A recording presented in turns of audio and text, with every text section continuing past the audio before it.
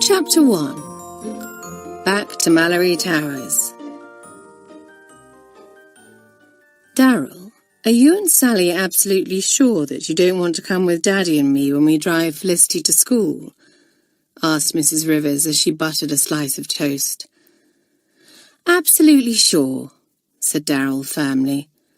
I think that seeing dear old Malory Towers and knowing that I don't belong there anymore would make me burst into tears, to be honest. Do you feel the same, Sally? Darrell's friend, Sally Hope, who was staying with the Rivers family for a few days, nodded. Exactly the same. I would like to go back and see the old place one day, but not yet. The memories of all the fun we shared and the friends we made are just too fresh. Sally sighed heavily. I can't believe that our school days are over, and we shall never go back to Malory Towers again. You poor old things, said Mr. Rivers, looking up from his newspaper. Really, anyone would think that the two of you had nothing left to look forward to. But you're both off to university soon, and a whole new chapter is beginning for you. I know, and I'm really looking forward to starting university, said Darrell. But it won't be as much fun as school. I expect it will be fun, but in a different way, put in her younger sister Felicity. Just think, you'll have your own rooms and no lights out, and I bet you'll both be invited to lots of parties and dances and who knows, we may even get a little studying done, said Sally with a laugh. It's going to be jolly hard work as well, young Felicity, so there's no need to sound quite so envious. Oh, I'm not envious, Sally, Felicity assured her, pushing her porridge bowl away. I absolutely love being at Malory Towers, and I can't wait to get back there. And I suppose your eagerness to return to school has nothing to do with the fact that you'll be able to shake off Bonny Meadows at last? Said Darrell slyly. My word, the poor girl won't know what to do with herself when you're gone. Latch on to somebody else, hopefully, said Felicity with a groan. That girl has absolutely ruined my holiday. With all the towns in the country to choose from, why did her parents have to move here? Felicity, protested Mrs. Rivers, that's not very nice, especially as the poor girl obviously thinks the world of you. Felicity, who was getting a little tired of hearing the new neighbour's daughter referred to as a poor girl, rolled her eyes and said, No, she doesn't, not really. She's just grateful to have some company of her own age for a change. I'm sure she would have been just the same with anyone who had been kind to her. That's the trouble, Felicity. You were too kind to her, said Darrell. You need to be firm with people like Bonny. I know, said Felicity with a sigh, thinking that downright Darrell would have had no trouble in brushing Bonny off. But I just couldn't bring myself to be unkind to her, in spite of the fact that she's such a drip. That's what comes of wrapping children in cotton wool, remarked Mr. Rivers. It would do young Bonny the world of good to be sent to a school like Malory Towers, where she could mix with other girls and learn to stand on her own 2 feet. But I thought that Bonny was too sickly and delicate to go to school, said Mrs. Rivers. She may have been when she was younger, said Mr. Rivers, folding up his newspaper. But there's absolutely nothing wrong with her now, apart from an over-anxious mother, of course. And Daddy ought to know, said Darrell, referring to the fact that Mr. Rivers was a highly respected member of the medical profession. Of course, said Mrs. Rivers, but I can't help feeling a little sorry for Mrs. Meadows. It must have been dreadfully worrying for her when Bonny was ill, especially with Mr. Meadows being away so much. I suppose it's only natural that she's got into the habit of being overprotective. Mother, do we have to spend my last precious moments at home talking about boring Bonny? Asked Felicity plaintively. Isn't it bad enough that she's been my shadow for the last few weeks?" "All right, dear, we shan't mention her again," said Mrs. Rivers. "Now, are you absolutely sure that you haven't left anything out of your trunk? And is your night case all packed and ready?" "Yes, I've double-checked and I haven't forgotten anything," answered Felicity. "Good," said Mr. Rivers, pushing his chair back and getting to his feet. "In that case, I shall go and start loading up the car, and we'll be off."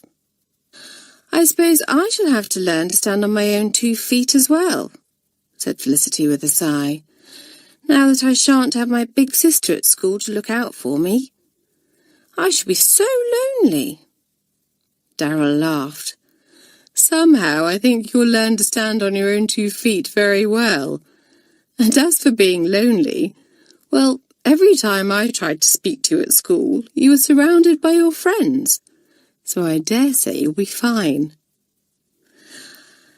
"I'm so looking forward to seeing the others again," Felicity said. "Susan and Pam and Julie." "And June?" asked Sally with a quizzical look. "Yes, even June," laughed Felicity. "I know that she can be troublesome and outspoken and downright wicked at times, but she's jolly good fun and she does make me laugh." Just like her cousin Alicia, thought Darrell. "Well," she said, "so long as she doesn't involve you in any of her crazy schemes and get you into trouble." "I really think that June is beginning to change," said Felicity thoughtfully. "Remember how she knuckled down to games practice last term? And don't forget that she saved Amanda's life." "Yes, June proved that she has good stuff in her," said Sally, "and no one could doubt her bravery. But she's one of those people who will always work hard if something interests her, or if she wants to prove a point to someone else. Once she loses interest, or has made her point, and doesn't need to try any more, then watch out. Because when June is bored, or has nothing to focus her attention on, that's when she starts stirring things up." Exactly like Alicia, thought Darrell, grinning to herself as she remembered some of her friends' more outrageous pranks. Felicity laughed. "Yes, you're right, Sally. Actually, I hope June doesn't change too much. I couldn't bear it if she went all goody-goody on us." "I don't think there's much danger of that," said Darrell dryly. "June sounds a very strange girl, I must say," said Mrs. Rivers, who had been listening with interest. "But it does seem that she has many good qualities, and Malory Towers is certainly the place to bring them to the fore." All 3 girls agreed heartily with that, but there was no time to discuss the matter any further, for Mr. Rivers appeared in the doorway and said, "Felicity, I've put your trunk and night case in the car. All I need now is you and your mother, and we can leave." Felicity leaped up excitedly to get her hat and coat. Then Darrell and Sally walked with her and Mrs. Rivers to the door. But, alas for Felicity, as they stepped outside, Bonnie Meadows was walking up the garden path, determined not to let her new friend go without saying goodbye. She was a pretty girl, small and very dainty, with enormous soft brown eyes, brown curly hair, and a little rosebud mouth. She also had an air of fragility and helplessness, or, as Felicity liked to call it, goofiness about her. "Oh, Felicity, I'm so glad that you haven't left yet," she cried in her lisping little girl voice. "I know that we said goodbye yesterday, but I did so want to come and see you off, and Mummy knew that I wouldn't be able to rest if I didn't get my way, so here I am." A snort from behind her made Felicity turn, to see her sister and Sally standing there with idiotic grins on their faces. She glared fiercely at them, then turned back to Bonnie and, in a rather too bright voice, said, "Yes, here you are. Well, Bonnie, it's been simply lovely spending the holidays with you, but Daddy's waiting and— Oh, Bonnie, please don't cry." But it was too late. Tears had already welled up in Bonnie's big eyes. Her bottom lip jutted out, and, to Felicity's great embarrassment, she began to sob loudly. An expression of horror on her face, Felicity looked round at Darrell, who at once took charge of the situation. She came forward and put an arm round Bonnie's shoulders, saying briskly but kindly, "Come along now, Bonnie. There's really no need for all these tears. Before you know it, the holidays will be here and Felicity will be home again. And I'm sure she'll write to you often, won't you, Felicity?" "What? Oh, yes, of course. Every week," said Felicity, casting an anxious look towards the car, where her father was impatiently drumming his fingers on the steering wheel. "Now, I really must go, Bonnie, or I shall be late on my first day back." She gave the girl a pat on the shoulder, then turned to her sister and said, "I'll write to you as well, Darrell. You will write back, won't you, and tell me all about how you're getting on at university?" "Of course," promised Darrell with a smile. "Now off you go, or poor Daddy will simply explode. Say hello to dear old Malory Towers from Sally and me, won't you?" Felicity ran to the car, Darrell's and Sally's goodbyes and Bonnie's cry of, "I shall miss you so much, Felicity," following her. "Goodbye, Darrell. Goodbye, Sally," called Felicity, sticking her head through the open window as her father started the car. "Goodbye, Bonnie. I'll write to you soon." Then they were off, back to Malory Towers. The journey was a long one, and to Felicity, eager to be back with her friends, it seemed to go on forever. Mrs. Rivers had packed a picnic lunch, and they found a pleasant spot overlooking the sea to stop and eat. But Felicity was so excited and so impatient to resume the journey that she could only manage a couple of sandwiches. They drove on for another hour. Then the car rounded a bend in the road, and Felicity cried, "There it is! Malory Towers! I can see it!" Felicity felt a warm glow of pride as she looked at the school, her school. Standing at the top of a cliff, Malory Towers was certainly a magnificent building, its 4 towers, one at each corner, making it look almost like a castle. Mr. Rivers drove on, along a steep, narrow road, and through a big open gateway into the grounds of the school, which was thronged with excited, chattering girls and groups of parents. He had hardly brought the car to a stop before Felicity had the door open and was off, racing across the lawn. "Felicity," called her mother, "you haven't got your night case. Felicity, come back." But it was no use. Felicity was now part of a group of laughing, gossiping third-formers, all of them busy exchanging greetings and catching up on news. "Look, everyone, it's Felicity. Did you have good holes?" "Hello, Nora. Goodness, don't you look brown? I say, isn't that Pam over there with her people? Pam, come and join us." "Have the train girls arrived yet? My word, isn't it super to be back?" It certainly was super, thought Felicity happily, looking round at all her friends. There was the big, good-natured Pam, the scatterbrained but humorous Nora, and horse-mad Julie, who had brought her pony, Jack Horner, to school with her. And now a slim girl with short, light brown hair and a turned-up nose joined the third-formers. Felicity's best friend, Susan. She slipped her arm through Felicity's and said, "Shall we take our health certificates to matron and find our dormie?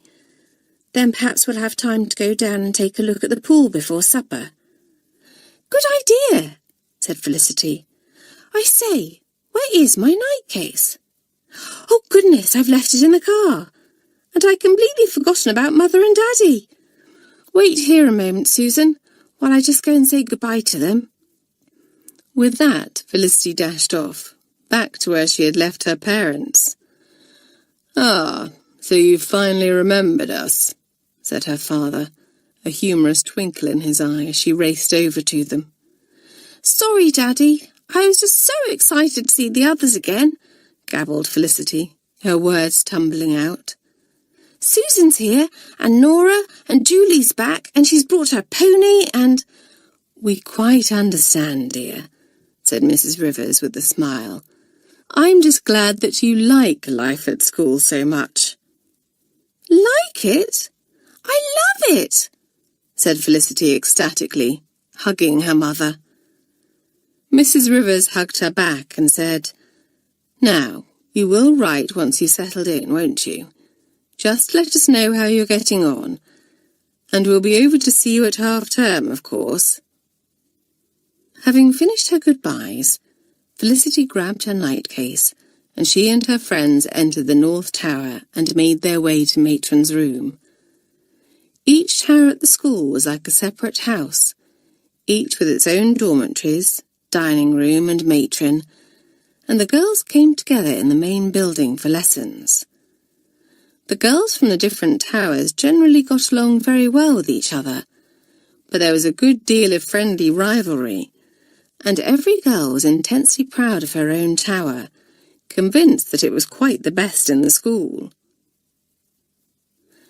There was a strange girl in Matron's room, handing over her health certificate, and the others looked at her curiously. She was striking, rather than pretty, with a long aquiline nose, very straight, shiny fair hair and grey eyes, which were fringed with thick dark lashes that contrasted starkly with her pale hair. She would have been very attractive, but for her haughty, slightly disdainful expression, as though she has a bad smell under her nose, as Susan remarked later. The third formers wondered who she was, but before their curiosity could be satisfied, Matron turned to greet them, saying with her beaming smile, "Ah, more third formers. Well, girls, it's very good to see you all back again, and I hope none of you is going to give me any trouble this term. I don't want any of you falling ill or having accidents. And above all, no midnight feasts." "As if we would, Matron," said Nora, with an innocent, wide-eyed look. "We're going to be the best-behaved third form in the history of Malory Towers." "Apart from June, perhaps," said Julie with a laugh. "I say, where is June? Have you seen her yet, Matron?" "No, but I've no doubt she'll turn up, just like a bad penny," replied Matron wryly. "It's a wonder she and her cousin Alicia haven't turned my hair grey between them. Now, girls, let me have your health certificates, and woe betide anyone who has forgotten hers." But fortunately, no one had, and as, one by one, the third formers gave them in to Matron, the new girls stood to one side, watching them, Felicity thought, rather as one might watch animals in a zoo.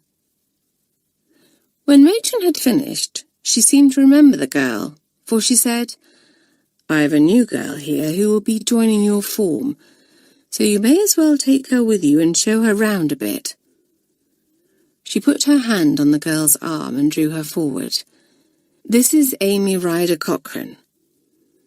Pam, who had been head of the form last term, took the lead and said in her friendly way, "Pleased to meet you, Amy. I'm Pam Bateman, and this lot are Felicity Rivers, Susan Blake, Nora Woods, and Julie Adamson." "Hello, Amy," chorused the third formers. "Welcome to Malory Towers." The girl inclined her head in a way that was almost regal, and Felicity had to stop herself giggling. She didn't much like the look of Amy, but was determined to give her a chance.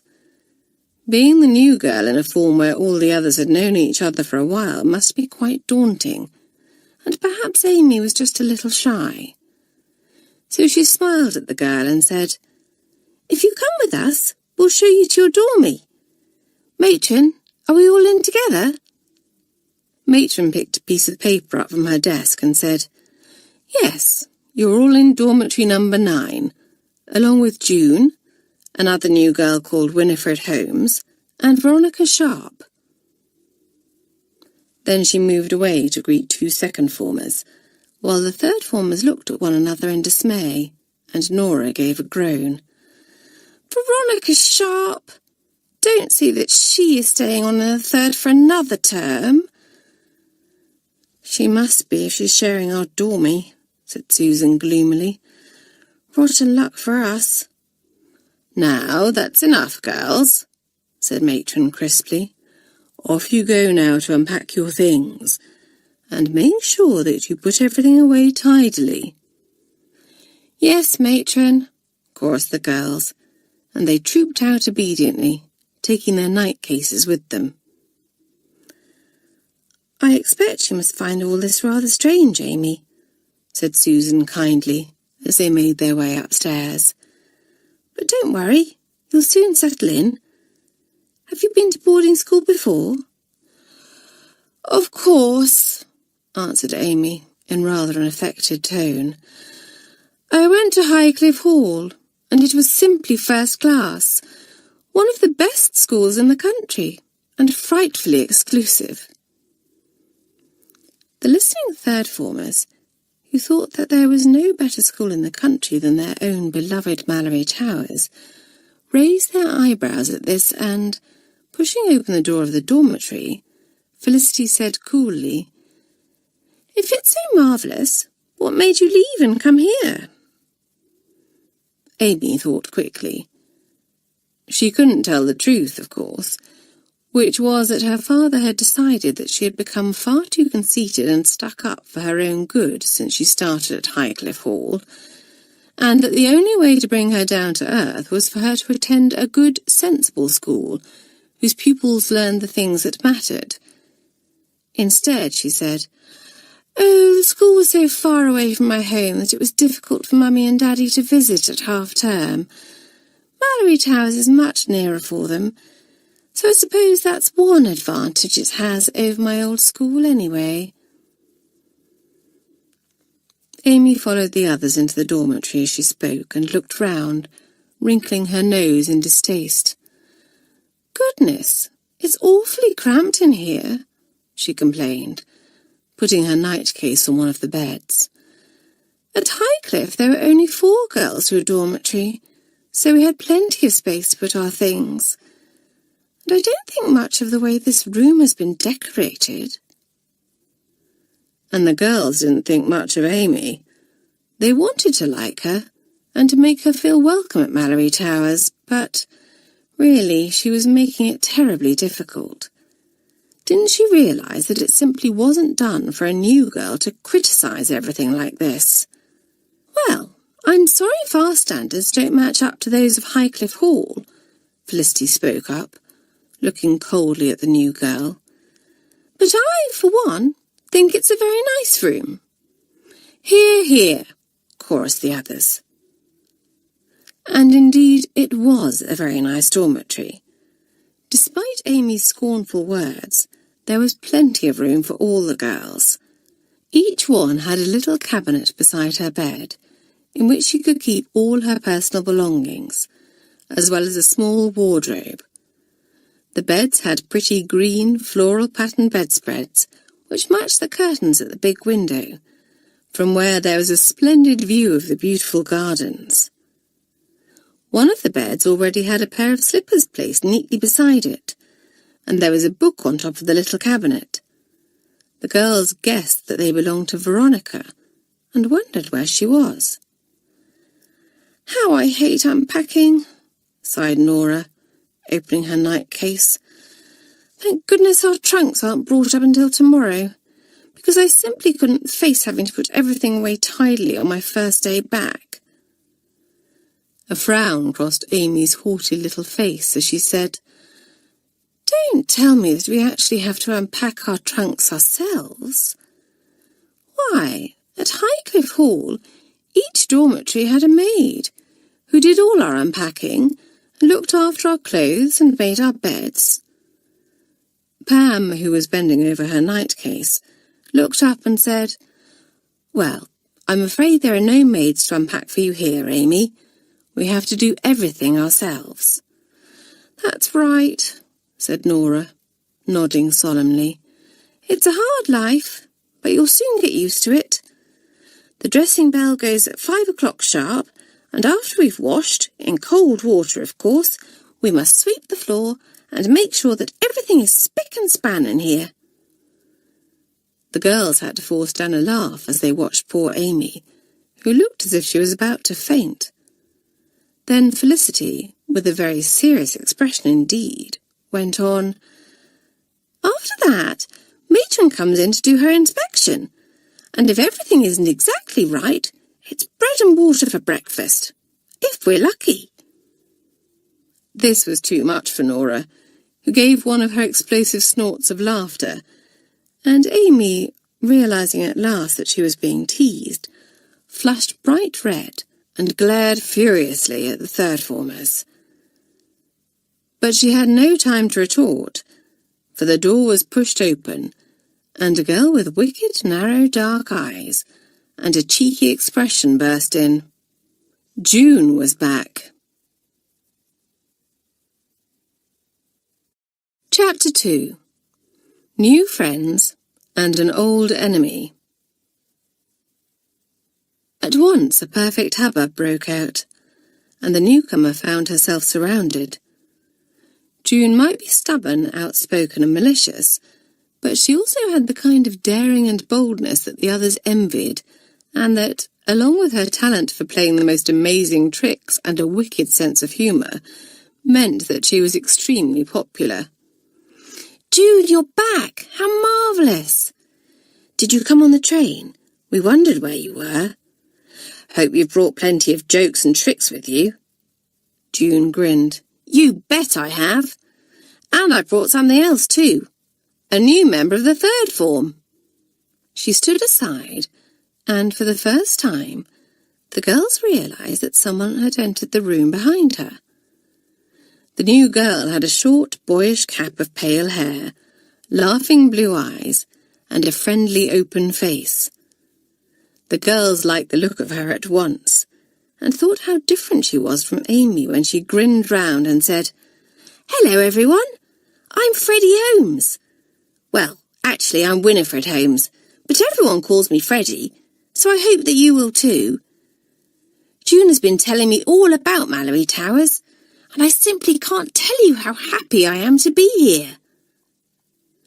"Oh, do you two know one another then?" asked Julie. "We met on the train," said June, slipping her arm through Freddie's. "Miss Peters was there too, and knowing what a kind soul I am, asked me to take Freddie under my wing." Felicity looked sharply at June, knowing that, at times, she could be extremely unkind. But there was no trace of malice in the girl's expression now. She looked happy to be back at Malory Towers, and happy to have made a new friend. Amy, meanwhile, had been very much in the background, and she wasn't happy about it. She wasn't the slightest bit interested in June and Freddie, or any of the others for that matter, but she did like being the centre of attention, and didn't at all care to be ignored like this. She hadn't wanted to come to this stupid school, but as she was stuck with it, she meant to make everyone sit up and take notice. At Highcliffe Hall, everyone had admired Amy's aristocratic looks, envied her expensive possessions, and hung on her every word as she boasted about her wealthy, well-connected family. And she had thrived on their admiration and envy, for these things were extremely important to her.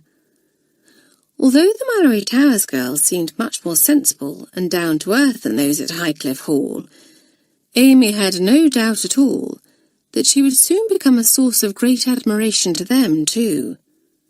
Eager to take centre stage, she opened her night-case, and with much groaning and sighing, began pulling things out and tossing them onto her bed. If she made enough fuss, perhaps one of the others would offer to unpack her trunk when it was brought up tomorrow. She gave a particularly loud sigh, and June, who was extremely shrewd and very good at sizing people up, stared at her and said in an amused voice, "And who have we here?" "Oh, June, this is Amy Ryder Cochrane," said Felicity. "Another new girl." "I'm afraid Amy is having a little trouble adjusting to our ways," put in Susan, giving June a meaningful look. "Her old school was very exclusive, you see. One of the best in the country, so she tells us." "Dear me," said June smoothly, walking over to Amy.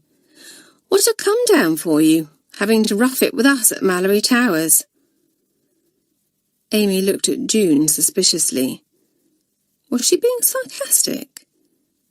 The others were in no doubt at all, and waited with bated breath for the new girl to feel the full force of June's sharp tongue. But kind-hearted Pam didn't feel that it was fair to give Amy too hard a time on her first day, and stepped forward, asking, "Have we time to show Amy and Freddie round a bit before tea?" Susan looked at her watch and answered, "There isn't time to show them everything, but perhaps we can take a quick look at the swimming pool." "And the stables," put in Julie. "I must see how Jack has settled in." "Jack?" repeated Freddie, looking puzzled. "Jack is Julie's pony," explained Felicity. "His full name is Jack Horner, but his friends call him Jack." "A pony at school!" exclaimed Freddie. "My word, how super! I'm simply dying to see him, and the swimming pool, and, everything." "Well, buck up and get your night-case unpacked," said Felicity. "You too, June. Otherwise we shan't have time to show the new girls round at all." The two latecomers quickly unpacked. Then June noticed that there were 2 spare beds. "Someone seems to be missing," she said. "Well, there are normally 10 to a dormitory, but there are only 9 of us this year," said Felicity. "That's why there's a spare bed." "But there are only 8 of us here," said June. Then she pointed towards the bed with the slippers beside it and asked, "Who's sleeping there?" "Oh, of course, you won't have heard, June," said Pam. "We're to have the pleasure of Veronica Sharp's company this term." "How lovely for us," said June, pulling a face. "Just what we need in the 3rd form. A sly, spiteful little snob. I know that none of the old 3rd formers could stand her." "You had better watch your step, Felicity," said Julie with a frown. "Do you remember how your sister, Darrell, caught her snooping around in the 6th common room last term?"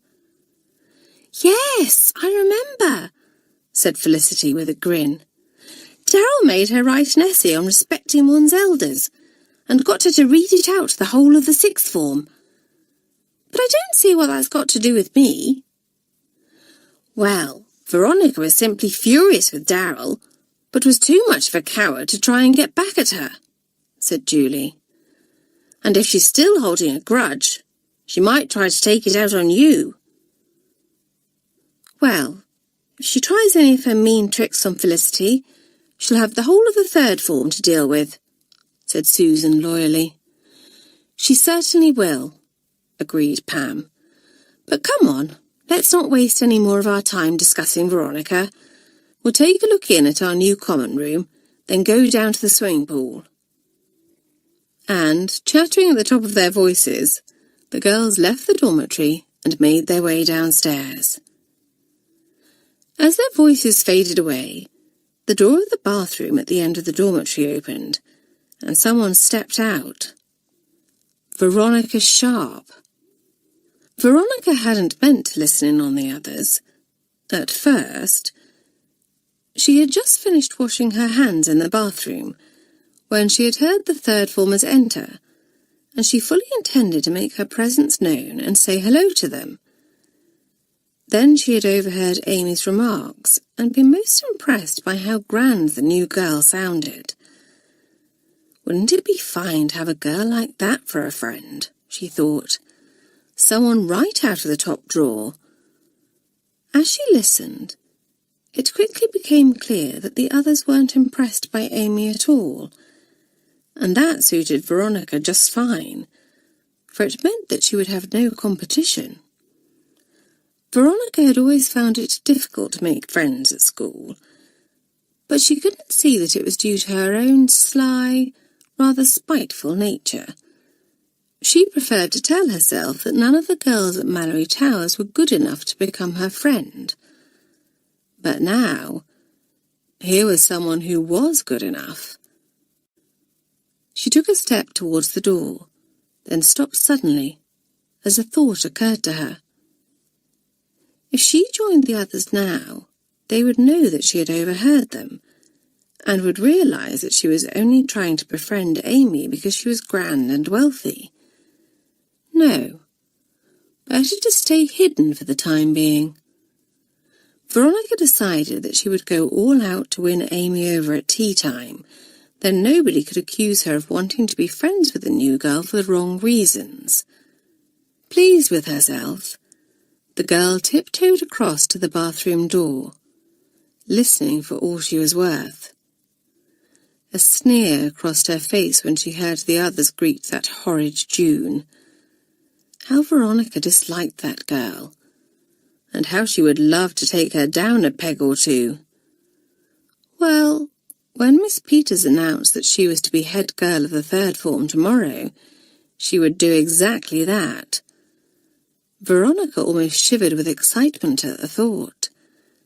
She was sure to be head girl, for she had been in the third form for one term already, and wouldn't she enjoy lording it over the others? And she was going to have the richest girl in the form for her friend. The term was really getting off to a good start. Then Veronica heard her own name mentioned, and pressed her ear even closer to the door. The smug smile slid from her face as she heard what the others thought of her. Sly, sneaky, spiteful, and a coward. Tears of anger and self-pity sprang to her eyes, and she turned red with humiliation. The mean beasts! Not for a moment did it occur to Veronica that it was her own behaviour in the past that had made the third formers despise her. Nor did it cross her mind that the girls were only speaking the truth. She did still bear a grudge against that high and mighty Darrell Rivers, and had spent many pleasant hours during the holidays thinking up ways to get back at her through her younger sister. The third former's scornful words might have made another girl stop and think, and perhaps decide to change her ways. But Veronica only felt even more determined to get back at Felicity for her disgrace last term. Part of her wanted to storm out of the bathroom and confront the third formers, but that would only end in Veronica feeling even more humiliated, for then they would know that she had been eavesdropping. And what would Amy think of her then? No, she needed to keep a cool head and not act rashly. It was a relief when she heard the others leave, and could emerge from her hiding place. With the dormitory all to herself, Veronica was quite unable to resist the urge to do a little snooping. That must be Felicity's bed, over by the window, for there was a framed photograph on the cabinet of Felicity, Darrell, and their parents. The family looked very happy, all of them smiling widely, but Veronica felt very sour indeed as she picked it up, fighting an impulse to throw it to the ground and smash it. But that would be a mistake, for the others would instantly suspect her. This was typical of Veronica, who only saw things as they affected her. She didn't think that it would be wrong to destroy another girl's belongings, merely that it would be a shame if she was caught out. Carefully she replaced the photograph and walked over to the bed next to hers, wondering who the occupant was. A bottle of expensive French perfume stood on the cabinet, and a very pretty pink dressing gown had been placed, folded very carefully, on the bed. Veronica ran her hand over it, thrilled to discover that it felt like real silk. This must be Amy's bed, for surely no other third former would have such exquisite belongings. What a bit of luck that the new girl had chosen the bed next to hers. Instantly, Veronica's ill humour disappeared. There would be plenty of time for her to teach Felicity a lesson. After all, she had the whole term ahead of her. For now, she meant to concentrate on making a friend of Amy. The rest of the third form, meanwhile, were happily showing off their school to the new girls. It was a real pleasure, thought Felicity, to show Freddie round. The new girl seemed genuinely thrilled to be at Malory Towers, and exclaimed with delight at everything, reminding Felicity very much of the way she had felt on her first day. Amy, however, turned her rather large nose up at everything. "Don't we have our own studies here?" she asked, surprised and displeased, as they looked in at the cosy common room.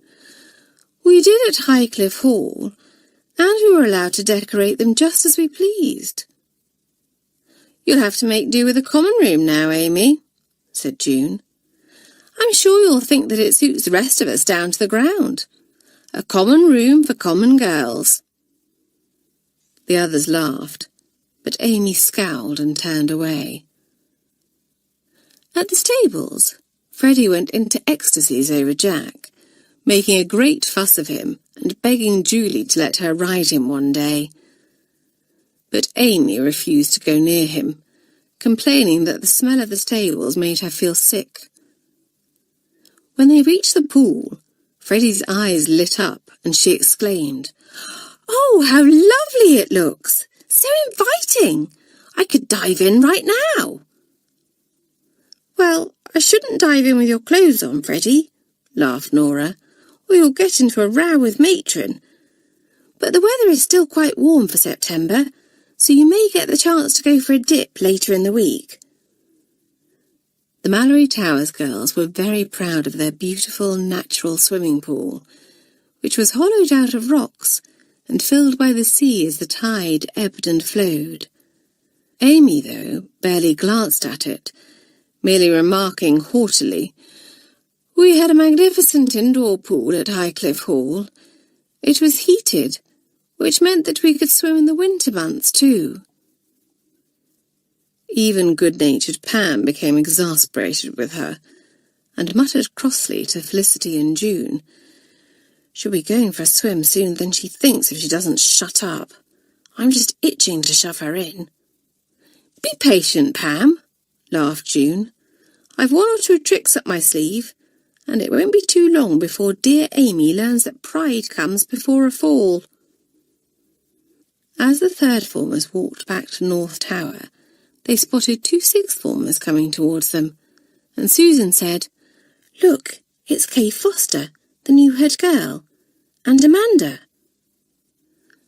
Amanda Charterlow had been the sixth form with Darrell last term. She had been a superb sportswoman, but had annoyed many of the girls with her arrogance and superior attitude. But poor Amanda had learned a hard lesson when she broke the rules of the school and went swimming in the sea. The strong current had thrown her onto the rocks, and it was thanks to June that she hadn't drowned.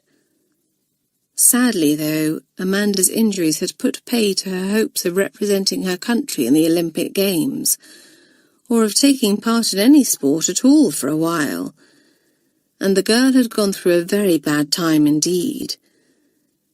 It would have been very easy for her to have moped about or become bitter, but Amanda had proved to everyone that her character was as strong as her body.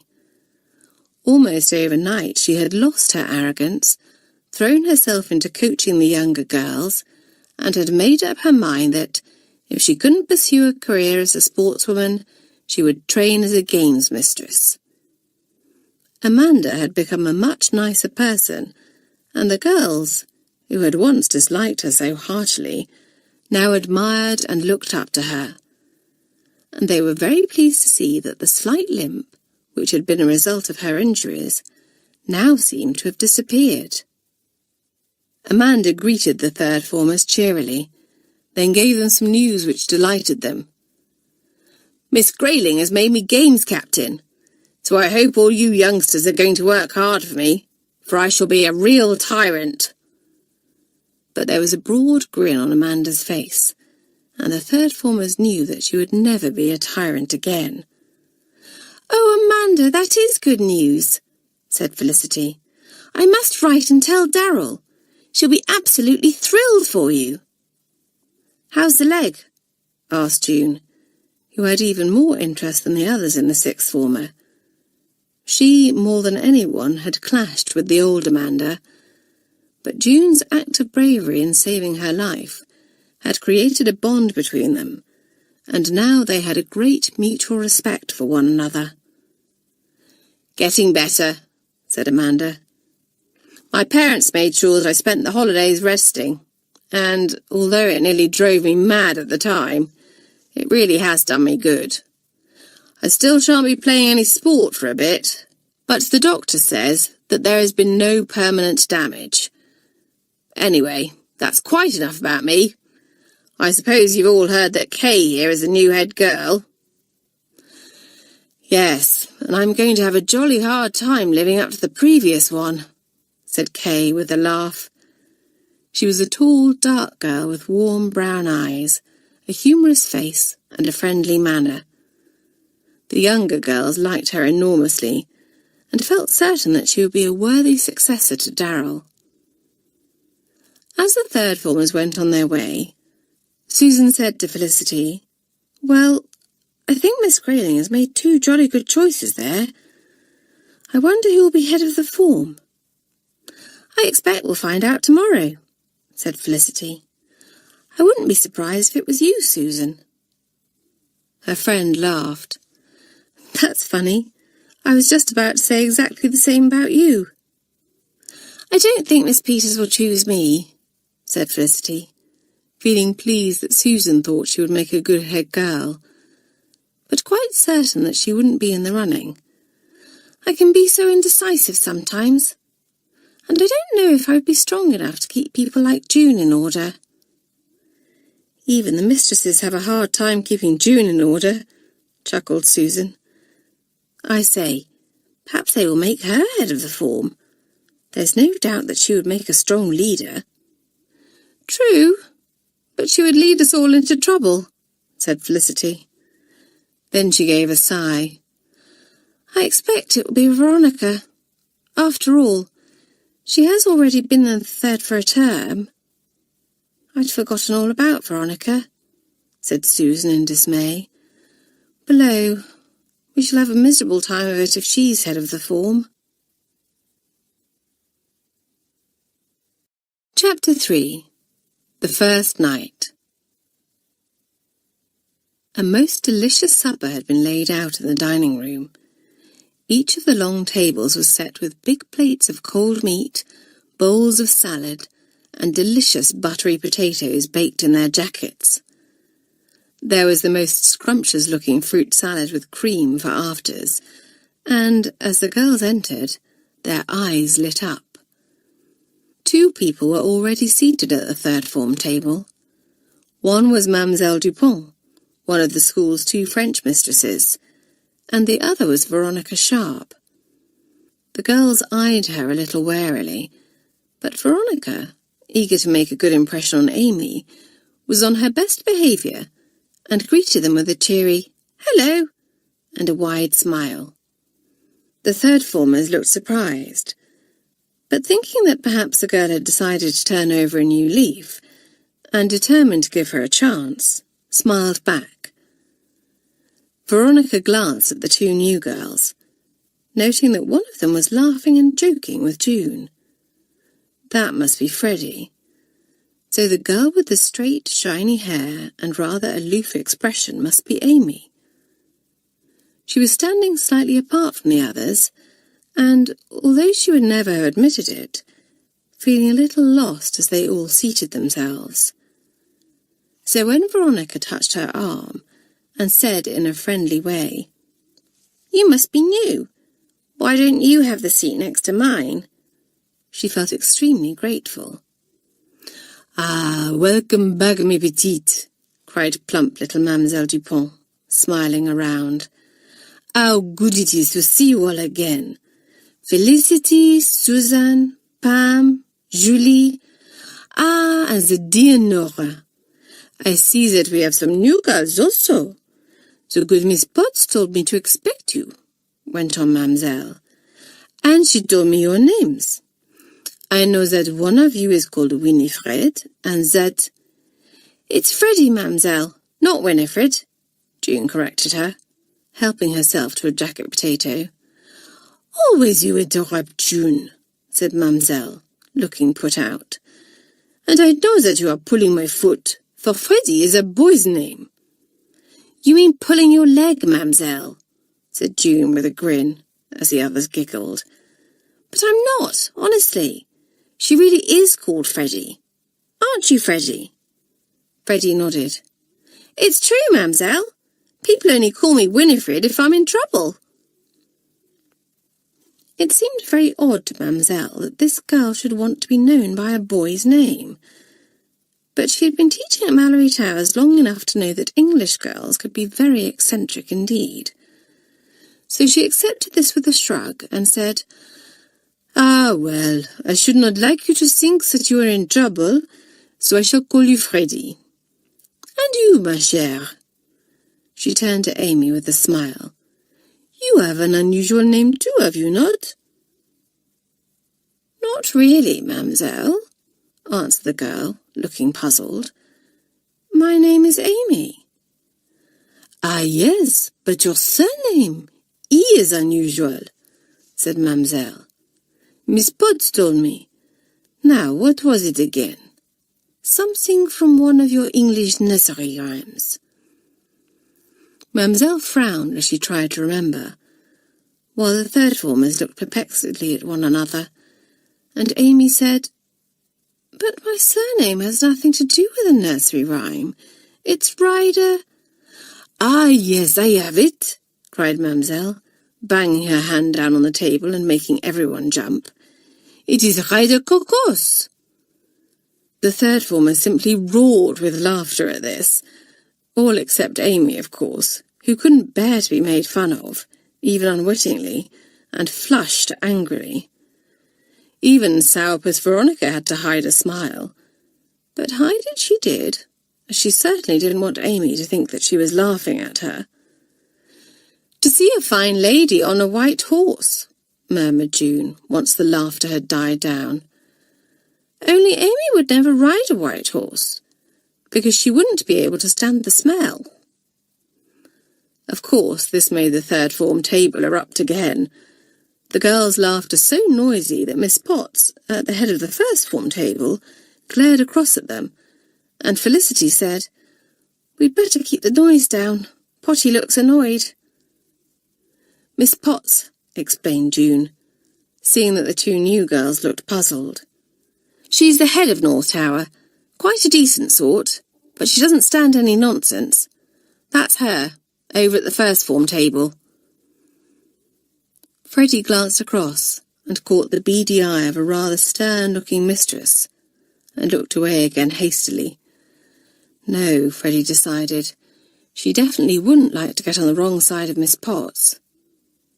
"And over there," said June, nodding towards the fourth form's table, "is Mademoiselle Rougier, the other French mistress." Mademoiselle Rougier was tall, and as thin as Mademoiselle Dupont was plump. She also looked rather bad-tempered, and the fourth formers at her table seemed a little glum and subdued. "Thank goodness we've got Mademoiselle Dupont at our table," went on June, lowering her voice. "She has a hot temper at times, but she's good fun and a splendid person to play tricks on. Quite unlike Mademoiselle Rougier, who has no sense of humour at all." Mademoiselle Dupont, meanwhile, had returned to the vexed question of Amy's surname, saying, "It is a most unusual name, Rye de Cocos. I do not think that I have heard it before." "Actually, it's Ryder Cochrane," said Amy rather stiffly, as muffled giggles broke out again. Seeing that Amy's feathers were seriously ruffled, Veronica seized her chance and murmured in a low tone, "You mustn't mind Mademoiselle. She doesn't mean to offend. It's just that she gets things mixed up sometimes. As for the rest of the third formers, well, I wouldn't take much notice of them either. They have a very childish sense of humour, I'm afraid. Here." She passed a plate of cold meat to Amy. "Do help yourself. The suppers here are jolly good, and I'm sure you must be hungry." Amy was hungry, and she took the plate with a word of thanks and a faint smile. Encouraged, Veronica began to engage the new girl in conversation, asking her a great many questions, showing enormous interest in her answers, and making her admiration quite clear. Pleased that there was at least one person in this horrid school who appreciated her, and delighted with the opportunity to boast about herself, Amy began to thaw and chatted quite pleasantly with Veronica. June, on the opposite side of the table, was busily pointing out various girls and mistresses to an interested Freddie, but her sharp ears picked up snatches of the two girls' conversation. If she didn't know better, June would have felt quite certain that Veronica was sucking up to Amy because of her wealthy background. But Veronica hadn't been in the dormitory earlier, and had only just met Amy, so she couldn't possibly know anything about her. Perhaps Veronica really had changed her ways, and was being kind and unselfish in putting Amy at her ease. But somehow June doubted it. Mademoiselle Dupont, however, was quite taken in. Veronica had never been one of her favourites, but watching her now, as she went out of her way to make this new girl feel welcome, the French mistress began to think that she might have judged her a little harshly. The bold, wicked June also seemed to be looking after Freddie, and Mademoiselle Dupont smiled to herself. Ah, they might be eccentric, with their jokes and tricks, and their strange names, but these English girls were good and kind at heart. Nora, with her fluffy blonde hair and round blue eyes, was one of her pets. When she covered her mouth suddenly to stifle a yawn, Mademoiselle Dupont cried, "You are tired, ma petite, and no wonder. I am sure that you must all be fatigued after your long journeys, and the excitement of your first day back at school. As soon as you have finished your meal, you shall go straight to bed." There was an immediate outcry at this, of course. In fact, the girls felt pleasantly tired, and wouldn't be at all sorry when bedtime came. But as for going up straight after tea, when it was so early, and there was still so much gossip to catch up on, and they wanted to make this precious first day last as long as possible, why, it was unthinkable. "Only the first-form babies go to bed straight after tea," said Felicity rather loftily. "We third-formers are allowed to stay up until 9 o'clock usually, although we have to go to bed at 8 on the first night. And I, for one, am not going up a second before we have to."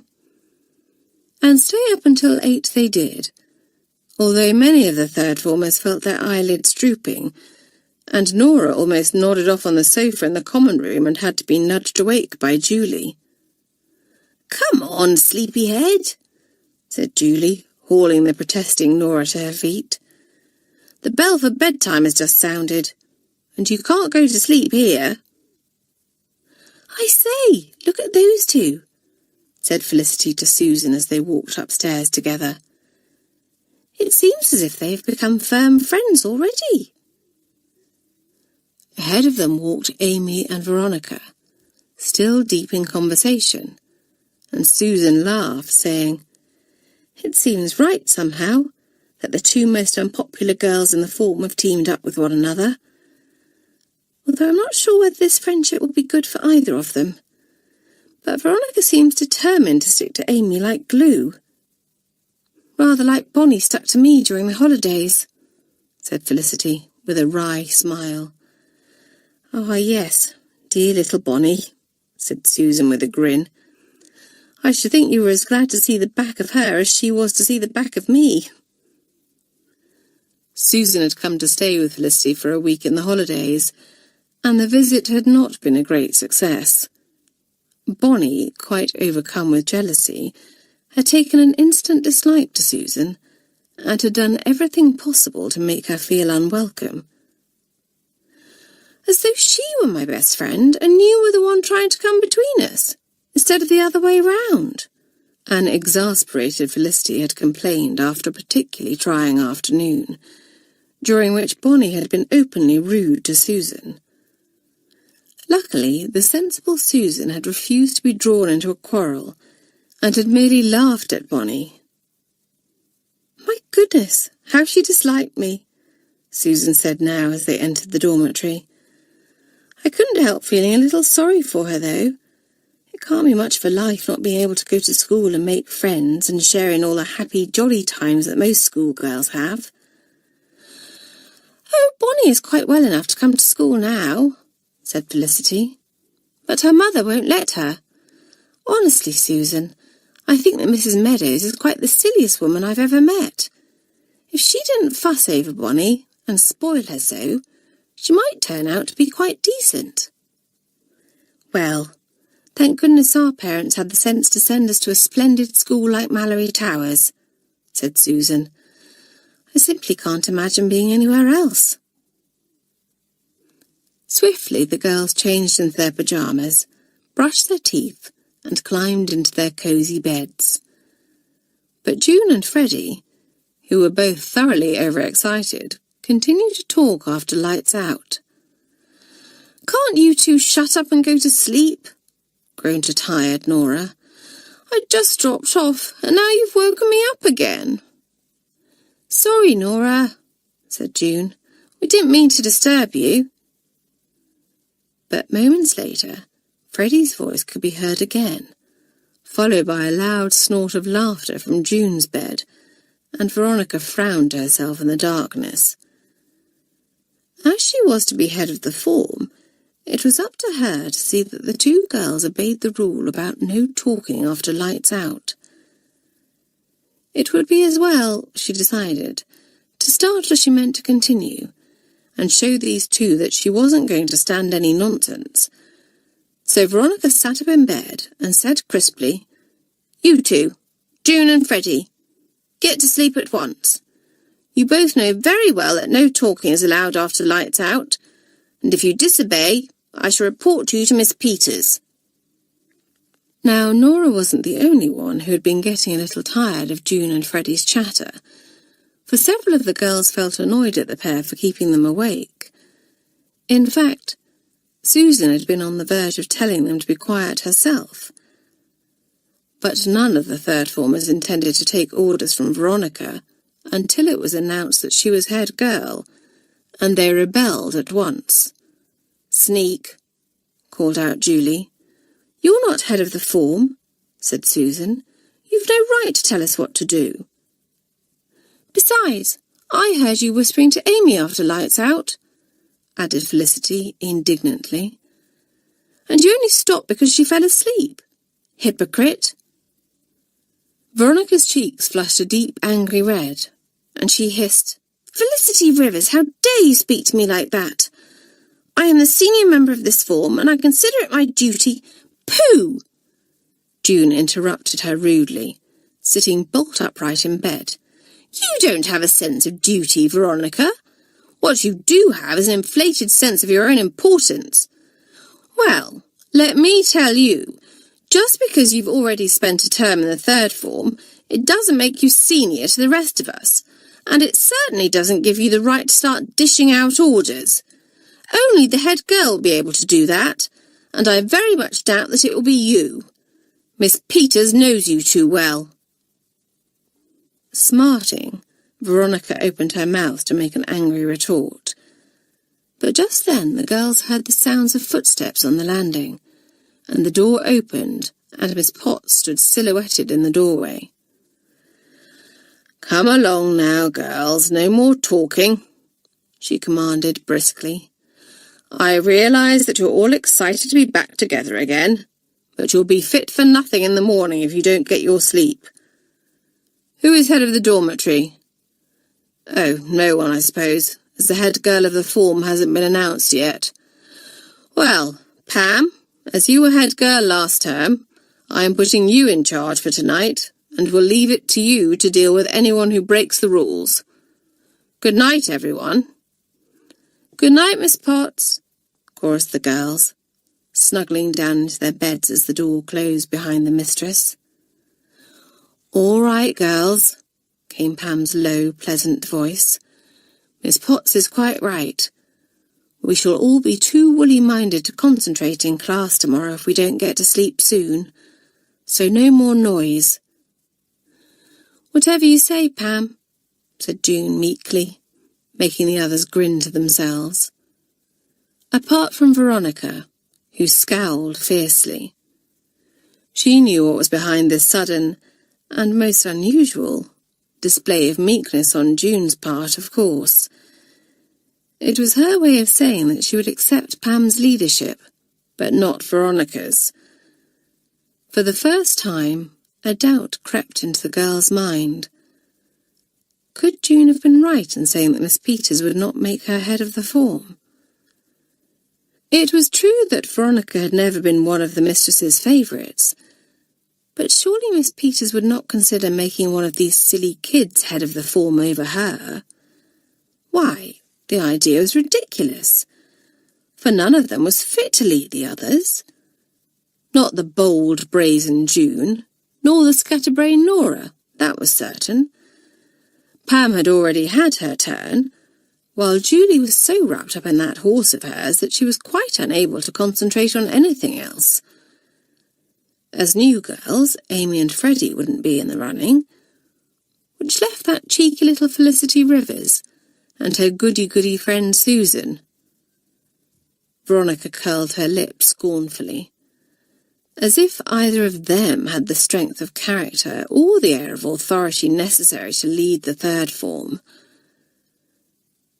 Having ruled out her new form mates as rivals, Veronica felt happier and settled down contentedly under the bedclothes. Miss Peters had a good deal of common sense, and would not allow her personal feelings to influence her decision, Veronica was sure. The mistress would do what was best for the third form, and what was best, thought Veronica, would be for her to be made head girl. Chapter 4. The New Head Girl. Amy's first full day at Malory Towers did not get off to a good start. Veronica watched in admiration as the new girl brushed out her shining hair, before deftly braiding it into a thick plait, which she secured with a brown ribbon to match the school uniform. "You do look lovely, Amy," gushed Veronica. "How I wish my hair shone like yours." "I don't think that even I could look lovely in this dreadful uniform," complained Amy, frowning at her reflection in the mirror. "The one I had at Highcliffe Hall was so much nicer. We were allowed to wear—" "Don't tell me," interrupted June, who had been listening quite unashamedly. "You were allowed to wear ball gowns and tiaras to breakfast. I was talking to Veronica, not to you, retorted Amy stiffly, scowling at June, before turning to rummage in a little jewellery box on her cabinet. From this, she selected a pretty charm bracelet. I say, Amy, you're not going to wear that in class, are you? Asked Veronica, frowning. Of course, replied Amy. Why shouldn't I? Well, we're not really supposed to wear fancy jewellery, Veronica told her. Miss Peters will probably make you take it off. The listening third formers grinned at one another, each of them thinking the same thing, that it was most unusual for Veronica to warn another girl that she was likely to get into trouble. Normally she would have held her tongue, for there was nothing that gladdened her spiteful nature more than watching someone else get into a good row. But Veronica was determined to become Amy's friend, her best friend, and that meant that she couldn't simply stand by and allow her to incur the wrath of Miss Peters without at least trying to stop her. Not that Amy seemed very grateful, for she merely shrugged and fastened the bracelet around her wrist, saying haughtily, What a stupid rule! I dare say Miss Peters won't even notice that I'm wearing jewellery. Rings on her fingers, chanted June in a sing-song voice, and bells on her toes. She shall be punished for wearing those. The other third formers roared with laughter at June's clever rhyme, but Amy turned bright red. It would be just too humiliating if Miss Peters did send her out of class to remove her bracelet. Reluctantly, she turned away from the others and took it off, placing it back in the box. Veronica noticed that the girl had placed a photograph on her cabinet, and, in an effort to placate her, said brightly, Are those your parents? My goodness, isn't your mother beautiful? And how handsome your father looks. The woman in the photograph certainly was very beautiful, though she didn't look much like Amy. She was dark, with a small turned-up nose and big green eyes. It was obvious that Amy had inherited her looks from her father, a most distinguished-looking man. His features were very similar to his daughter's, and he had the same fair hair. Amy cheered up at once at this praise of her parents and said, They are a good-looking couple, aren't they? You must meet them at half-term, Veronica. I say, wouldn't it be super if my parents hit it off with yours? Veronica listened to this with mixed feelings. On the one hand, she couldn't wait to meet Amy's beautiful mother and handsome, wealthy father, but on the other, she was quite unable to picture her own hard-working, down-to-earth parents becoming friends with the Ryder Cochrans. Why, they had nothing in common with them at all. In fact, Veronica's parents could prove to be a bit of an embarrassment to her at half-term. Her mind working swiftly, she wondered if she could think of a way to put them off coming. Amy, called Pam, it's almost breakfast time, so you'd better tidy your nightclothes away and make your bed before you go down. Amy, who had never made a bed in her life, looked rebellious, but the ever-willing Veronica was at her side in a flash, saying, You fold up your pyjamas neatly, Amy, and I'll make your bed for you. Oh, no, you won't, said Pam firmly. Amy is quite capable of making her own bed, Veronica. Really, Pam, I don't see what business it is of yours if I choose to help Amy, retorted Veronica. It's my business because Miss Potts made me head of the dormitory, even if it is only temporary, and I don't see why Amy should get out of doing her own chores. Pam might be placid and good-natured, but she took her responsibilities very seriously indeed. But, Pam, I really don't know how to make a bed properly, protested Amy, looking at Pam beseechingly. I don't have the faintest idea how to fold the corners neatly as the rest of you have done. Can't Veronica just show me how to do it now? Then tomorrow I can do it myself." "Very well," agreed Pam. "But be quick, both of you, or we shall be late for breakfast." Amy turned away, so that Pam did not see the smirk on her face. Veronica had already boasted to her about how she was certain to be made head girl, which meant that she would also be head of the dormitory. And if she chose to do Amy's chores for her, nobody would have the authority to stop her. "Well done, Pam," said Susan in a low voice. "We're all going to have to sit on Amy good and hard if she's to settle down at Malory Towers." "Yes, but there's no point in the rest of us trying to get some sense into her if Veronica goes and undoes all our good work by running round after Amy and telling her how wonderful she is," said Felicity with a frown, as she watched Veronica making Amy's bed. "I simply can't understand it. Veronica is the very last person I'd have expected to put herself out for anyone, but she's really going out of her way to be nice to Amy." "Isn't it obvious?" said June with a sneer. "Veronica wants to be friends with the wealthy, well-connected new girl. Horrid little snob." "I would agree with you, June," said Pam thoughtfully, "if it wasn't for the fact that Veronica struck up a friendship with Amy over tea yesterday, and she had no idea then that she is wealthy and well-connected." "That's right," said Susan. "Perhaps Veronica has genuinely taken a liking to Amy, and really wants to be a true friend to her." "I don't believe that Veronica has ever been a true friend to anyone in her life," declared the forthright June. "She's only ever nice to people if it's to her advantage." "That's a bit harsh, June," protested Felicity. "I know that Veronica hasn't done much to give anyone here a good opinion of her, but she can't be all bad." June laughed. "That's typical of you, Felicity. Always trying to see the good in people, even when there isn't any." And somehow June made it sound as if trying to see the good in people was a fault, and that Felicity was being rather naive and silly. Felicity felt put out, and was grateful when Susan laid a hand on her shoulder and said, "You should be pleased about that, June, for it means that Felicity even manages to see a little good in you." June laughed at that, and went off to speak to Freddie, while Susan said in a low voice to Felicity, "Never mind what June says. I think it's a jolly good thing that you're always willing to believe the best of people."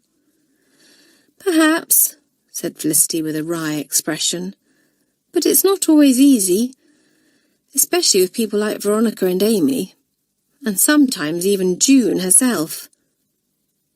Kay Foster approached the third form table as the girls were finishing breakfast, and said in her friendly way, "Hello, kids.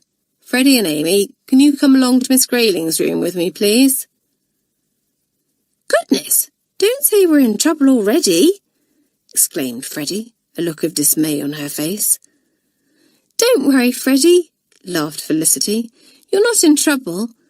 Miss Grayling always sees the new girls on the first day, and says a few words to them. I'm sure you'll find what she has to say most inspiring," said Veronica to a rather apprehensive-looking Amy. "I know that her words had quite an effect on me. I'll come and wait outside the head's room for you, Amy, so that you don't get lost on the way to class."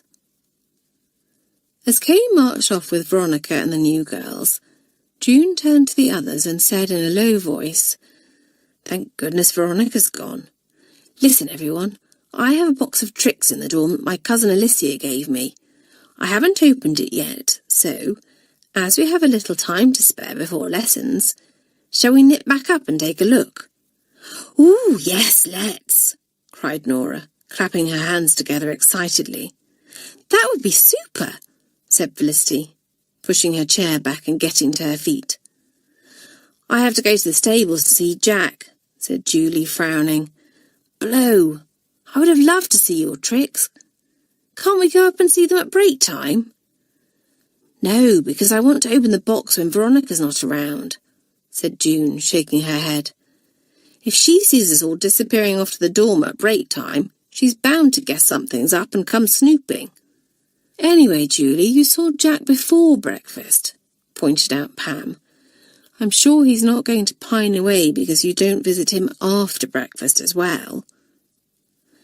Yes, you can go and spoil him at break time instead, said Susan.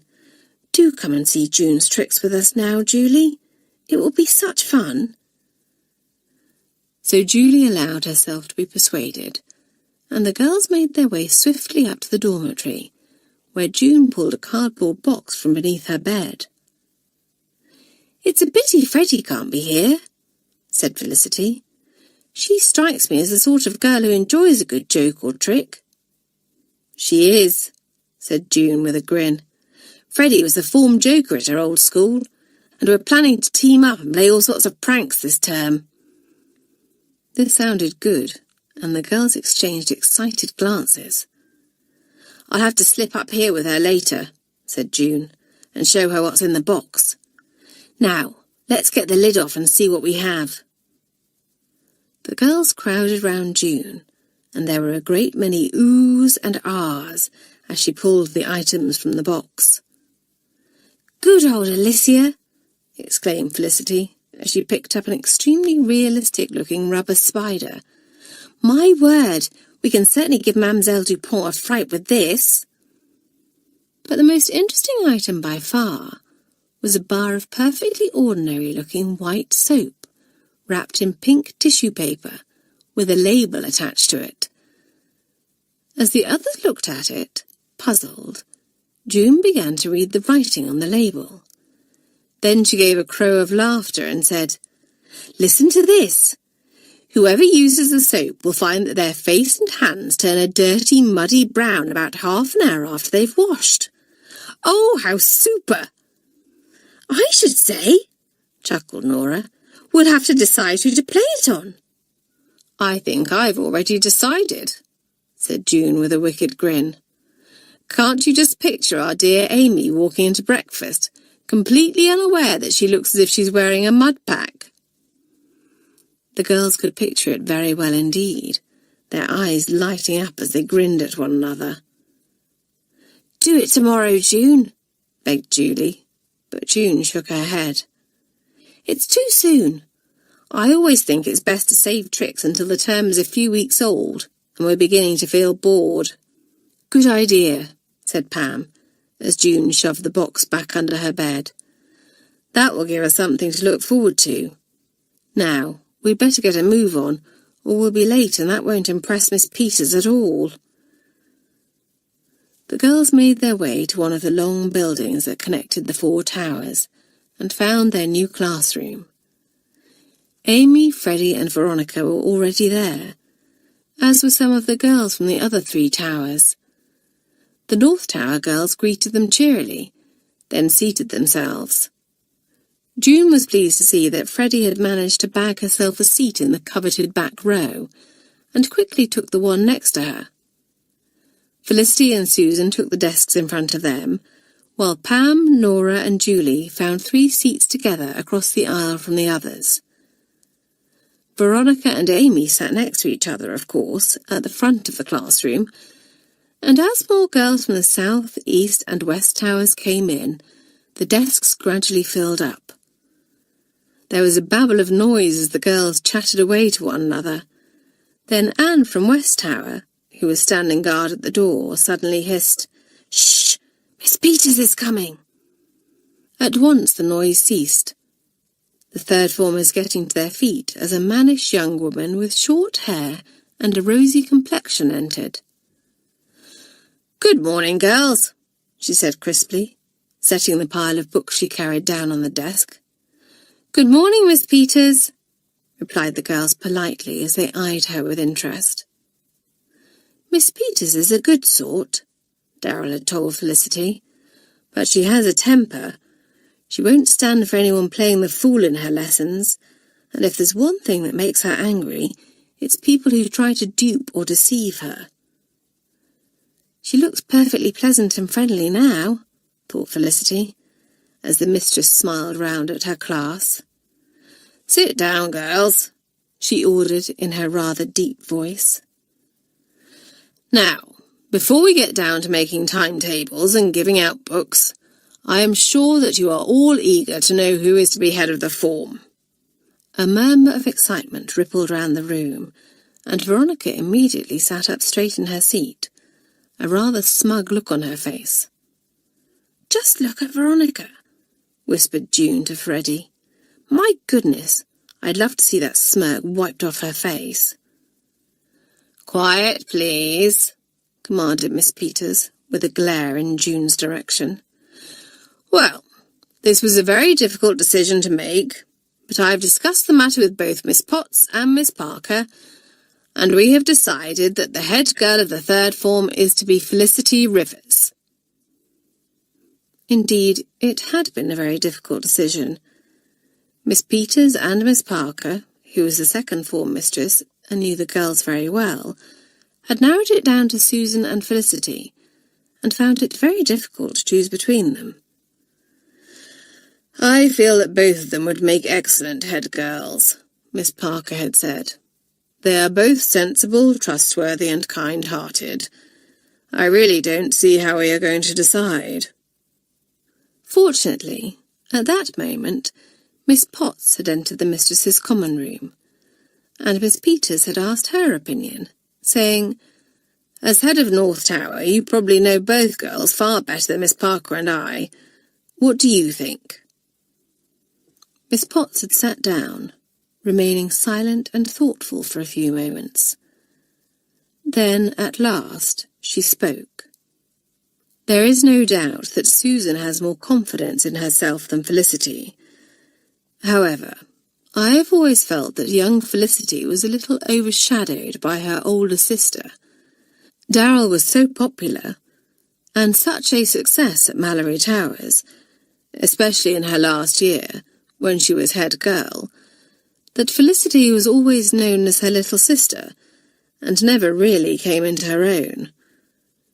She has always been less sure of herself than Darrell, and less forthright in her opinions. Yet she is a very strong, determined little character, and, now that Darrell is gone, I think that the time has come for Felicity to shine. I feel that if she was made head girl, she would certainly seize the opportunity and make the most of it. And I think that she has a great deal to offer the school. Of course," she added, "Susan would also make a fine head girl, and the decision must be yours, Miss Peters." "I think that you are right, Miss Potts," said Miss Parker, who had been listening to the mistress most attentively. "With a little more confidence, I believe that Felicity could be as big a success here as Darrell was. She certainly has good stuff in her." "Very well," Miss Peters said. "Felicity Rivers it is, then." "I am afraid that Veronica Sharp is going to be bitterly disappointed," said Miss Potts dryly. "She is quite certain that the position is hers." "It never entered my head to make Veronica head girl," said Miss Peters with a rather scornful laugh. "I'm afraid that young lady has a lot to learn before she can ever be given a position of responsibility. She would have been a most unpopular choice." Felicity, however, was an extremely popular choice, and the classroom resembled a bear garden for a few moments, as the third formers congratulated her noisily. "Well done, Felicity!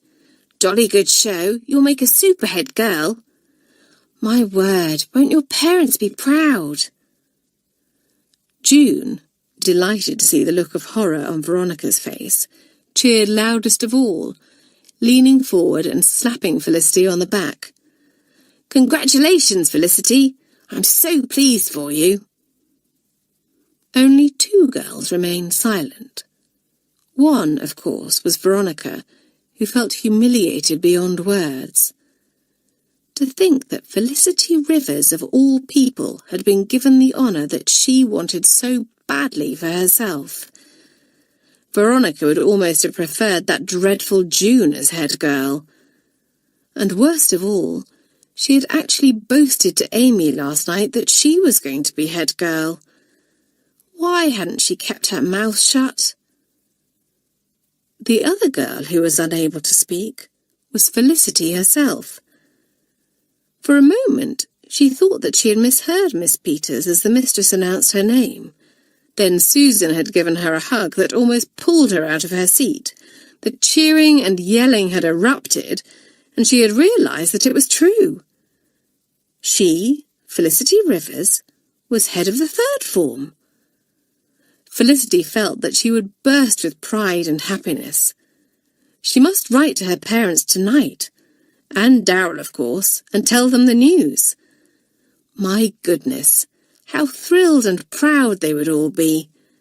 And what a super term this was going to be. Felicity vowed silently that she would be the best head girl any form had ever had, even better than Darrell. Nothing would go wrong while she was in charge. Nothing bad would happen, and there would be no problems whatsoever. But Felicity was wrong. The third form's problems were just about to begin. Chapter 5. A shock for Felicity. The first week of term simply sped by. Life at Malory Towers was full, busy and happy, so that the girls scarcely had a moment in which to be bored or homesick. But there were irritations too. Amy remained aloof and standoffish, looking down on everyone other than Veronica, whom she graciously allowed to be her friend. As for Veronica herself, she had become more sour than ever since Felicity had been made head girl. "The two of them seem to have formed their own exclusive little club," remarked Nora one day. "Yes, though I don't know why Veronica thinks she's so superior to the rest of us," said Julie rather indignantly. "I saw her people last half-term, and they are quite ordinary." "Veronica has become superior by association with Amy," drawled June. "Or at any rate she thinks she has. And the more time the two of them spend together, the worse it's going to get." Felicity was in hearty agreement with June over this, and did her best to get the two girls to mix more with the rest of the form, but her efforts were in vain. Felicity spoke to Susan about it at tea one afternoon. "I really feel that it's my responsibility to do something about them," she said in a low voice. "They're awfully bad for one another. Veronica just encourages Amy in her belief that she's a cut above the rest of us, and as long as she has Amy for her friend, Veronica won't attempt to mix with the rest of us and will become even more unpopular." "Yes, but what can you do?" asked Susan reasonably. "You can hardly order them not to be friends." "No, but I shall think of something," said Felicity, with a determined set to her chin, and Susan grinned. She didn't doubt for a minute that her friend would do whatever she set her mind to, for she had always known that Felicity was a strong character, and now that she was head of the form, it was coming to the fore. "I say, look!" cried Nora, who was sitting opposite them. "Miss Potts has just appeared with a new girl. A first former by the look of her, for she's only a little scrap." "Poor little soul," said Pam sympathetically. "It must be awfully nerve-wracking to walk into a room full of strangers. Still, the first formers are a decent bunch, and I dare say they'll look after her." Felicity and Susan, who had their backs to the door, turned curiously to look at the newcomer. Felicity, who had just taken a bite of fruit-cake, choked, while Susan gasped. "Bonnie!"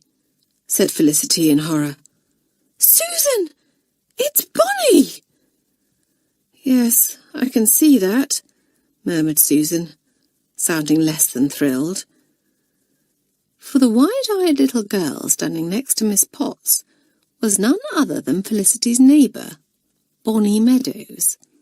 At that moment, she caught sight of Felicity and gave a high-pitched squeal of excitement before daintily weaving her way through the tables to join the third form. The girls stared at her in astonishment as she cried, "Felicity!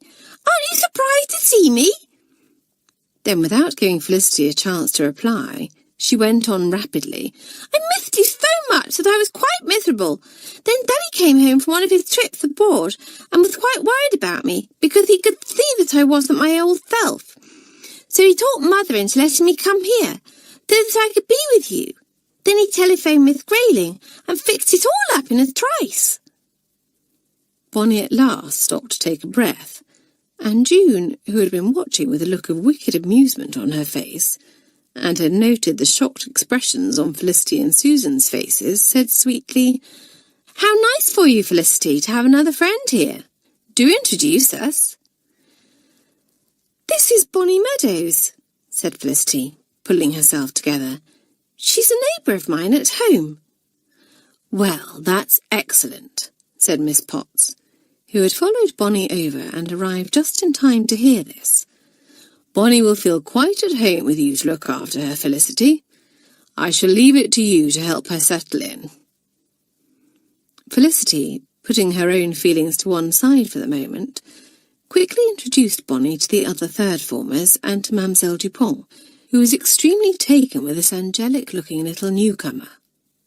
"Susan," she said, "please will you go to the kitchen and ask them for another plate for la petite Bonnie? And perhaps we could have some more cake, for I see that you greedy third-formers have eaten it all up, so that there is none left for the poor child. Sit down, ma chère, for I am sure you must be tired and hungry after your journey." As Susan went off to do as Mademoiselle Dupont had asked, Bonnie turned her sweet smile on the French mistress and thanked her prettily. Then she slipped into the seat that Susan had just vacated, beside Felicity, while Pam poured her a cup of tea. The others, meanwhile, were sizing her up. Nora, who, with her deceptively innocent expression, wide blue eyes and shock of fluffy blonde hair, was a long-standing favourite of Mamselle's, was none too pleased to see the French mistress fussing over this new girl. Pam thought her rather sweet, while Veronica considered her to be quite silly and childish. Most of the others thought that she couldn't be too bad if she was a friend of Felicity's, and were prepared to give her a chance. Felicity and Susan, of course, were thoroughly dismayed at this turn of events, and poor Susan looked most disgruntled when she returned from the kitchen bearing a tray of cakes and sandwiches. "Thank you so much, Susan," said Bonnie, looking up at the girl with round, innocent eyes as she set the tray down on the table. "Oh dear, have I taken your seat?" "It is no matter," said Mademoiselle Dupont, quite failing to notice the hint of spite behind the sweetness. "Susan, there is an empty chair at the second form table. Bring it over and you can sit next to me. Then we shall be comfortable." Felicity, however, looked decidedly uncomfortable, thought June, doing her best not to laugh. She turned her attention to Bonnie and asked, "What school did you go to before you came here?" "Oh, I've never been to school before," answered Bonnie, tossing back her brown curls. "I was very ill when I was little, you see, and the doctor said that I was too delicate to go to school." "Ah, la pauvre!" exclaimed Mademoiselle, her ready sympathy stirred. "But you are quite well now, n'est-ce pas?" "Oh, yes, Mademoiselle," said Bonnie, "and I'm so looking forward to starting school properly and being with Felicity again." "You'll be able to make up a threesome with Felicity and Susan," said June, looking every bit as innocent as Bonnie herself. "Won't that be super?" Neither Susan nor Bonnie looked particularly thrilled at this idea, while Felicity groaned inwardly. She couldn't very well throw Bonnie off altogether, especially as she was head girl, and it was her duty to help her settle in. But she certainly didn't want the girl tagging along with her and Susan all the time. Whatever was she to do? After tea, Felicity and Susan took Bonnie up to the dormitory to unpack her things. Amy was there, searching through her cabinet for a book, and she glanced up when the others entered. "There's only one spare bed, Bonnie," said Susan, "and it's this one, next to Pam's." Bonnie frowned, for she had been hoping to be next to Felicity, but she said nothing and began unpacking her trunk, which had already been brought up by the handyman. She pulled out a pretty floral-patterned dress, which she had brought to wear at weekends, and it caught Amy's eye. "I say, what a lovely dress," she said, coming over to take a closer look at it. "I have a very similar one that my mother bought me when we went on holiday to Paris. Where did you get yours from?" "I made it," replied Bonnie, looking pleased. "It took me simply ages, but I didn't mind because I love sewing. Look, I made this one as well." "My word, you are clever," said Amy, the genuine admiration in her tone astonishing Felicity and Susan, for they had never heard it before. "These clothes are as beautifully made as the ones Mother buys for me. It must be dreadful to have to make all your own dresses, though." "Oh, I don't have to do it," said Bonnie. "I told you, I love sewing, and it's the one thing that I'm really good at. Besides, if I make something myself, it means that it's truly exclusive, and no one else has a dress exactly like it." "I'd never thought of that before," said Amy, much struck. "I do so hate looking the same as everyone else, don't you? Come over here, Bonnie, and I'll show you some of my things." Eagerly, Bonnie followed Amy, and Susan tapped Felicity on the shoulder, murmuring, "I'm not particularly interested in the latest fashions, are you? Let's leave them to it."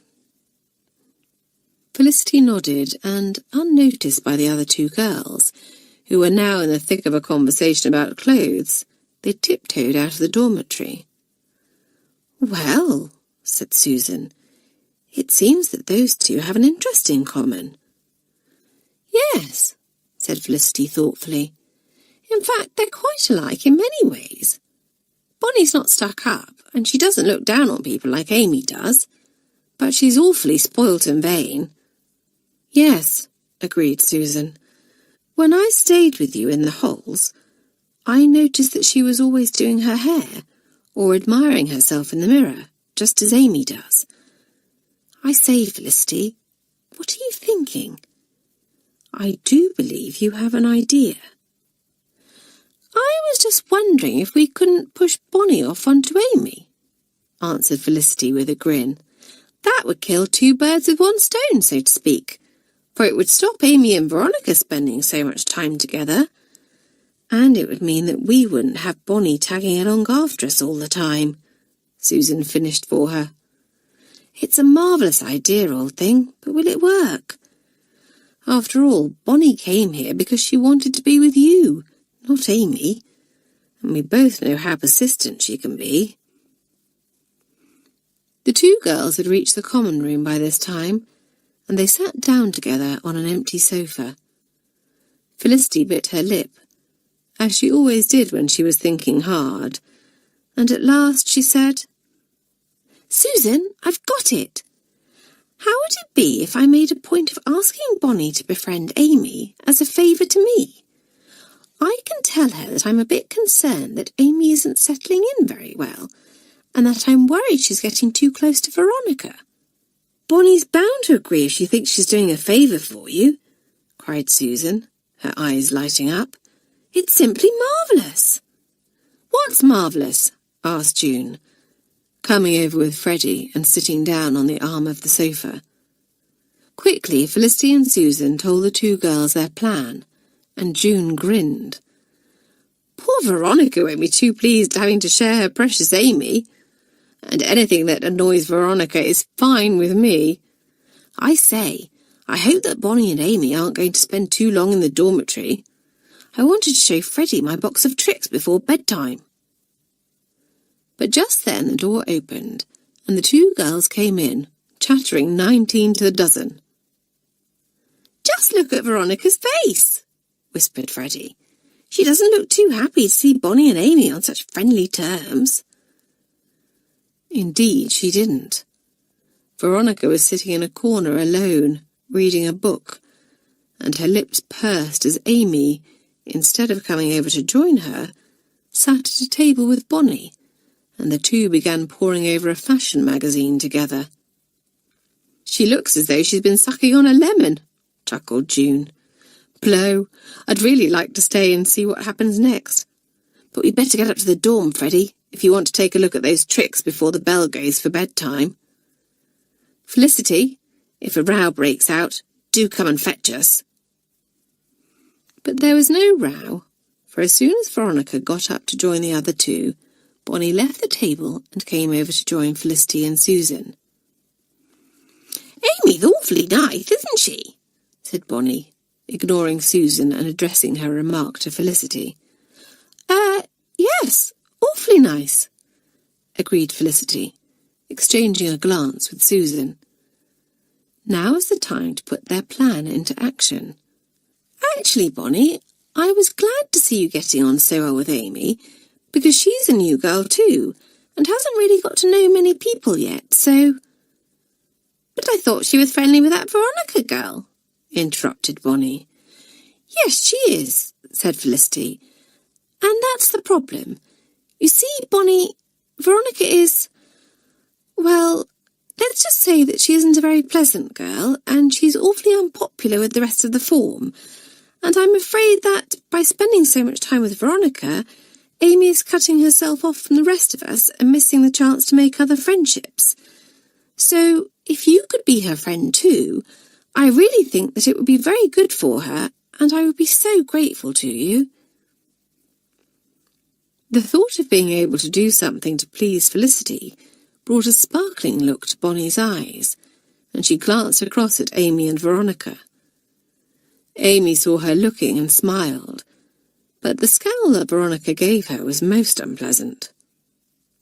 "Yes, I see what you mean," she said at once. "Of course I'll be happy to do that for you, Felicity. But I'm only doing it as a favour, because you are my real friend, and no one else could ever take your place with me, not even Amy." Amy, for her part, had thoroughly enjoyed her little chat with Bonnie. If she was honest with herself, she had little in common with Veronica, and didn't even like the girl very much. Really, she had only palled up with her because there was no one else, and Veronica did so enjoy listening to Amy's tales of her grand home and family. Veronica also made no secret of her admiration, and this was very pleasant to Amy. But it would be nice to have Bonnie as a friend too, and talk about things like clothes and hairdos, which Veronica knew very little about. Amy thought that she would get Bonnie to make her one of her exclusive dresses too, just as she had got Veronica to make her bed every morning.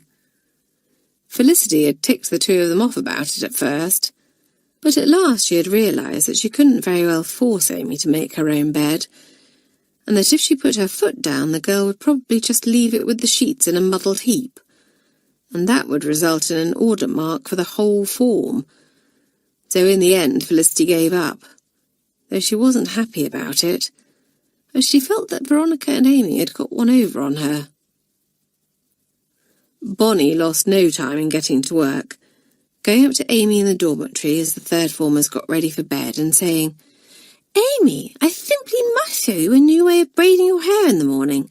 I learned how to do it in the holidays, and I think it would really suit you."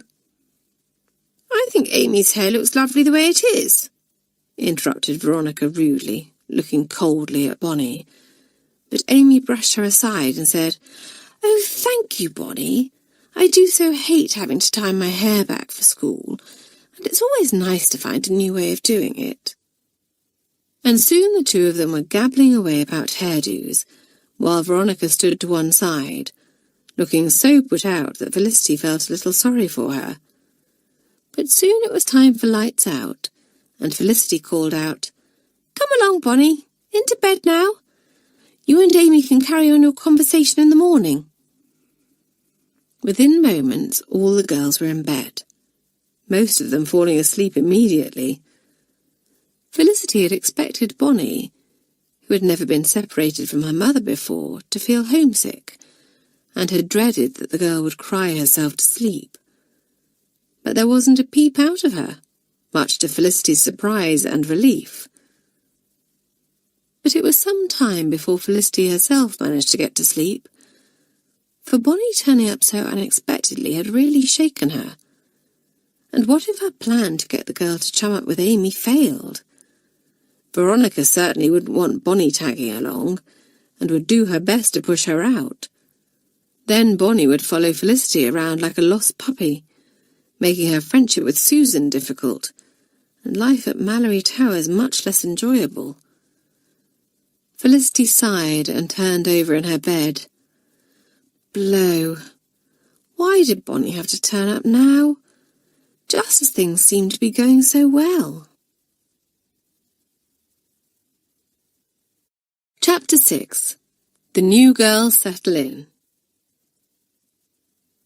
The three new girls each settled down in their own way. Freddie had a quick brain and could have done extremely well at lessons, but she preferred to follow June's lead and put her brains to work in planning ingenious jokes and tricks. She quickly became popular with the third form, for she was sunny-natured and shared June's mischievous sense of fun.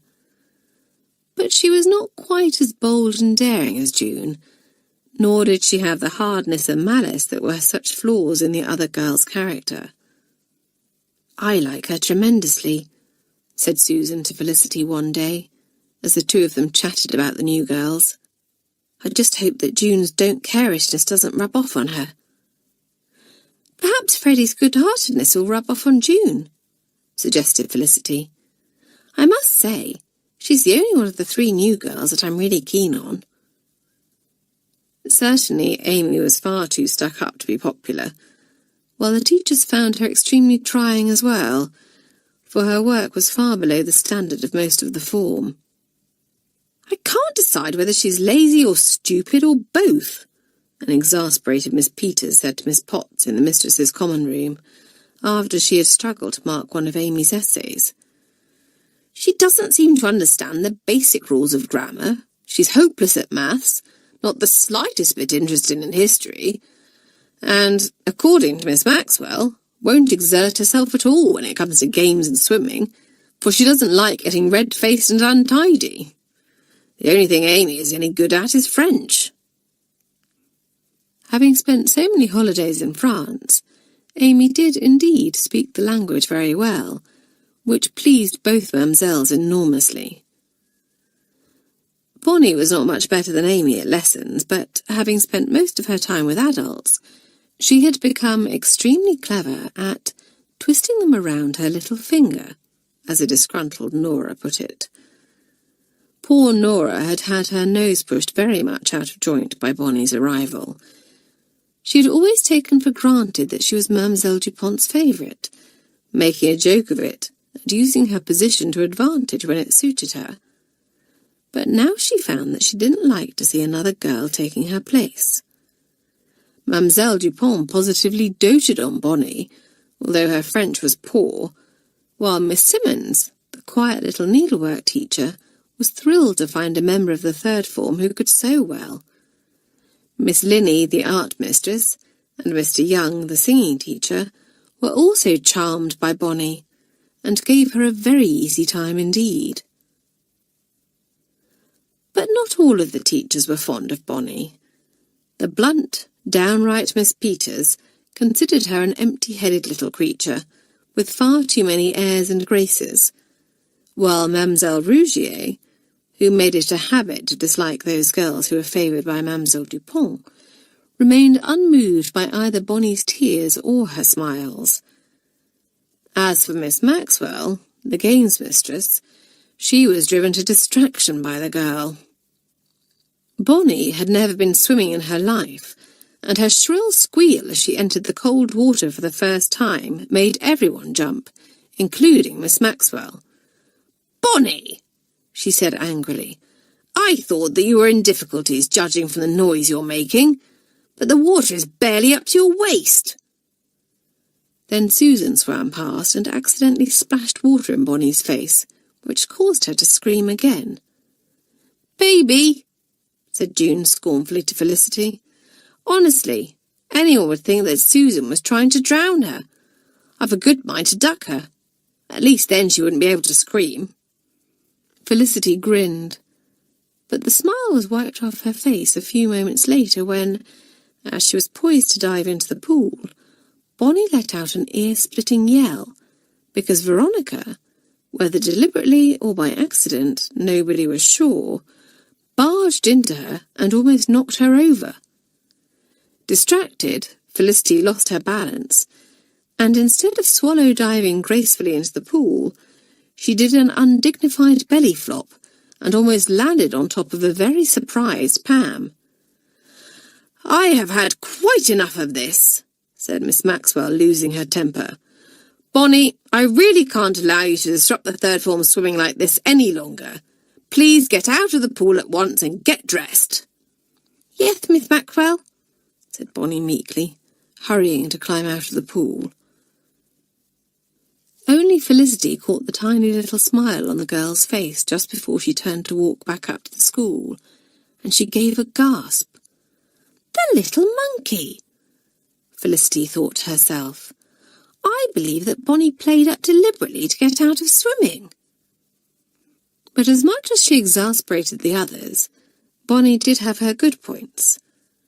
She was extremely loyal to those she considered her friends, as Veronica found out when she made the mistake of criticizing Felicity to Amy in front of her.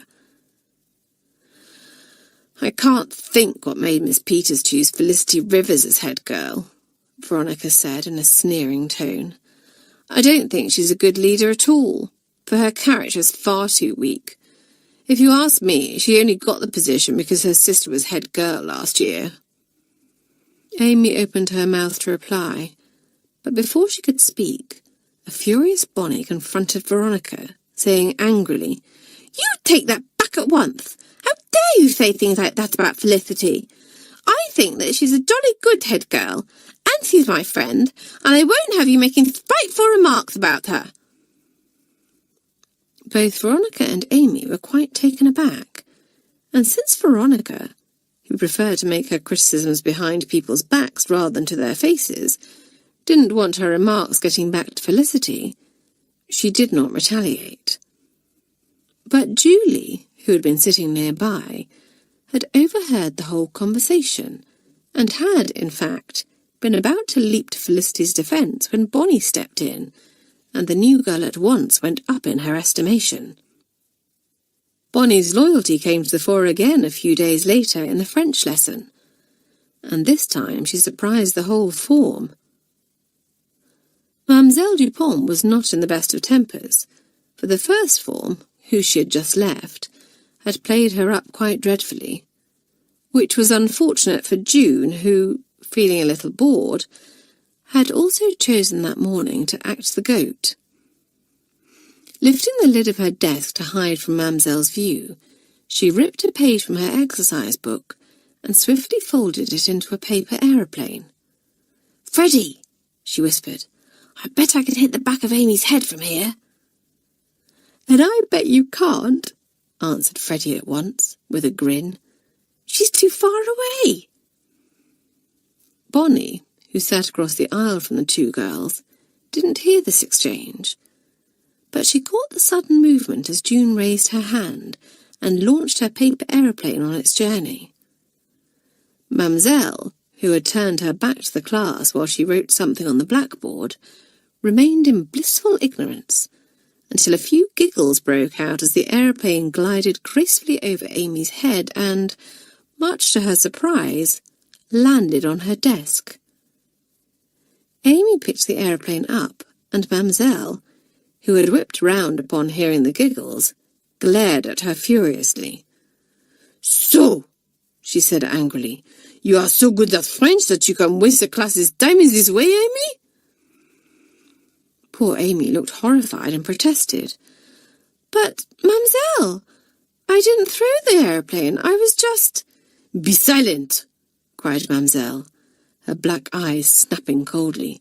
"How dare you interrupt me? You are a bad and disrespectful girl, Amy, and you will be punished. Tonight you will learn the whole of the French poem we have just started, and you will say it back to me tomorrow." Amy, stung by the injustice of this, longed to argue but didn't dare. When Mamselle was in this sort of mood, she was quite likely to make her learn 2 poems. Why didn't the mean beast who had thrown the aeroplane own up and get her out of trouble? In fact, June, at the back of the class, was about to do just that. She might have her faults, but she wasn't about to allow someone else to be punished for her joke. Before she could do so, however, Bonnie got to her feet and piped up, "Mamselle, it wasn't Amy who threw the aeroplane. It was June. I saw her."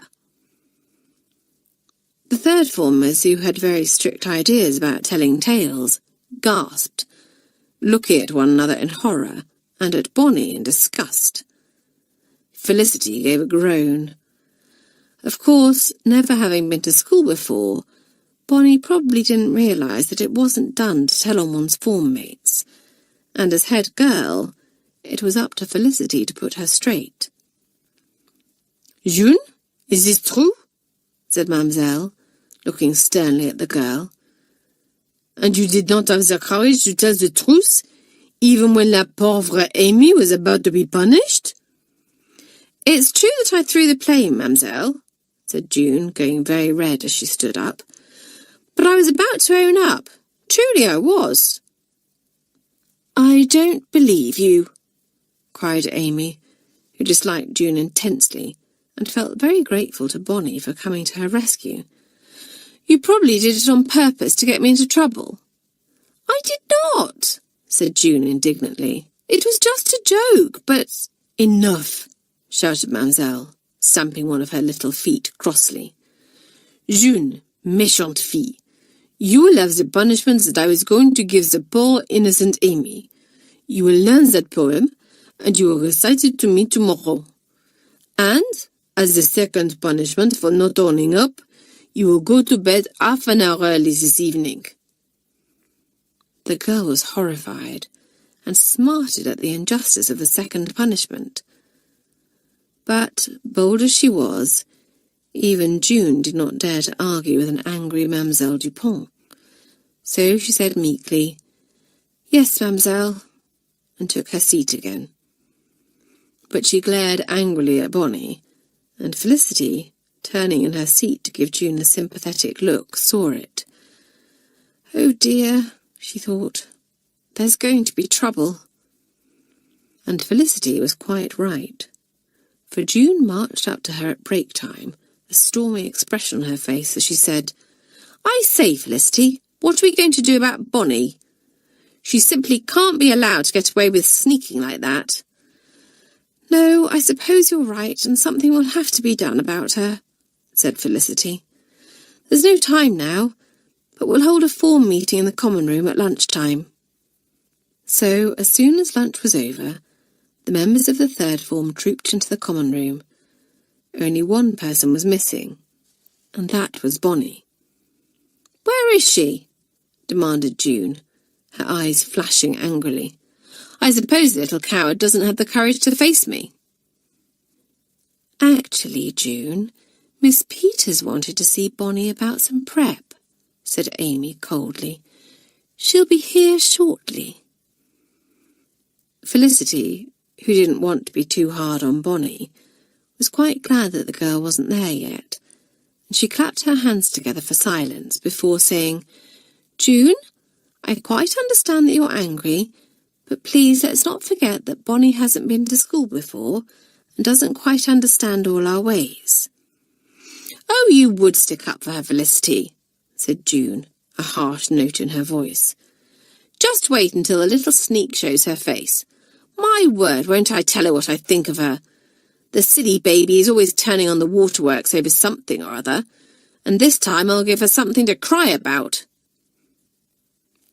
This was exactly what Felicity was afraid of. June in a rage was not a pleasant sight, and little Bonnie would never be able to stand up to her. "No, June," said Felicity firmly. "I am head girl, and I am running this meeting, and Bonnie will be given a chance to have her say. Then the form as a whole will decide if she is to be punished, and how." Just then the door opened, and Bonnie herself entered. Felicity moved forward to speak to her, but June got in first. Throwing Felicity a mocking look, she stalked up to Bonnie and said menacingly, "What do you mean by sneaking on me to Mademoiselle Dupont, you horrid little beast?" The third formers watched with bated breath, some of them hoping that Bonnie would get what she deserved, others hoping that June would not go too far, and all of them waiting for Bonnie to burst into noisy tears. A worried expression on her face, Felicity braced herself, ready to step in if the need arose. But June had underestimated the new girl. Bonnie wasn't used to being spoken to in such a way, and she didn't like it one little bit. She didn't much like June either, and was quite shrewd enough to realise that tears would not work with her.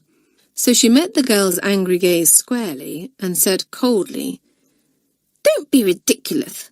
I did nothing of the sort." June gave an outraged gasp. "So you're a liar, Bonnie, as well as a sneak. The whole form heard you tell Mamselle that it was I who threw that paper aeroplane."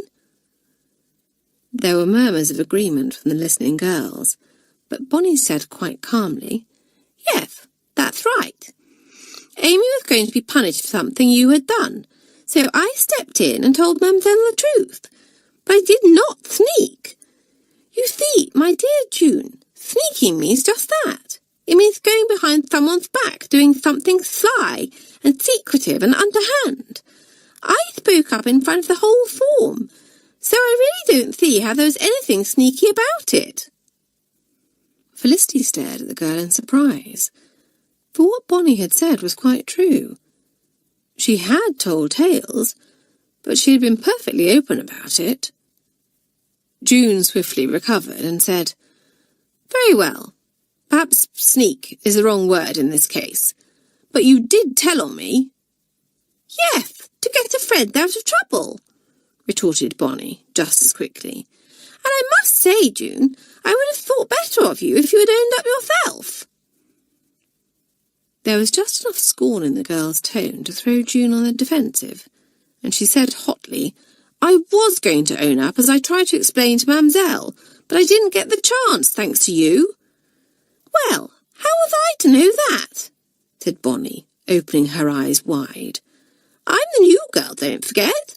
I don't know anything about your character, June, whether you're the kind of person who will keep quiet and let someone else take her punishment, or the kind of person who will come clean and take the consequences." "I'm no coward," said June indignantly. "I would never let anyone else take the blame for something I had done." "I'm very glad to hear it," said Bonnie with a little smile. "It's just a pity that you weren't a bit quicker in taking the blame. Then all of this unpleasantness could have been avoided. I hope that this will be a lesson to you, June. Now, if you'll excuse me, I need to go and speak to Matron." And with that, Bonnie swept from the room with her little head held high, leaving behind her a stunned silence.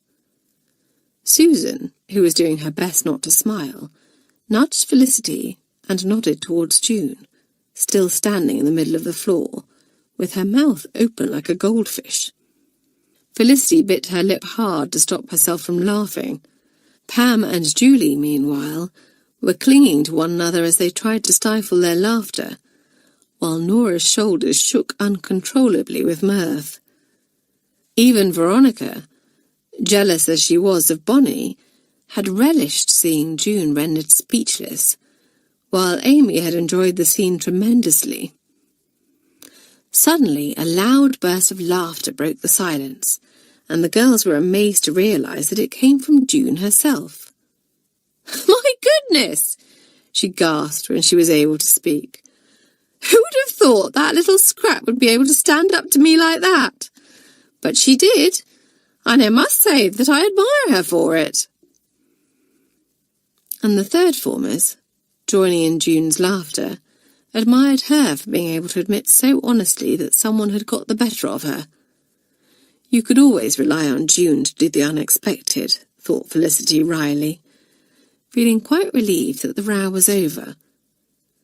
But when she thought about it later, she felt a little uneasy.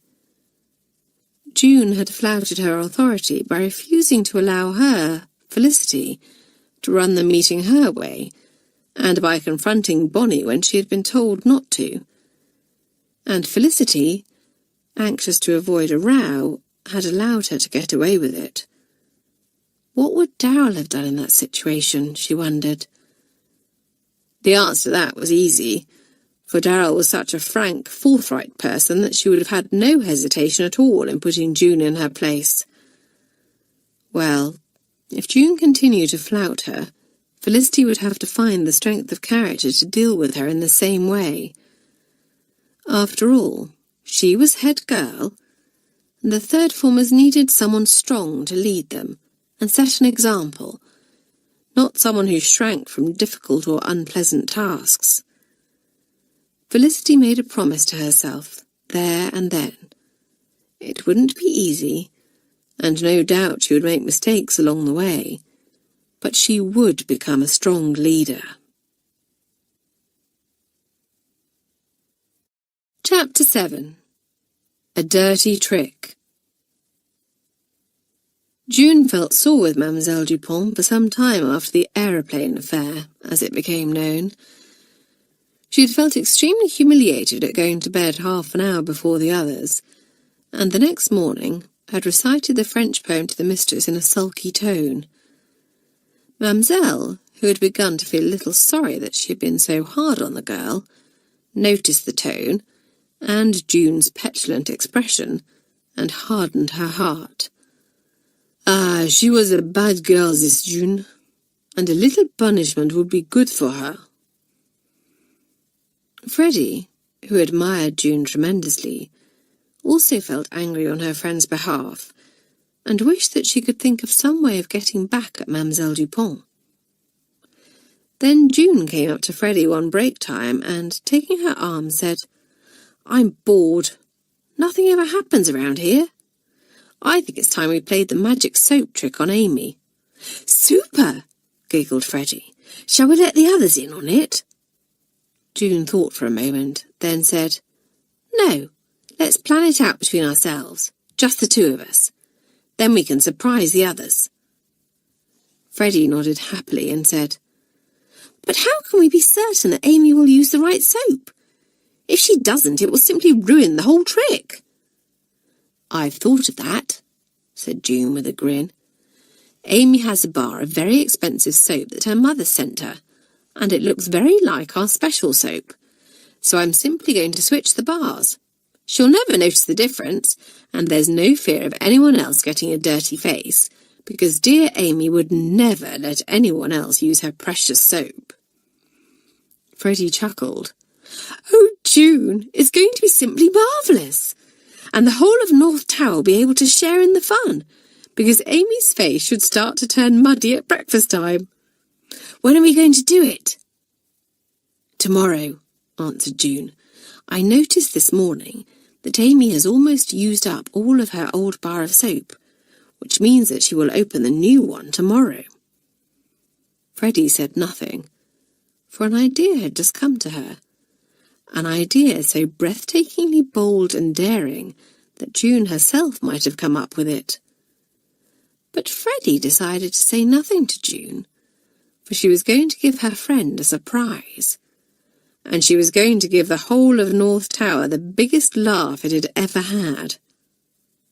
Felicity wondered what June and Freddie were up to as the third form dressed the following morning. The two of them whispered together excitedly, and there was a very mischievous twinkle in Freddie's eye. Freddie had asked June if she could switch the soap bars, and June had agreed. "Be careful, though," she had warned. "Make sure that no one's around when you do it, and see that you put our special soap in exactly the same place as Amy's soap was. We don't want her smelling a rat." Now the two girls nudged one another and giggled as they watched Amy take the soap from the drawer of her cabinet and walk into the bathroom. "What are you two up to?" asked Felicity, unable to contain her curiosity any longer. "Why, nothing at all, Felicity," answered June, making her expression as innocent as she possibly could. What makes you think that we're up to something?" "You both seem very excited about something," said Felicity, eyeing them suspiciously. "Come on, come clean." Freddie gave a sudden snort of laughter, and June's lips twitched as she said, "But there's nothing to come clean about, Felicity. Really, there isn't. We're not trying to soft soap you." This was too much for Freddie, who collapsed onto her bed in a fit of giggles, and Felicity, realizing that she wasn't going to get anything out of the pair, shook her head and went off to join Susan. June gave Amy a sidelong glance as she came out of the bathroom, but the magic soap had not begun to do its work yet, and her complexion looked as clean and fresh as ever. But it wouldn't stay that way for long, thought June, smiling to herself. Just you wait, Amy. But as breakfast wore on, and Amy's face stayed the same, June grew impatient. "Why is nothing happening?" she muttered under her breath to Freddie. "Don't say that Alicia has given me a dud bar of soap." "I'm sure she hasn't," said Freddie confidently. "In fact, I think that things are just about to happen." June lifted her head sharply, then realised that Freddie wasn't looking at Amy, but at the head of the table, where Mademoiselle Dupont sat. She followed Freddie's gaze and gave a gasp, for Mademoiselle's skin was turning a muddy, dingy brown. Pam and Susan, who sat either side of the French mistress, couldn't fail to notice the startling transformation as well, and they stared at Mademoiselle, who was quite unaware of her strange appearance, in mingled horror and astonishment. Each of them nudged the girl next to her, and soon the word was passed round the table, and the third form were all gazing at Mademoiselle, trying desperately to control their laughter. Most of the girls guessed, of course, that June had played a trick using the soap that Alicia had given her, but they simply couldn't imagine how she had got Mademoiselle to use it. How clever of her! June couldn't imagine how Mademoiselle had got hold of the magic soap either, and turned to Freddie. But before she could ask for an explanation, a cry came from the head of the table. Mademoiselle had just looked down at her hands and realised that they were covered in dirty, muddy streaks. "Mon Dieu!" she exclaimed. "My hands, they are filthy. Yet I washed them this morning. What can have caused this?" Carefully she examined her cup, her plate, and even her knife and fork, for dirty marks, and this was too much for Nora, who gave one of her sudden snorts of laughter. Most of the others were having difficulty in controlling their mirth as well, and people at the other tables began to notice. "My word, just look at Mademoiselle Dupont! Whatever has happened to her? Has she forgotten to have a wash this morning? It must be a trick. I'll bet it was June." Mademoiselle became aware of the whispering and looked most uncomfortable, and Felicity took pity on her. "Mademoiselle," she said, when she could trust her voice enough to speak, "I'm afraid it's not just your hands that are dirty, but your face as well." Amy, who always carried a little mirror around with her, fished it out of her pocket and handed it to the French mistress, who took one look at her reflection and gave a piercing shriek. The dining room was in uproar by this time, and the other mistresses, who had now had a good look at Mademoiselle's dirty face, stared at one another in consternation. Miss Potts took charge, getting to her feet and raising her voice to demand silence. "That will do," she commanded. "Mademoiselle Dupont, I don't understand how you appear to be covered in mud, since you looked quite clean when you first came into breakfast, but I suggest that you go to one of the bathrooms and wash it off before your first class begins." So, summoning up what dignity she could, the little French mistress tottered from the dining room, and Miss Potts said sharply, "June, I don't suppose you know anything about this, do you?" "No, I don't, Miss Potts," answered June quite truthfully, and Miss Potts stared at her hard, knowing that she could play the innocent very well when it suited her. But the girl looked just as bewildered as the others, though she didn't seem to find it as funny as they did. In fact, she looked rather angry. "Well, it's a mystery to me how Mademoiselle Dupont could have entered the room looking as neat as a new pin and left it looking as though she had been in a mud fight," said Miss Potts. "I don't know if I shall ever get to the bottom of it. Now, girls, please finish your breakfast quietly, then make your way to your first lesson." Miss Potts went back to the first form table, and as soon as she was out of earshot, a babble of low-voiced chatter broke out among the third formers. "June, it was you, wasn't it?" "Of course it was. You used the magic soap on Mamselle, didn't you?" "I must say, it was a splendid trick. Did you see poor old Mamselle's face?" "Just like you not to own up." This last remark came from Amy, and June replied, "I didn't own up because it wasn't me who played the trick, I tell you." "Then who was it?" asked Felicity, puzzled. "It was me," said Freddie gleefully, her eyes alight with mischief. "I did it to get back at Mamselle for being so hard on June the other day." Pam chuckled. "Well, you certainly did that all right. So do you mean to say that June wasn't in on the trick at all?" "No," said June rather shortly. "I thought that I was, but it seems that Freddie decided to go it alone and use the soap on Mamselle instead of the person we had chosen." "You had better watch your step, June," laughed Nora. "Freddie will be taking over from you as the form joker if you aren't careful." June said nothing, and Freddie stared at her, rather puzzled at her coolness. Anyone would think that she wasn't happy about getting her revenge on Mademoiselle Dupont. In fact, June was simply furious with Freddie for stealing her thunder. She was the leader in their friendship, and she wouldn't have it any other way. She was quite happy for Freddie to play second fiddle to her, and to act as her assistant in planning jokes and tricks. But she, June, was the joker of the form, and no one was going to take that position away from her. Where another girl might have taken pleasure in getting top marks in class, or for her sporting achievements, all June cared about was getting praise for her jokes and tricks. And she didn't like to see Freddie getting a share of that praise now, feeling extremely jealous as the others congratulated her. "Simply marvellous, Freddie," said Susan, clapping her on the back. "But however did you get Mamselle to use the soap?"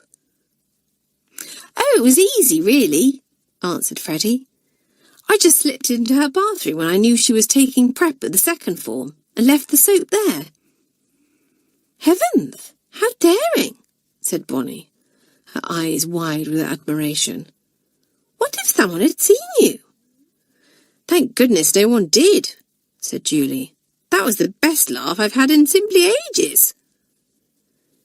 June pushed her bowl of half-eaten porridge away, her appetite completely gone and her thoughts racing. Much as she liked the girl, Freddie was going to have to learn that there was only room for one joker in the third form. June would have to think of a way to turn Freddie's thoughts and energies in another direction. But how? The answer came to June quite by chance one Saturday morning. She walked into the cloakroom to find Felicity and Susan putting on their hats and coats and said, "Hello, where are you two off to?" "Oh, we thought we'd just go for a walk in the countryside," answered Felicity. "It's gloriously sunny out, although it's a little chilly." "Julie's ridden Jack over to Bill and Clarissa's," put in Susan, "and Nora and Pam have gone with her, so we thought we might make our way over there too." Bill and Clarissa were two old girls who had been in the same form as Darrell and Alicia, and they now ran a riding stables not far from the school. The Malory Towers girls were very fond of Bill and Clarissa, and often visited them, either to go riding or just for a chat. Miss Peters, who was also a great horsewoman and a close friend of the pair, was a regular visitor too. "I say, do you mind if I tag along?" asked June. "Poor old Freddie's been given a basketful of mending to do by matron, and it's going to take her simply ages, so I'm at a bit of a loose end." So June put her hat and coat on, and soon the three girls were striding out of the gates of Malory Towers and along a pretty country lane, carpeted with russet autumn leaves. "My word, this wind is pretty blustery," said Susan, holding her hat on her head. "Thank goodness we're not walking along the cliff, or we should have been blown over." Suddenly June stopped dead and lifted her finger, saying, "Hush a minute, I think I heard something." The other two fell silent. Then they heard the noise too, a plaintive little mew. This was followed by a woman's voice saying, "Oh dear, Sooty, don't say you've got stuck in that apple tree again. Now, how on earth am I to get you down?" "It's coming from the garden of that little cottage over there," said Felicity. "I think that we should see if we can help." The cottage was surrounded by a wall with a wooden gate in the middle, and the three girls let themselves in to see an elderly lady standing in the middle of a neat little garden, looking up at an apple tree with an expression of dismay. "Excuse me," said Felicity. "It sounds as if you're in some sort of trouble, and we came to see if we could help." "Oh, how kind," said the lady, her worried face creasing into a smile as she turned to face the three girls. "Do you see what has happened? That silly cat of mine has been climbing the apple tree, and now he's got himself stuck and can't get down. Sooty doesn't seem to realise that I'm not as young as I used to be. I can't go climbing up after him any more." The pitiful mew sounded again, this time from above their heads, and the girls looked up to see a little pointed black face with brilliant green eyes staring down at them. "Don't worry," said June, stepping towards the tree. "I'll have Sooty down in a trice." Quickly and agilely she began to climb, while Felicity stood at the bottom of the tree, ready to take the cat from her. Susan, meanwhile, chatted to the old lady, whose name was Mrs. Dale. "Do be careful, dear," Mrs. Dale called out, as June climbed ever higher. "I'd never forgive myself if you were to fall and hurt yourself." But June had been climbing trees since she could walk, and this one presented no problem to her. Soon she reached the branch the frightened Sooty was on, and she grabbed him firmly, tucking him into the front of her coat to keep him secure, before shinning back down again. Sooty wasn't too pleased about being handed over to Felicity, and dug his claws firmly into June's coat, but the two girls managed to dislodge him, and Felicity placed him safely on the ground. "How can I ever thank you?" said Mrs. Dale, stooping to stroke the little black cat. "All in a day's work," said June breezily. "And now I suppose we'd best be on our way."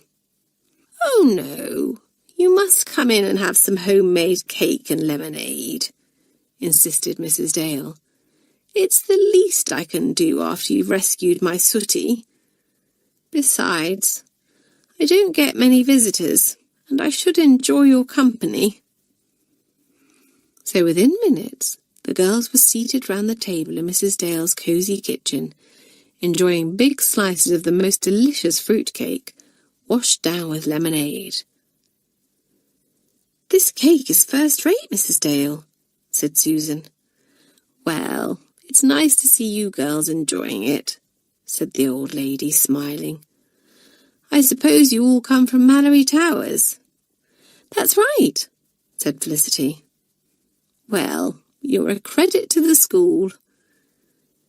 Actually, my granddaughter goes there. I wonder if you know her. Her name is Amy Ryder Cochrane." The three girls almost choked on their lemonade, for they would never have imagined that Mrs. Dale was related to the snobbish Amy. Mrs. Dale was just a nice, ordinary old lady, very like their own grandmothers, and there was nothing grand about her at all, while the little cottage she lived in was very modest indeed.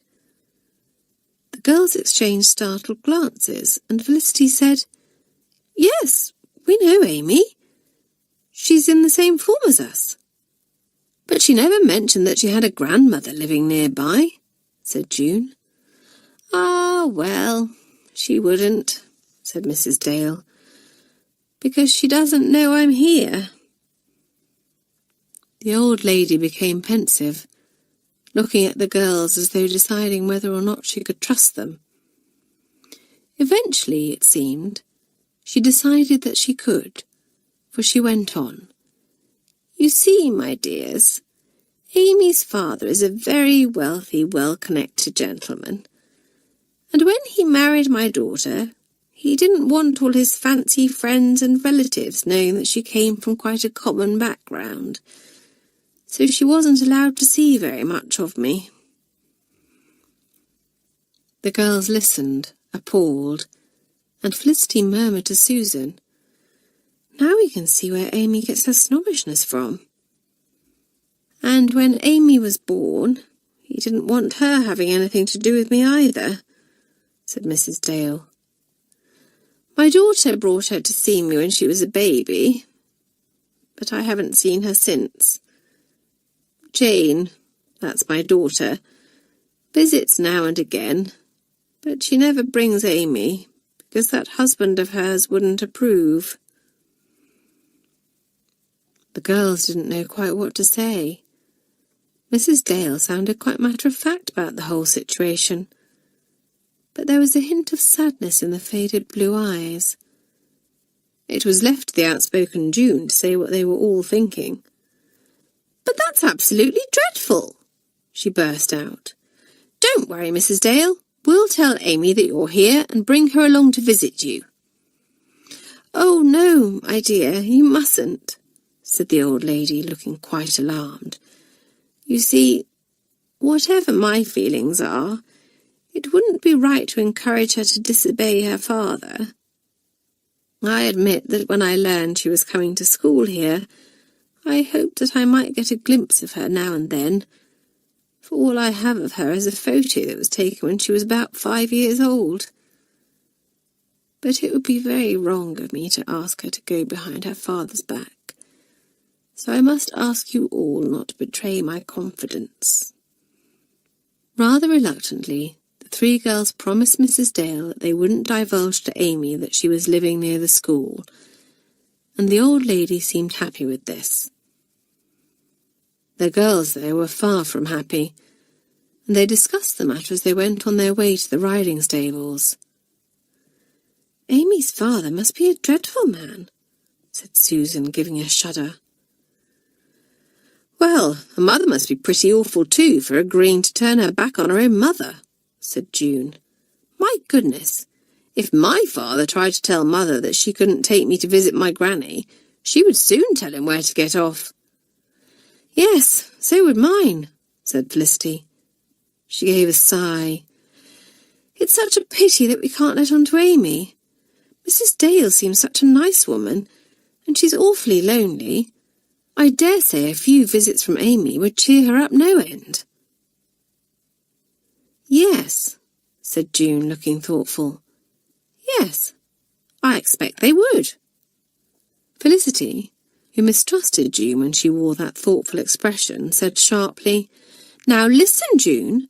I don't know what's in your mind, but we gave our word to Mrs. Dale that we wouldn't say anything to Amy, and we must keep it." "My dear Felicity, I have no intention of saying anything to Amy," said June. "Good," said Felicity. "And we'd better not mention it to any of the others either. We'll just keep it a secret between the three of us." Chapter 8. Secrets and Tricks. But June did tell someone else about Amy's grandmother. She told Freddie.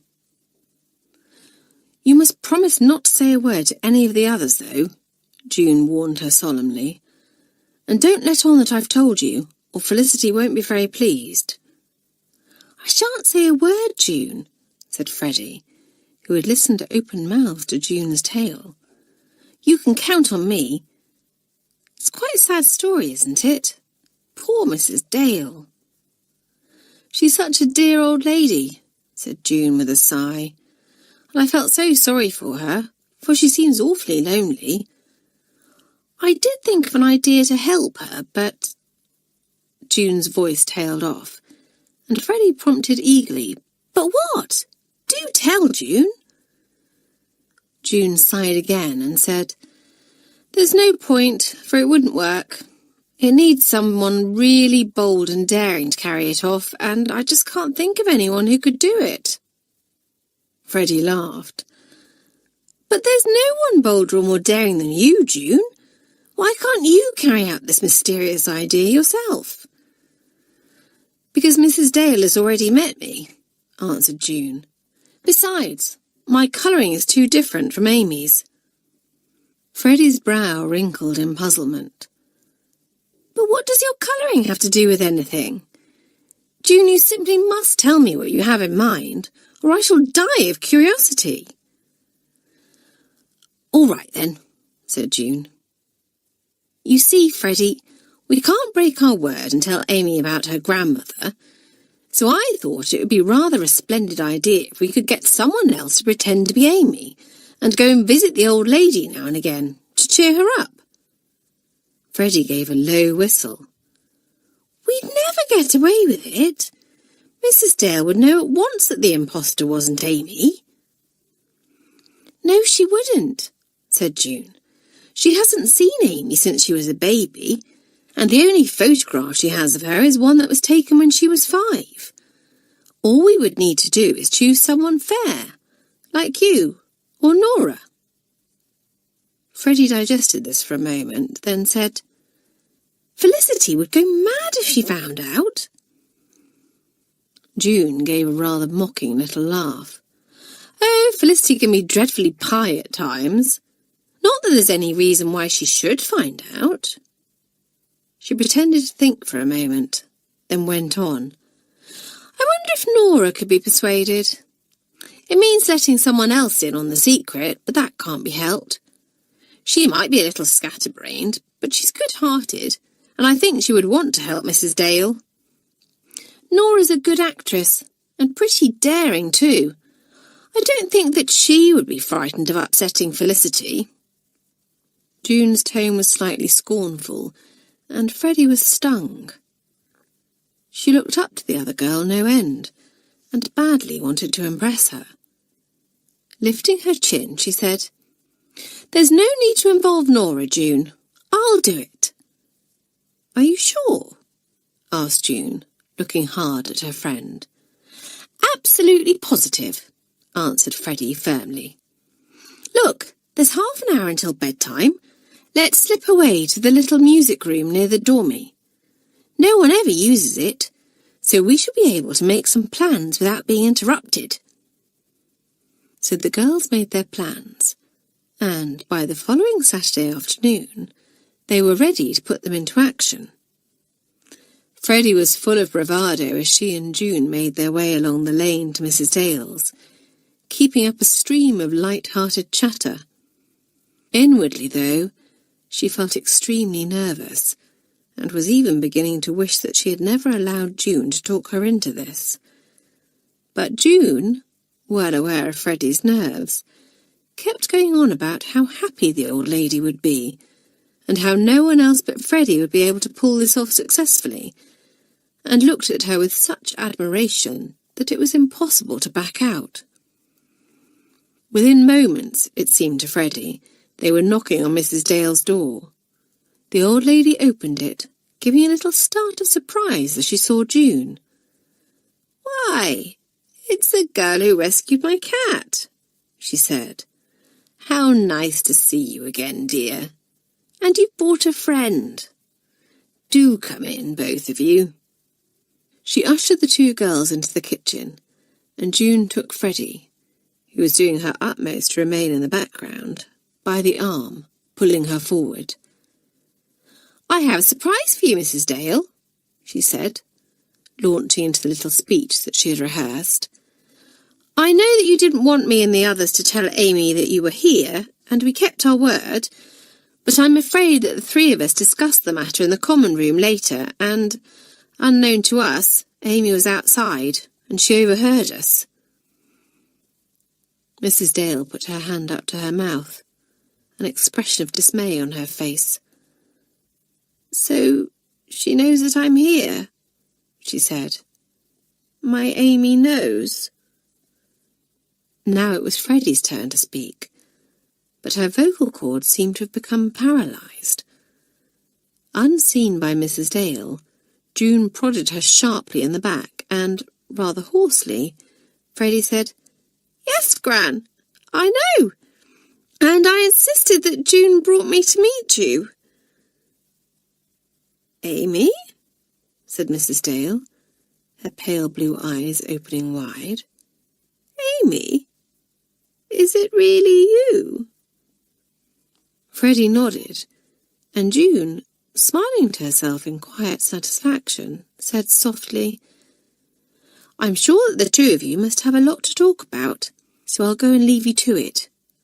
Amy, I'll see you back at school in time for tea. Don't be late."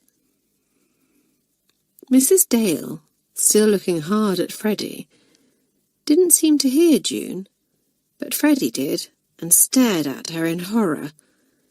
This wasn't part of the plan. June had promised that she would stay, and that she, Freddie, would not be left alone with Mrs. Dale. "June, wait!" she cried. But it was too late. June was already out of the door, and Mrs. Dale was telling Freddie to sit herself down, and she would make them both a nice cup of tea. Freddie had no choice but to do as she was told, though inwardly she was seething. Just wait until she caught up with June later. June, for her part, was extremely pleased with herself, and whistled jauntily as she made her way back to the school.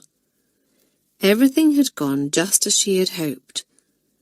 Of course, Freddie would be simply furious with her, but June excelled at talking herself out of trouble, and she would soon smooth things over. But when the two girls met up outside the dining room just before tea, Freddie seemed to have got over her ill temper. In fact, much to her own surprise, she had had an absolutely splendid time at Mrs. Dale's. Freddie had no grandmother of her own, for both of hers had died when she was little, and she had often felt envious of other girls when they talked about their own devoted grandmothers and how they spoiled them. So spending time with Mrs. Dale had been a novel experience for the girl, and a very enjoyable one. Once Freddie had got over her nerves a little, the two of them had got along like a house on fire. Of course, Freddie hadn't been able to relax completely, for she had to guard her tongue so that she didn't give the game away. Even so, she'd been delighted when Mrs. Dale invited her to tea the following day. "I know it's not what your father would like," the old lady had said. "I didn't set out to make you go against his wishes, but it's done now. We've met, and there's nothing he can do about it. All the same, though, I don't think you should mention it to him just yet, or your mother, for that matter."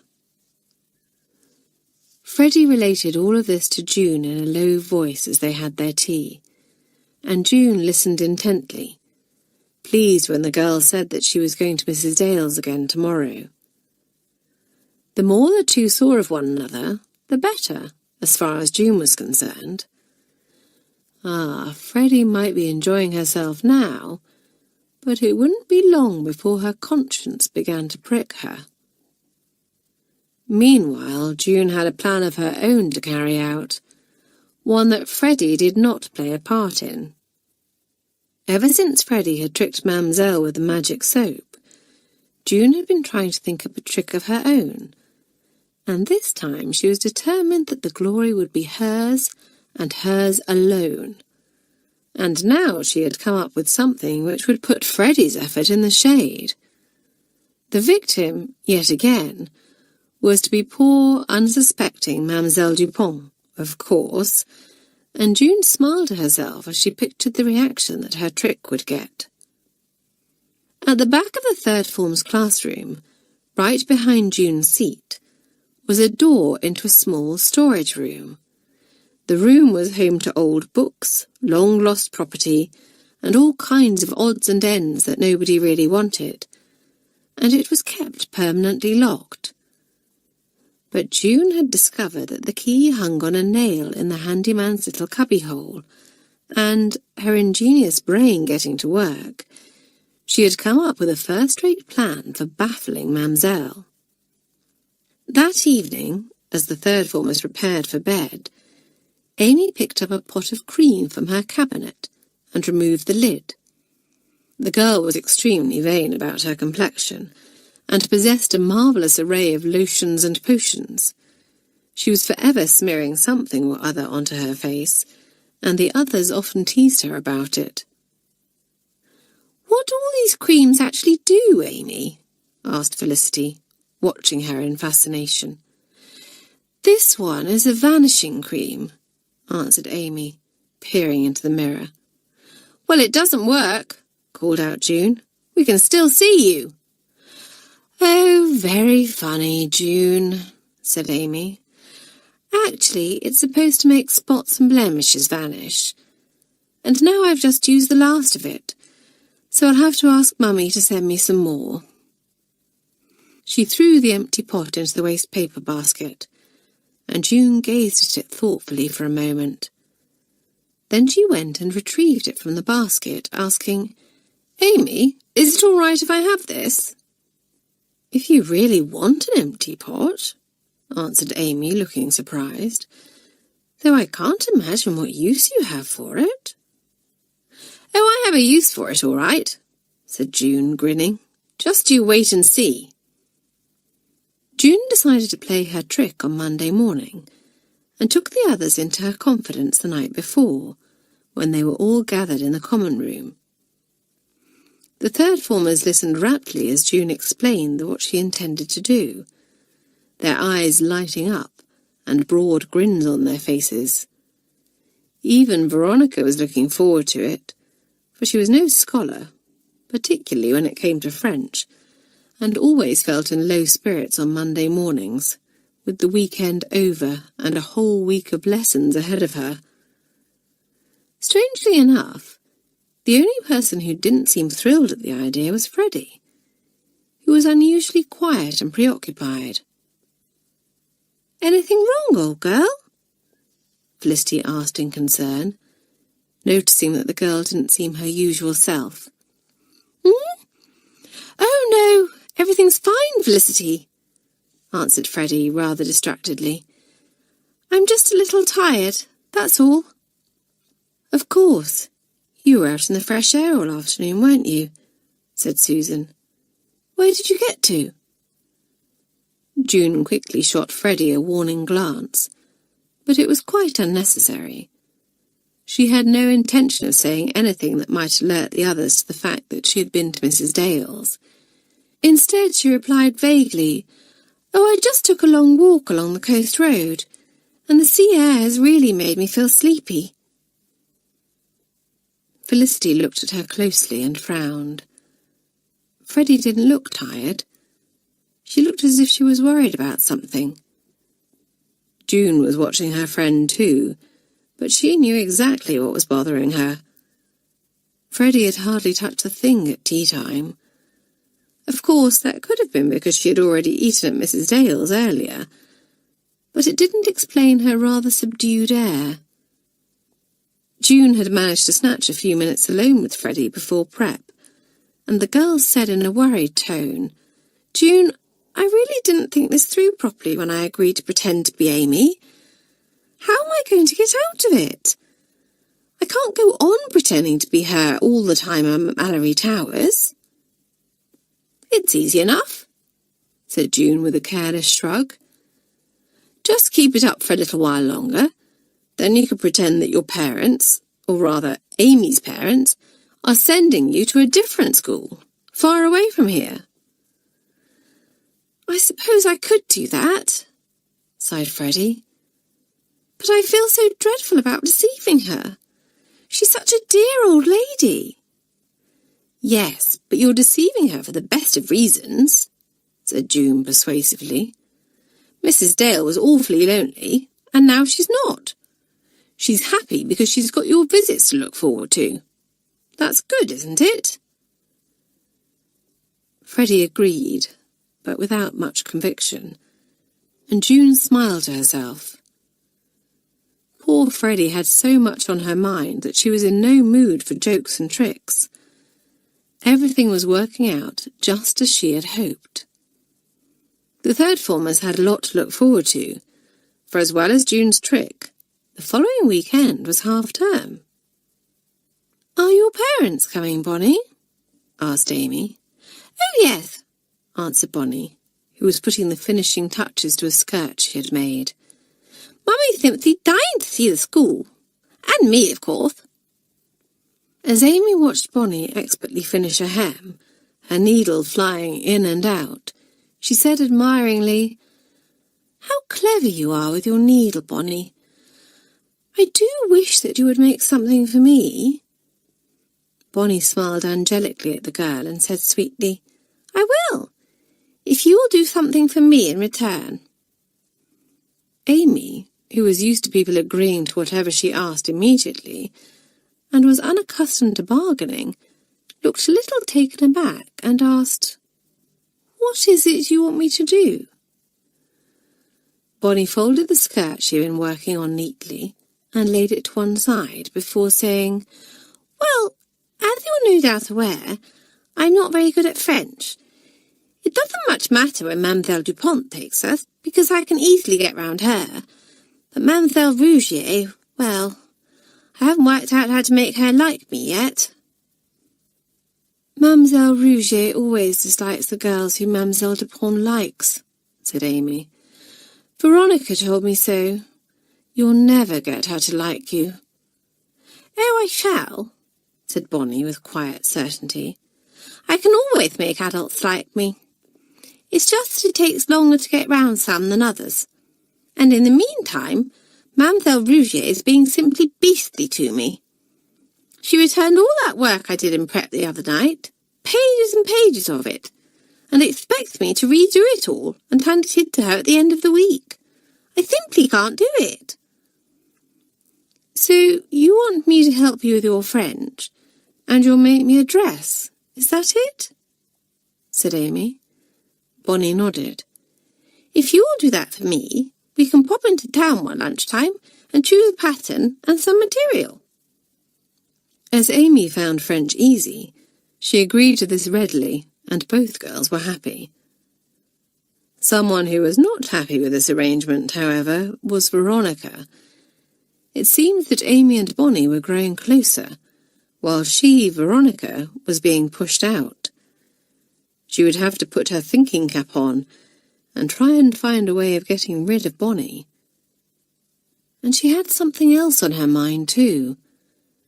With half-term almost upon them, Veronica needed to come up with a plan to keep her parents away, so that she might spend the day with Amy and her people.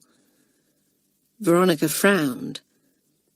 How could a term that had started so promisingly have gone so wrong? Chapter 9. Vanishing Cream. There was a great deal of giggling and excited chatter as the third formers took their places in class the next morning and eagerly awaited the arrival of Mademoiselle Dupont. "My word, this is going to be super," chuckled Pam. "Isn't it just?" said Felicity with a grin. "June, have you got everything ready?" In answer, June held up the empty vanishing cream pot Amy had given her and the key to the little storage room. She had sneaked into the handyman's room earlier, while he was out, and taken it from the nail on the wall. With luck, she would have it back there before he even noticed it was missing. But luck was against June that morning, for the mistress who swept into the room was not plump little Mademoiselle Dupont, but Mademoiselle Rougier. The girls looked at one another in dismay, and murmurs of disappointment rippled round the room. "What a shame," Susan whispered to June. "You won't be able to play the trick now." June glanced at the stern face of Mademoiselle Rougier. She hated the idea of all her careful planning being in vain. What was more, if she went ahead now, she would have the distinction of being the only girl in the school ever to have the nerve to play a trick on Mademoiselle Rougier, and that thought appealed to her enormously. She would probably be punished for it, but it would be worth it. She winked at Susan and whispered back, "Just watch me." The word went round, murmured from girl to girl. "The trick is still on. June's going to play it on Mademoiselle Rougier." "You have to admire her nerve." "She's sure to be punished, but June won't care. I don't think she's afraid of anything." "June is the most daring girl in the school, even more daring than her cousin Alicia was, and her tricks are simply splendid." June overheard the whispered remarks and revelled in them. No other girl could hold a candle to her when it came to playing tricks, not even Freddie. Mademoiselle Rougier also heard the whispers, though fortunately she didn't catch what was being said, and her lips tightened into a thin line as she rapped sharply on the desk with a ruler, making everyone jump. "Taisez-vous," she commanded, in her rather harsh voice.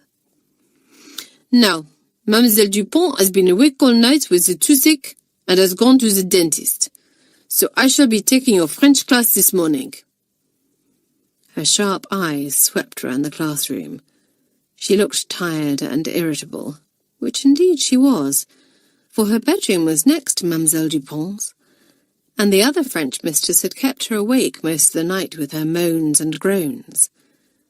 Mademoiselle Rougier put a hand across her mouth to hide a yawn, then said, "Bonnie?" "Yes, mademoiselle," said Bonnie politely. "Bring to me the prep which I gave you back," said Mademoiselle Rougier, "and let us hope that you have managed to get some of it correct this time. The rest of you, turn to page 21 in your French grammar books and begin reading, s'il vous plaît." Bonnie picked up her French book, into which she had carefully copied Amy's work, and stood up. She glanced round briefly at June, who winked, then went up to the mistress's desk and stood in front of it, so that Mademoiselle Rougier's view of the class was obscured. Then June slipped from her seat and into the little storage room, which she had unlocked earlier. At last Mademoiselle Rougier finished checking Bonnie's work, remarking grudgingly, "A much better effort, Bonnie. Please return to your seat." The little girl skipped back to her place, and Mademoiselle Rougier got to her feet, saying, "Now let us—" Then she stopped, frowning, and said sharply, "Where is June?" "I'm here, Mademoiselle Rougier," came June's disembodied voice. "Tiens!" cried the French mistress. "June, are you hiding under your desk? I demand that you come out at once." "I'm not under my desk, mademoiselle," said June from the storage room. "I'm at my desk. Can't you see me?" Nora, who was very good at acting, raised her hand and said in a scared voice, "Mademoiselle Rougier, June seems to have become invisible." The French mistress gave a snort of disbelief and snapped, "What nonsense is this? June, I command you to show yourself." "But, mademoiselle, I'm here," said June rather plaintively. Most of the girls were struggling not to laugh by this time, and had the victim of the prank been Mademoiselle Dupont, they would have been in fits of giggles. But it was decidedly dangerous to laugh at the bad-tempered Mademoiselle Rougier, who was growing angrier by the second. So they did their best to control themselves. The French mistress stalked to the back of the class, a frown on her face, and passed her hand over June's chair, before bending it over and peering under the desk. This was too much for Susan, who gave a choke of laughter, which she hastily turned into a cough. Then Mamselle spotted the empty pot of vanishing cream that June had left on her desk, and picked it up. "Tiens, what is this?" she asked. Freddie, who, in spite of her worries, was thoroughly enjoying the trick, said, "It's June's vanishing cream, Mademoiselle Rougier. Oh, I say, what if she's used too much and vanished for good?" "Vanishing cream? Bah, what nonsense," said the French mistress. All the same, she did look rather alarmed when she took the lid from the pot and saw that it was empty. "She's used it all," said Nora, sounding horrified. "Mademoiselle Rougier, what are we to do?" "Yes, what if she doesn't come back and stays invisible forever?" put in Pam. "I will not have girls vanishing into thin air in my lesson," cried Mademoiselle Rougier. Several of the listening girls found this so funny that they had to stuff handkerchiefs into their mouths to stifle their laughter. "I shall go and inform Miss Rayling at once that June has disappeared," said Mademoiselle Rougier, turning sharply and walking towards the door. As soon as her back was turned, June quietly sneaked from her hiding place and back into her seat. "Mademoiselle Rougier!" cried Felicity. "She's back! June is visible again. There's no need for you to go to Miss Grayling." The French mistress looked round and gave a start as she saw the wicked June sitting at her desk as large as life. "June!" she cried. "How dare you leave the classroom in the middle of a lesson?" "But, Mademoiselle, I didn't leave," protested June. "I was here all the time." "That's true, Mademoiselle," said Julie. "We all heard her voice." "Yes, but I do not wish to hear your voice, ma chère Julie," said Mademoiselle Rougier, who was working herself up into a fine rage. "June, I am not so easy to fool as Mademoiselle Dupont. I know that a trick has been played, and when I find out how you have made yourself vanish and then reappear, I shall punish you." With that, Mademoiselle Rougier stalked back to the blackboard, her heels click-clacking on the floor. And June, as fast as lightning, darted from her seat and back into the storage room. Mademoiselle Rougier turned to face the class and gave a shriek, pressing her hands to her cheeks. "Mon Dieu! The troublesome girl has vanished again!" "Sorry, Mademoiselle." Once more June's voice could be heard from thin air. "But I really can't help it." Well, the girls were quite helpless with laughter by this time, and past caring about any punishment that Mademoiselle Rougier might dish out. This was such an excellent trick that it would be well worth it. Tears rolled down Felicity's cheeks, while Susan was doubled up. Even Veronica was laughing uproariously. "Silence!" shouted Mademoiselle Rougier, stamping her foot so hard that a strand of hair came down from the bun she wore at the back of her head. "I will not tolerate this behavior. Méchante fille! You will all write me 50 lines tonight." This sobered the third formers a little, and their laughter died away. But just then the door of the classroom opened, and Mademoiselle Dupont appeared in the doorway. The relief of having her aching tooth removed had put the little French mistress in an excellent mood, and she beamed round at the girls. "Bonjour, mes petites. Bonjour, Mademoiselle Rougier. I must thank you for taking my class while I was away, for I know that you too had a restless night and must be tired. Ah, my tooth, how it ached!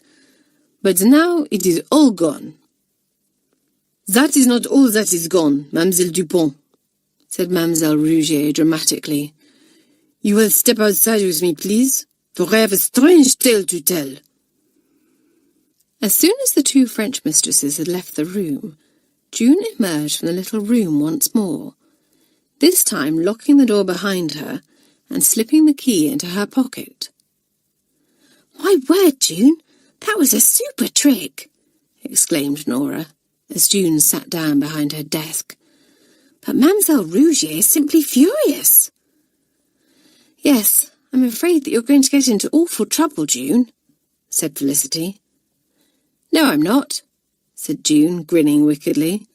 "An idea came to me when I heard Mademoiselle Dupont say that Mademoiselle Rouget had suffered a restless night. I think I can get us all off doing lines as well. Freddie, take that empty pot and throw it out of the window into the bushes. Now listen, everyone. This is what we're going to do." Moments later, the two French mistresses returned, and Mademoiselle Rouget was most astonished to see June, looking the picture of goodness, with her head bent over her book. "Ah, see, Mademoiselle Dupont," she cried, clutching at the other French mistress's arm with one hand and pointing at June with the other. "Yes, I see June, sitting at her desk and working out of the French," said Mademoiselle Dupont, eyeing Mademoiselle Rouget with concern. The tale that she had related had been quite astonishing, and Mademoiselle Dupont was rather worried about her countrywoman's state of mind. Girls did not vanish and reappear at random. It was quite impossible. The other third formers appeared to be concentrating hard on their work too, the dear good girls, and surely this would not be so if something was amiss with one of their friends. "June, you have come back!" cried Mademoiselle Rouget. "Come back?" repeated June with a puzzled frown. "But, Mademoiselle, I haven't been away." "Ah, but yes, you vanished," said Mademoiselle Rouget. "You put the vanishing cream on and you disappeared. The other girls, they saw you turn invisible. Is it not so, girls?" The third formers looked at one another in bewilderment, and Felicity said, "Mademoiselle Rouget, June has been here all the time." "Vanishing cream?" said Julie with a puzzled frown. "What vanishing cream, mademoiselle?" "Ah, you are bad girls, all of you," cried Mademoiselle Rouget, marching over to June's desk. "You are all trying to trick me. June, where is the vanishing cream? Open your desk at once." June obeyed, but there was nothing to be seen in the desk but books, pens, and pencils. "You have hidden it in your satchel, then," said Mademoiselle Rouget, quite beside herself. "I demand to search it." So June handed over her satchel, but, of course, the pot of vanishing cream was not in there either. Poor Mademoiselle Rouget did not know what to think. Were the girls playing an elaborate joke on her, or was she going quite mad? At last June said kindly, "I think I know what has happened. You must have been dreaming, mademoiselle." "June, please do not speak rubbish to me," said the French mistress scornfully. "How is it possible for me to dream when I am wide awake?" Once more the girls looked at one another, and Felicity said solemnly, "You fell asleep at your desk, Mademoiselle Rouget. It was right after Bonnie brought her book to you." "Never have I fallen asleep in a class," said Mademoiselle Rouget, looking mortified. "But you did, mademoiselle," said Susan. "We wouldn't have said anything about it if you hadn't started talking about June vanishing." "Ah, this is my fault," cried Mademoiselle Dupont. "For it was I who kept you awake last night, Mademoiselle Rouget. It is no wonder that you fall asleep at your desk. Now, you must go back to bed for the rest of the morning and catch up on your sleep. I shall take your next class and all will be well." So Mademoiselle Rouget, now convinced that the whole episode had been a strange dream, went quietly from the room. And the best of it is that she thinks the lines she gave us were part of the dream too, laughed Nora. Well done, June. Yes, that was a splendid trick, said Freddie, taking June's arm. It quite took me out of myself for a while. And no one else could have carried it off like you, June. I take my hat off to you. Somehow, word spread around the school that June had successfully tricked Mademoiselle Rougier. Even the sixth form got to hear about it, and Amanda Charterlow came up to June with a broad grin on her face. Don't forget you've got lacrosse practice this afternoon, she said. We don't want you doing one of your vanishing acts. Bonnie also took advantage of June's trick to get on the right side of Mademoiselle Rougier. She picked a huge bunch of late-blooming flowers from the garden and took them to the French mistress later that day. Oh, Mademoiselle Rougier, I've been so worried about you, she said in her soft voice. I often used to have trouble sleeping when I was ill, and I know how tired it makes you the next day. Surprised and rather touched, Mademoiselle Rougier took the flowers from Bonnie, saying, Thank you, ma chère. This is indeed most kind of you. Bonnie smiled her most charming smile at the mistress and went on her way. And from that day on, Mademoiselle Rougier remembered the girl's thoughtfulness and was much kinder to her in class. So there's only Miss Peters who you haven't managed to charm, said Nora in the common room one evening. And she's a really tough nut to crack. You'll never succeed with her, Bonnie. I bet you a stick of toffee I will, said Bonnie at once. You're on, said Nora. If you haven't managed to wrap Miss Peters round your little finger by the end of term, that's a stick of toffee you owe me. Chapter 10. Half-term. Half-term arrived at last, and there was great excitement throughout the school. Even sleepyheads like Nora and Amy leaped out of bed early, looking forward to the day with eager anticipation. Felicity was simply dying to see her mother and father, while Bonnie couldn't wait to be spoiled by her doting parents once more. And Amy was looking forward to showing off her good-looking father and beautiful mother to the others. Only Veronica looked forward to the day with mixed feelings, for try as she might, she had been quite unable to think of a way to put her parents off coming for half-term. It wasn't that she didn't love her mother and father, for she did, but she didn't feel that they were quite good enough for her, and they certainly weren't good enough to meet Amy's people. As it turned out, fate took a hand and, just as the first parents were arriving, Veronica was called to Miss Grayling's office. Veronica, I'm afraid I have some disappointing news for you, said the head, after she had greeted the girl. Your father telephoned me earlier, and I'm afraid that he and your mother won't be able to come today. You see, your mother has flu, and although they were hoping that she would feel well enough to travel today, she is still quite ill. I see, said Veronica, beginning to feel a little guilty. She had wanted something to happen to stop her parents coming, but she certainly hadn't wished for her mother to be ill. Mother will be all right, won't she? She asked the head a little anxiously. Of course, my dear, said Miss Grayling kindly. She just needs plenty of rest at the moment, and I dare say she'll be as right as rain in a few days. Now off you go and join the others, and try to enjoy half-term as best you can. Reassured that her mother wasn't seriously ill, Veronica made up her mind to do just that.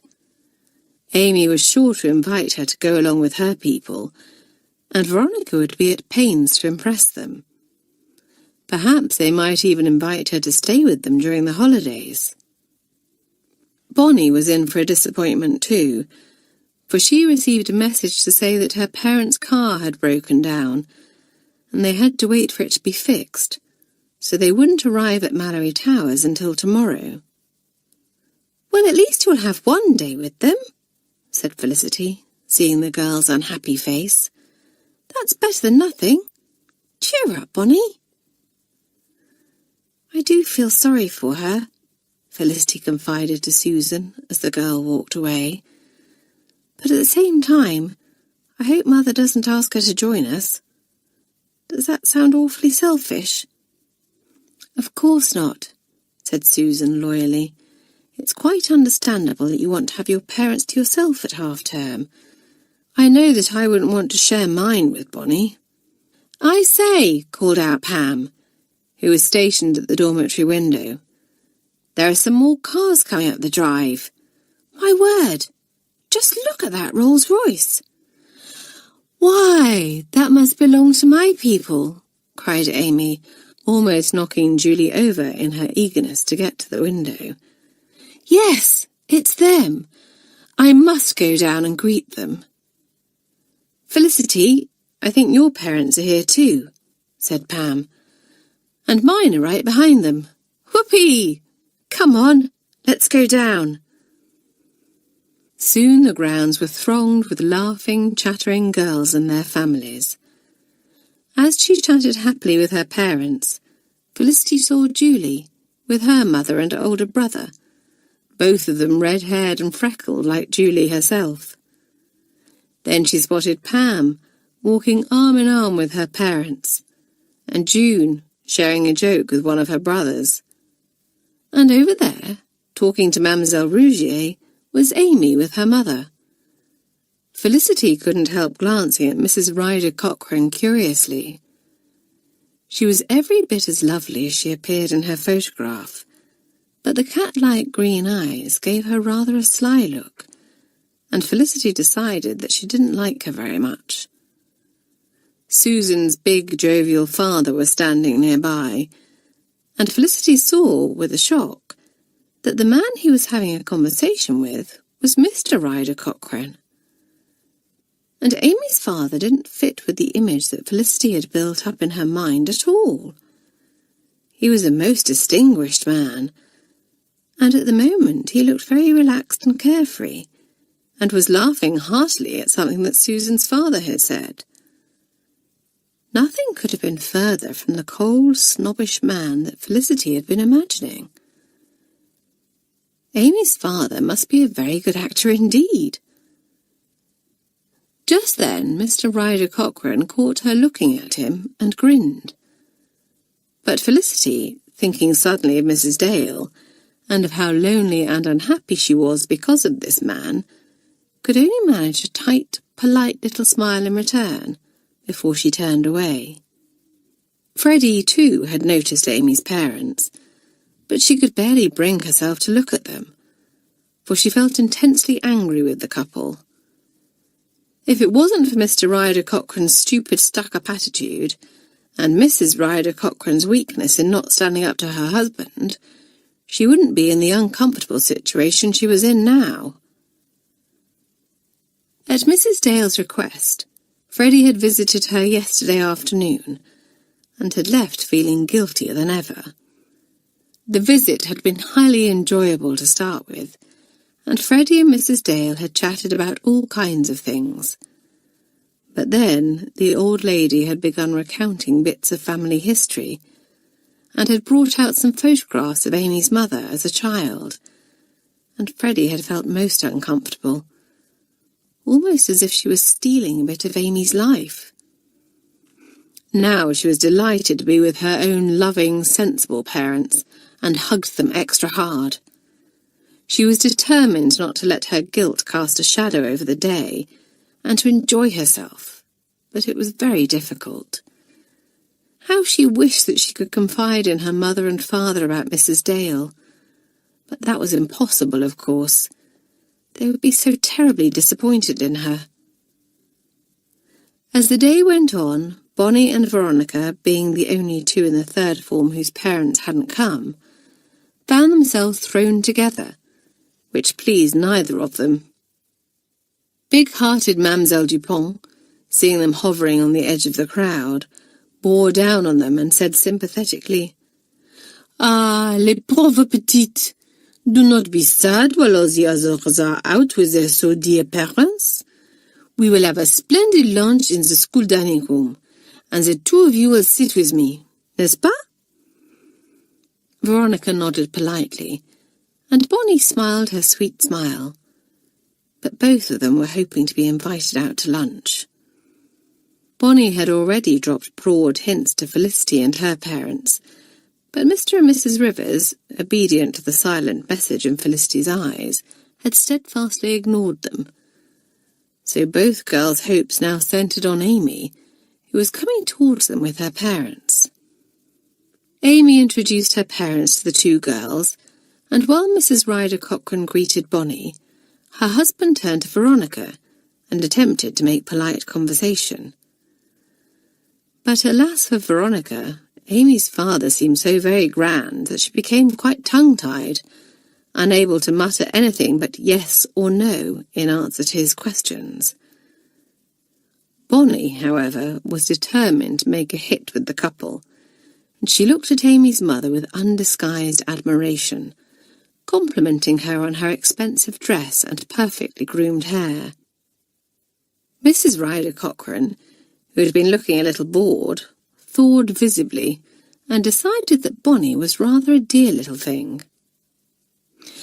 "Bonnie is the girl I wrote to you about, Mummy," said Amy. "The one who makes such beautiful clothes." Veronica listened to this rather glumly. It seemed that she hadn't been mentioned in Amy's letters home at all, and she didn't like the way that Mrs. Ryder Cochrane seemed to have taken to Bonnie. She tapped the smaller girl on the shoulder and said, "It's almost lunchtime, Bonnie. We'd better go and get ready." "Of course," said Bonnie, managing to make her smile both brave and pathetic. "Oh, how I wish that my mother and father were here to take me out to a restaurant. Still, I'm quite sure that the school lunch will be delicious. Come along, Veronica." As the two girls walked off towards the school, Mrs. Ryder Cochrane said in a low voice to Amy, "Why don't you ask little Bonnie to come out with us, darling? She seems such a sweet girl." "Oh, Mummy, can I?" said Amy, her eyes lighting up. She always enjoyed basking in her beautiful mother's reflected glory, and had been thrilled by how impressed with her Bonnie had seemed. "I'll go and tell her now." "What about the other girl?" said Mr. Ryder Cochrane. "It seems a bit mean to leave her behind. Amy, you had better invite her too." But Amy was already speeding off after Bonnie, and didn't hear what her father had said. "Bonnie!" she cried, catching up with the two girls. "Mummy says that you ought to come out to lunch with us. You'd better let Miss Peters know, or she might think you've gone missing. But do hurry up." Then she dashed back to her parents, while Bonnie went off in search of Miss Peters.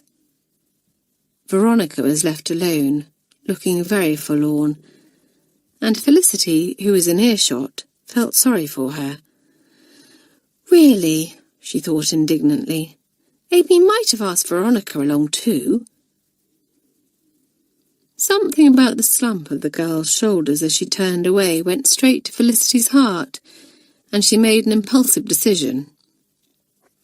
Without giving herself time to think about whether she would regret it later, Felicity ran over to Veronica and grabbed her arm, saying, "Veronica, go and get ready. You're coming out with me and my people." For a moment, Veronica thought that she had misheard Felicity, and she could only stand staring at her blankly. Felicity gave her a little shake and said, "You do want to come, don't you? It's nothing grand, just a picnic lunch and a walk along the beach, but it's better than being here on your own." Veronica found her voice at last, stammering out her thanks, but Felicity cut her short, saying, "Never mind that. Go and fetch your coat while I run and let Miss Peters know what's happening. I'll meet you back here in 5 minutes." If Mr. and Mrs. Rivers were a little surprised to find that Felicity had invited a strange girl to share their picnic, they were far too well-mannered to betray it, and did their utmost to make Veronica feel welcome. As they were getting into the car, Amy, her parents, and Bonnie drove past, the two girls looking most surprised to see Felicity and Veronica together. "How odd," remarked Amy. "I always thought that Veronica couldn't bear Felicity." "And I thought that Felicity couldn't bear Veronica," said Bonnie, who felt quite jealous at seeing the two girls together. Why on earth had Felicity asked Veronica out instead of her, Bonnie? The girl brooded on it during the drive to the restaurant. Perhaps she had been spending too much time with Amy and neglecting Felicity. Although it had been Felicity's idea for her to make friends with Amy in the first place, so she ought to understand. But Bonnie had, in her own way, become quite fond of Amy as their friendship grew, and she certainly enjoyed her company. Maybe Felicity had sensed this, and had gone off with Veronica to get back at Bonnie. Yes, that was the only sensible explanation, for Felicity couldn't possibly like Veronica. Bonnie made up her mind that she would devote more time to Felicity when they got back to school, and show her that their friendship was still important to her. Felicity, meanwhile, mercifully unaware of Bonnie's intentions, was having a simply marvellous time. And so, for a wonder, was Veronica. The girl had been a little stiff and shy with Mr. and Mrs. Rivers at first, but they were such a charming couple that this very soon wore off. She took a particular liking to Mrs. Rivers, whose warm, friendly manner put her very much in mind of her own mother. As she walked along the beach beside Mrs. Rivers, watching Felicity and Mr. Rivers looking for shells a little way in front, a pang of conscience smote Veronica. How could she have been so stupid and wicked as to wish that her parents wouldn't be able to come today? Well, she had got her wish, and now she had an overwhelming desire to see her mother and speak to her. Her father, too. She gave a sigh, and Mrs. Rivers asked kindly, "Is anything wrong, dear?" "I was just thinking about my parents," said Veronica, with a rather wobbly smile, "and hoping that my mother isn't feeling too poorly." "Poor child," said Felicity's mother, taking her hand. Then an idea occurred to her. "Why don't you ask Miss Grayling if you can use her telephone to call them tonight? I'm sure that she wouldn't mind, under the circumstances. And you'll sleep better tonight after you've had a little chat with your parents, knowing that your mother is being looked after." Veronica brightened at once and said, "Oh, that would be simply marvellous. Do you really think the head would let me?" "Well, if you like, Veronica, I will come along to Miss Grayling's office with you when we get back to Malory Towers," offered Mrs. Rivers.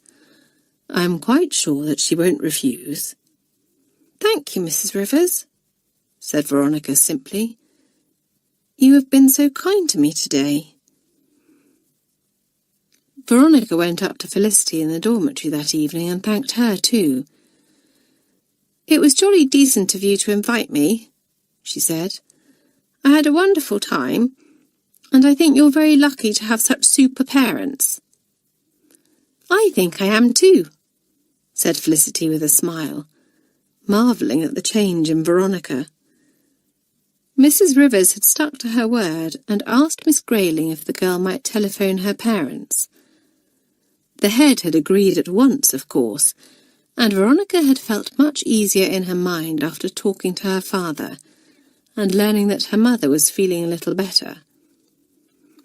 She had come into the common room afterwards with a beaming smile on her face, and the third formers had looked at her in surprise. "I've seen a different side of Veronica today," Felicity had said to Susan. "She seemed much, I don't know, much softer and more humble somehow. June, sitting nearby, had given a scornful snort and said, "Don't let her fool you, Felicity. You're too soft-hearted for your own good." "So you keep telling me," said Felicity, nettled. "But I think that only a hard-hearted person could have failed to feel sorry for Veronica today. It must have been dreadful for her being alone, when most of us had our people here." "She's putting on an act to gain sympathy," scoffed June. "Of course, what she really wanted was Amy's sympathy and lunch in a fancy restaurant. But that didn't work, so she had to fall back on you, Felicity. Veronica will be back to her old self again before long. You mark my words." "Perhaps the two of you should agree to disagree," said the sensible, steady Susan, looking from Felicity's troubled little face to June's mocking one. "Come on now, it's been a super day. Let's not spoil it with a silly argument." "Dear Susan," said June with a laugh, "always pouring oil on troubled waters." "No, don't glare at me like that, Felicity, for I have no intention of arguing with you. As Susan has so sensibly suggested, we'll agree to disagree." And the matter was left there, though Felicity still felt a little cross with June. The trouble was, she thought, June was always so sure of herself that she made those less confident, like Felicity, doubt their own opinions. So when Veronica came over in the dormitory and thanked her, Felicity felt heartened. But the next day, Sunday, saw Veronica at Amy's side again. Bonnie's parents arrived to take her out, so Amy graciously invited Veronica to spend the day with her and her parents.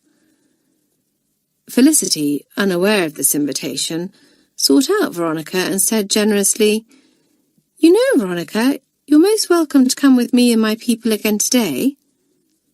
"That's awfully kind of you, Felicity," said Veronica, blushing and looking a little awkward. "But you see, Amy has already invited me to spend the day with her, and I've accepted." "Oh, well, that's up to you, of course," said Felicity, with a careless shrug. Inwardly, though, she wondered how Veronica could have such little pride that she tagged along with Amy after the girl had so callously abandoned her yesterday.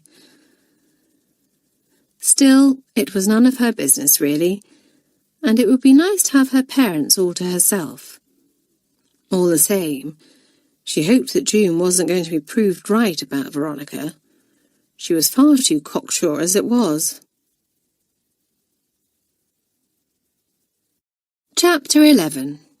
Trouble in the Third Form.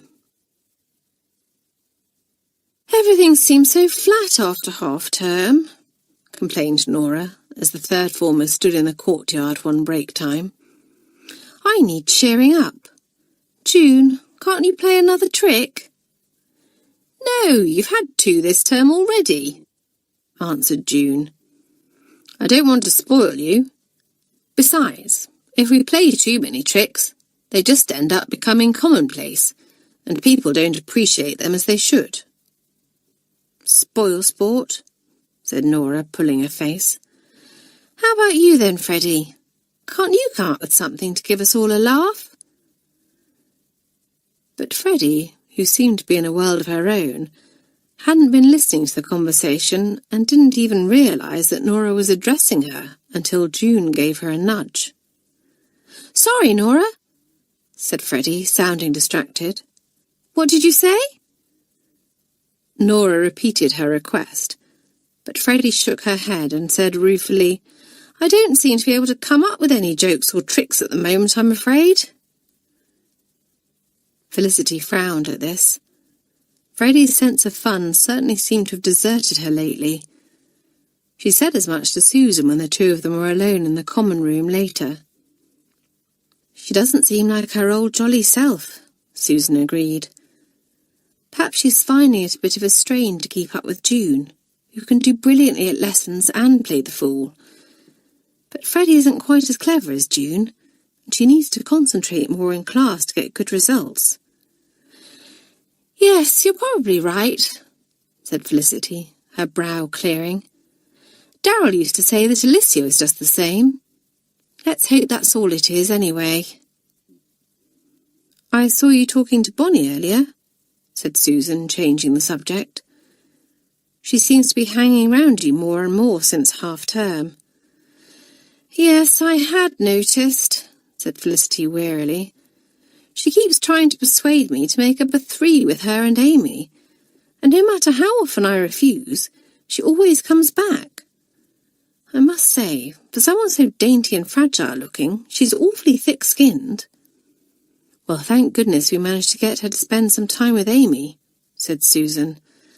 Otherwise I should never have you to myself. Yes, that little scheme worked a treat, said Felicity. Though I don't suppose Bonnie would be too pleased if she knew that I had only suggested she'd try to split Amy and Veronica up because we didn't want her tagging along with us all the time. And Veronica would be simply furious too. Well, thank goodness neither of them will find out, said Susan complacently. But she was quite wrong, for at that very moment Veronica was standing on the other side of the common room door. As usual, she hadn't meant to listen, and had only been on her way to the common room to collect something. But on hearing voices, the urge to listen in had been too much, and now her feelings were very mixed. On the one hand, the knowledge that Bonnie had only befriended Amy as a favour to Felicity would be very useful indeed. But she also felt hurt and angry that Felicity had set Bonnie to work to break up her own friendship with Amy. Since half-term, her feelings towards Felicity had softened a great deal, but now the old feelings of bitterness and resentment came flooding back. Just who did Felicity Rivers think she was? Well, she was in for a shock, and so was silly little Bonnie. Bonnie grew quite exasperated with Veronica over the next couple of days. The girl kept giving her strange looks, and odd, triumphant little smiles that Bonnie was quite at a loss to understand. Veronica, typically, was enjoying savouring her newfound knowledge and keeping it to herself, until the moment was right to break the news to Amy. And the moment came after art lesson one afternoon. Miss Linney, the art mistress, was very good-natured and easy-going, and the girls were allowed to sit where they pleased in her class. Amy took a seat by the window, and both Veronica and Bonnie moved towards the empty seat beside her. Bonnie reached it first and sat down, much to Veronica's annoyance. "I always sit next to Amy," she protested. "Well, it will be a pleasant change for her to have me beside her instead," said Bonnie softly, looking up at Veronica with the innocent stare that always infuriated her. "Off you go, Veronica." But Veronica wasn't giving up without a fight, and she said through gritted teeth, "I'm not going anywhere, you little beast. Move at once." Amy, who loved to have people fighting over her favours, took no part in the quarrel, but stared rather smugly out of the window. It was left to Miss Linney to intervene, saying calmly but firmly, "That will do, girls. Veronica, there is a seat over there next to Julie. Please go and sit there." Veronica did not dare disobey the mistress, and reluctantly moved away to sit next to Julie, leaving Bonnie to enjoy her victory. Miss Linney's classes were always very free and easy, and the girls chatted away to one another as they worked. Veronica scowled as she watched Amy and Bonnie, their heads together as they talked and laughed. Well, Bonnie would be laughing on the other side of her face very soon. After the art lesson finished, Veronica caught up with Amy and Bonnie outside. "I do so love Miss Linney's classes, don't you?" said Bonnie sweetly. "Amy and I just talked and talked throughout the whole lesson." "Really?" said Veronica, a smile on her face and a dangerous glint in her eyes. "And did you talk about how you've only been sucking up to Amy because Felicity Rivers put you up to it?"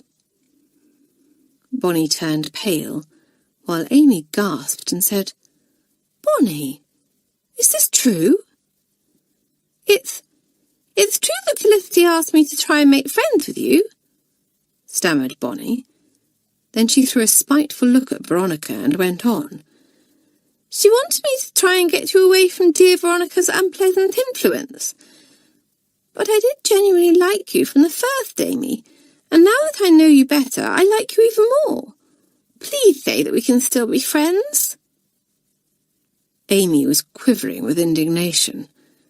She was used to people vying for her friendship, and to hear that Bonnie had only palled up with her because Felicity had put her up to it was very hard for her to bear.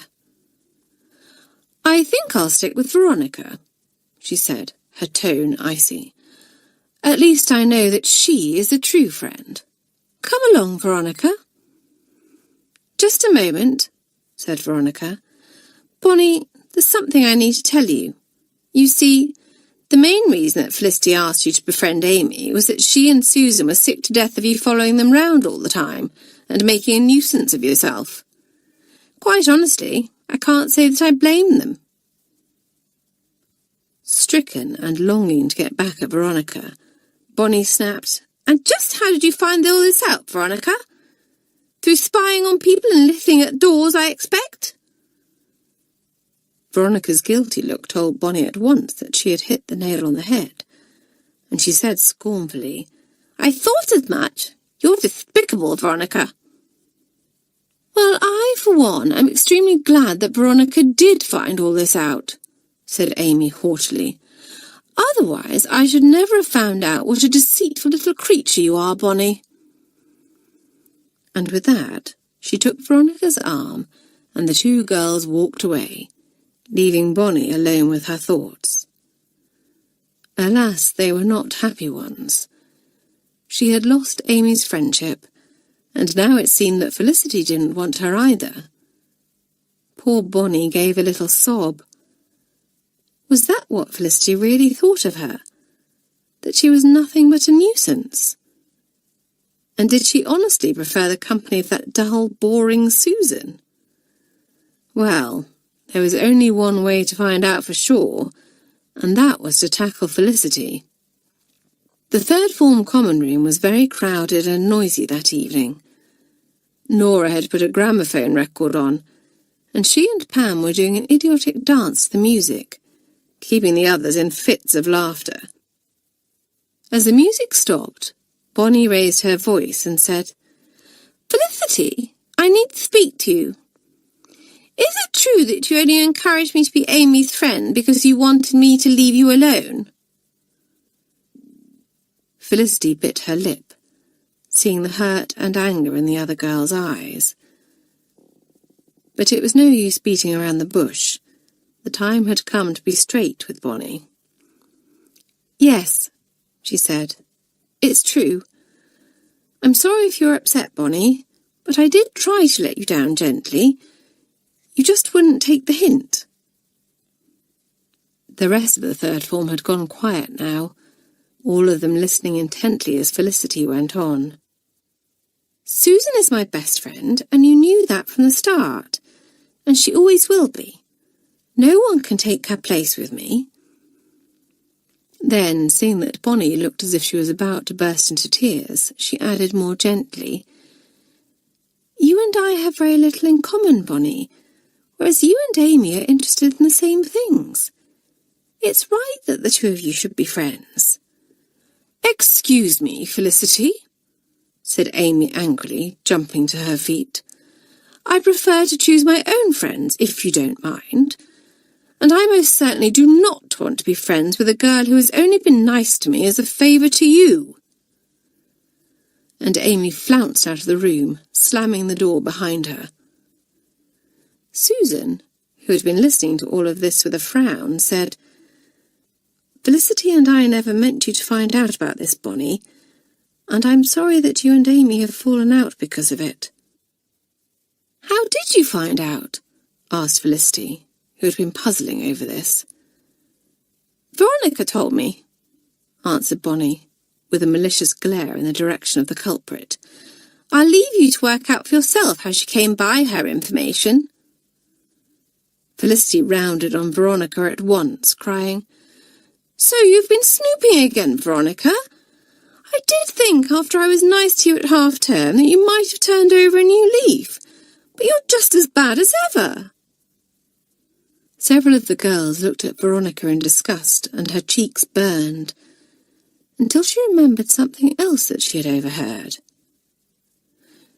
"It's just as well I did," she retorted, "for I found out that you egged Bonnie on to try and spoil my friendship with Amy. So don't dare act all high and mighty with me, Felicity Rivers." Then Veronica too stormed out of the room, and June, who had been watching the dramatic scene avidly, laughed. "Well done, Felicity," she called out. "That's 2 people you've managed to drive out of the room this evening." "Oh, shut up, June," snapped Felicity, who was in no mood for June's malicious sense of humour tonight. June said no more, but grinned as she lounged back in her chair, waiting for the entertainment to continue. Freddie looked hard at her friend, saw how she was thoroughly enjoying all the drama, and suddenly realised, with a little shock, that June thrived on trouble. And if life was going along too peacefully and smoothly, she would stir things up herself. For the first time a doubt crept into Freddie's mind. Had June been acting kindly and thinking of Mrs. Dale's happiness when she suggested that she, Freddie, pose as Amy? Or had she used Freddie as a cat's paw to play an outrageous prank that she had known would end in trouble? But there was no time to think about that now, for Bonnie had turned on Felicity again, her voice trembling as she cried, "I hope you're satisfied, Felicity Rivers. You don't want to be my friend, and now, thanks to you, Amy doesn't either. I've got nobody. Nobody at all." Then she burst into noisy sobs and fled from the room, causing June to crow, "A hat trick! Nice work, Felicity." Seeing that the normally even-tempered Felicity looked ready to explode, Pam gave June a little shove and muttered, "For heaven's sake, be quiet, June. Things are quite tense enough in here tonight as it is, without you stirring things up." "I shan't say another word, Pam," said June, her eyes dancing mischievously. "It looks as if our dear head girl has quite enough on her plate at the moment, without me adding to her woes." Yes, and didn't June just relish the fact, thought Freddie, watching her through lowered eyelashes. If only she could make the laughing, carefree girl feel the weight of her conscience, just as she, Freddie, felt hers lying heavy on her shoulders. But did June even have a conscience? Freddie didn't know, but she intended to find out.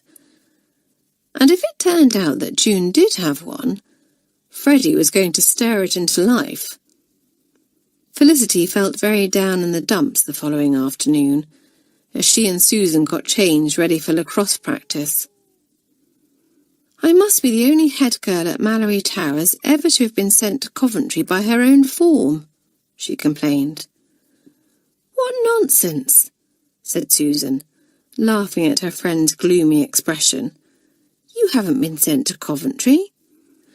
"Well, Amy is barely speaking to me, while Bonnie and Veronica won't have anything to do with me at all," Felicity sighed. "And although I don't care for any of them very much, I can't altogether blame them. I really don't feel as if I've handled this very well." "Don't feel as if you've handled what very well?" asked Pam, coming into the changing room in time to hear this. Felicity told her, and finished by saying miserably, "I don't think that I've been a great success as head girl. Susan, you would have been a much better choice. Or you, Pam. You were absolutely fine last year." "Yes, but I was lucky," said Pam, wrinkling her brow thoughtfully. Everything went really smoothly last year, and I didn't have people like Veronica or Bonnie or Amy to deal with. So you see, Felicity, I wasn't really tested." "Well, I've been tested all right," groaned Felicity, "and I've been found wanting." "There's still time to put things right," said Pam bracingly. "The term isn't over yet." "What Pam says is quite true," said Susan. "Everything will be sorted out in the end, Felicity, you'll see. Now come on, let's go and blow some of those cobwebs away on the lacrosse field. You know, Felicity, Amanda was telling me that you stand a jolly good chance of getting into the second team this year." "Did she really?" said Felicity, cheering up at once. "Susan, you must practice hard too, and let's see if we can both get on the team. Wouldn't that be simply marvellous?" June had also been looking forward to lacrosse practice, but Freddie had other ideas. "I told you Mrs. Dale has invited me to tea, and she said that I might bring a friend," said Freddie. "And the friend I'm bringing is you."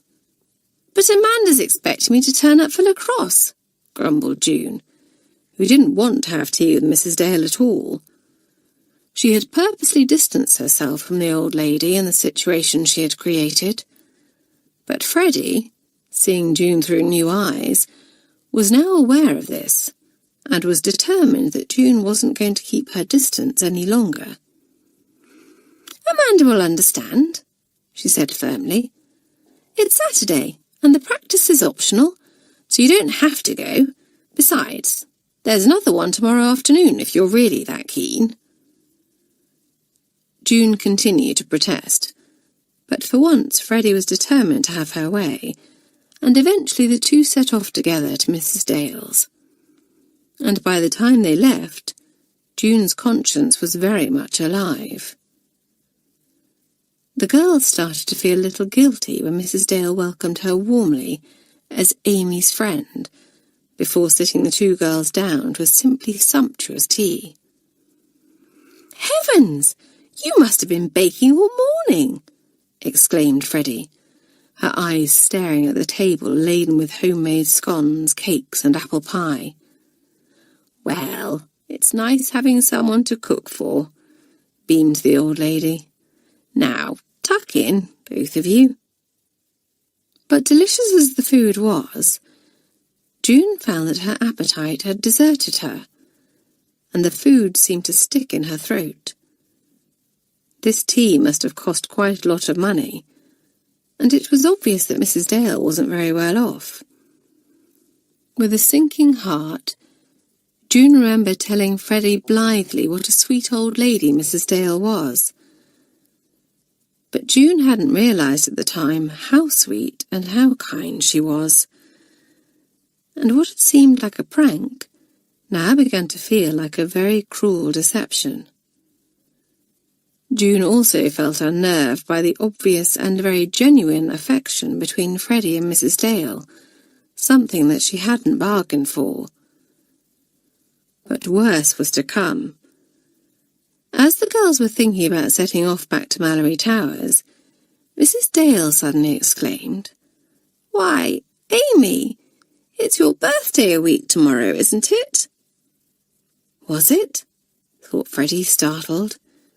Then she remembered hearing Amy mention something to Veronica about having a birthday coming up soon, and she nodded.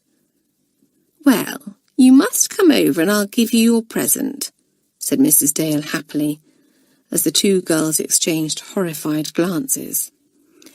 "There's no need to give me a present, Gran," said Freddie in a strangled tone. "Please don't spend your money on me." "Well, what's the world coming to if I can't give my only granddaughter a present on her birthday?" tutted Mrs. Dale. "I've never heard the like." So the end of it was that Freddie had to promise to visit Mrs. Dale on Amy's birthday, but she was deeply unhappy about it. And so was June. She was oddly silent on the walk back to Malory Towers, but inwardly she felt sick. She had meant to keep Freddie occupied, and had foreseen that the girl would begin to feel guilty about deceiving the old lady. But she, who prided herself so much on her careful planning, hadn't foreseen that the two would become so fond of one another, and she could have kicked herself. Not for the world would she willingly have hurt Mrs. Dale, or Freddie either, for that matter. And the dreadful thing was, June couldn't see any way out of it without causing both of them a lot of pain. Nor could she fool herself into thinking that it was Freddie's problem and not hers.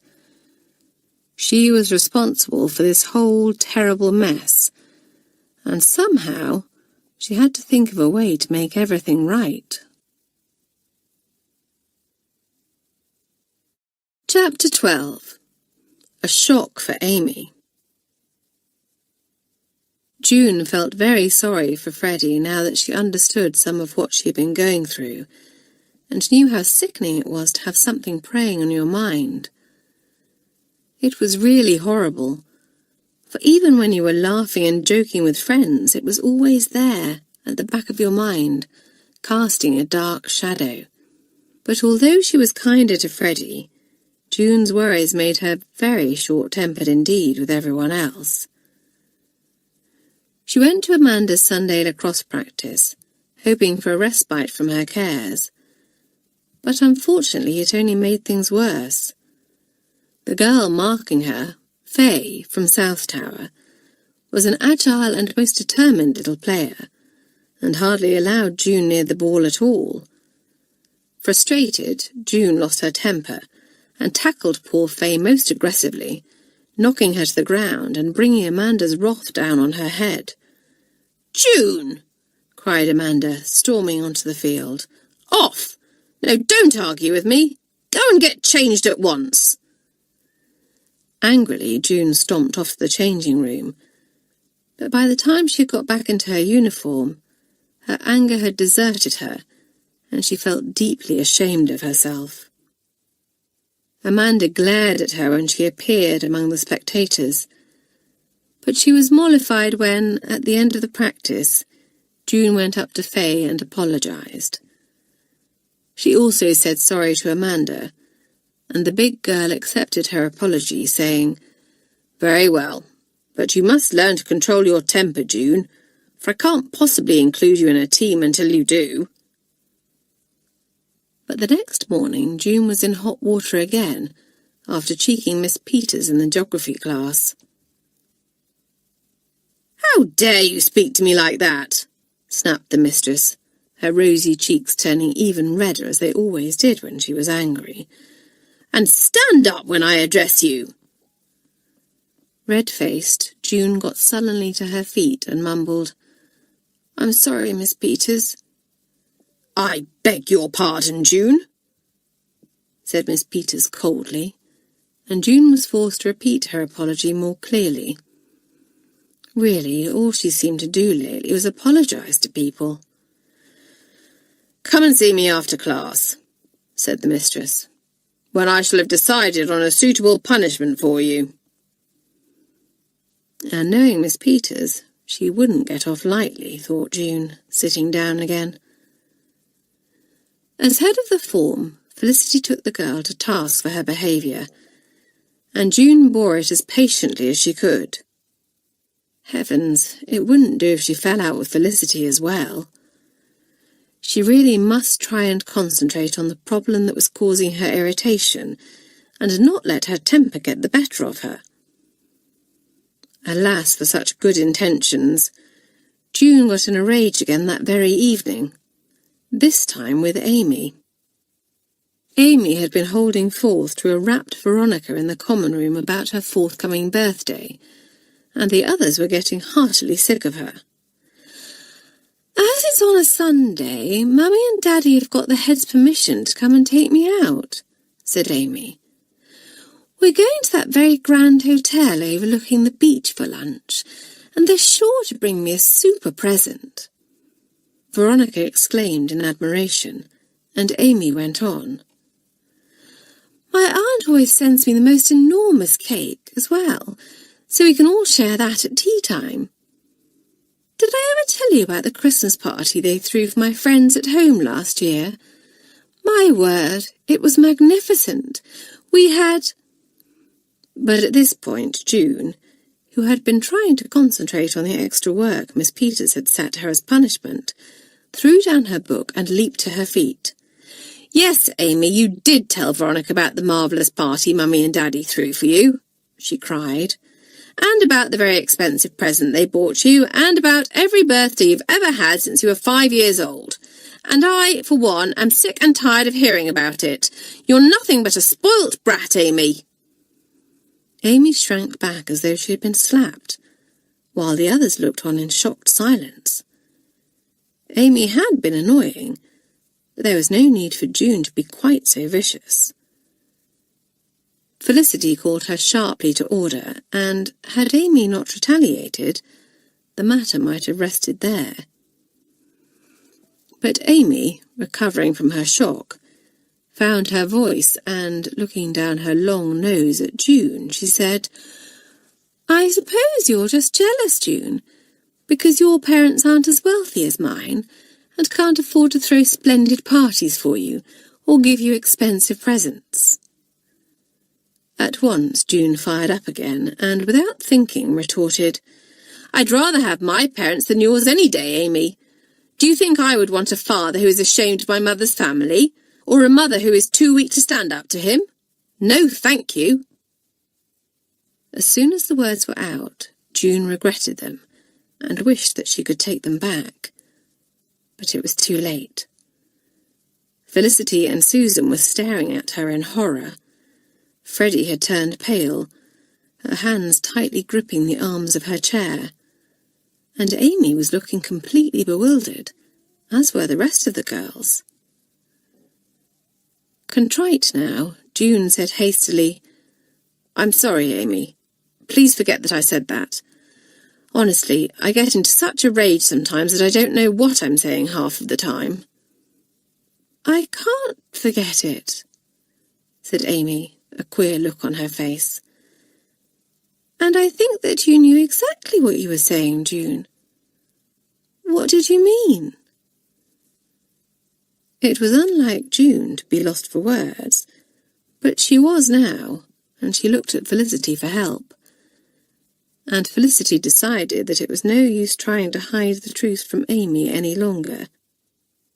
She was absolutely furious with June for blurting it out like that, but she would deal with her later. As concisely as possible, she told Amy how she, Susan and June had met her grandmother, and how they had promised not to tell Amy that she was living near the school, because she didn't want to go against Mr. Ryder Cochrane's wishes. Amy listened intently, an incredulous expression on her face, and when Felicity had finished, she laughed and shook her head. "You're mistaken, Felicity," she said. "My grandmother moved to Australia shortly before my parents married. And as for my father disapproving of her, why, that's nonsense. He promised me that we would go and visit her one day. In fact, we've been on the verge of going several times, but Mummy has always been taken ill, so it hasn't happened yet. I don't know who this woman is, but she certainly isn't my grandmother." The third formers didn't know what to think now, and exchanged puzzled looks. Then Pam, who had been looking very thoughtful, said, "Amy, do you have a photograph of your grandmother?" "Yes," said Amy. "It's one that she sent to Mummy from Australia." "Go and fetch it then," said Pam, "and hurry up." Amy rushed from the room, and was back a few moments later, clutching the photograph, which she handed to Felicity. "It's Mrs. Dale," said Felicity. "Amy, I tell you this is definitely the woman that Susan, June and I met. Isn't that so, Susan?" Susan, who was peering over Felicity's shoulder at the photograph, nodded solemnly, and Nora said, "The plot thickens. I say, Amy, I don't suppose your grandmother has a twin sister?" "Of course she hasn't," said Amy, her thoughts in a whirl. It doesn't make any sense. If Grandmother has returned from Australia, why hasn't she been in touch with me or with Mummy? I don't understand what's going on. I think I do, said June, who had been looking very pensive. But I don't think you will like what I have to say, Amy. Well, that doesn't usually bother you, said Amy harshly. Just spit it out, June. Very well, said June, looking rather grave. You see, Amy, it isn't your father who is ashamed of Mrs. Dale. It's your mother. As Amy remained speechless, her mouth wide open, June went on. Mrs. Dale isn't at all wealthy or grand. I think that your mother was afraid to let your father meet her because she didn't want him to know that she came from a plain, ordinary family. So she pretended that her mother lived in Australia and then fooled you and your father into thinking she was ill every time a trip to visit Mrs. Dale was planned. I don't believe it, said poor Amy, her face ashen. How could Mummy do that? And how could she lie to Daddy and to me for all this time? Everyone felt very sorry for Amy, and Felicity put a hand on the girl's shoulder, saying kindly, All of this must have come as a dreadful shock to you, Amy. I think that you ought to sort things out with your parents when they come for your birthday.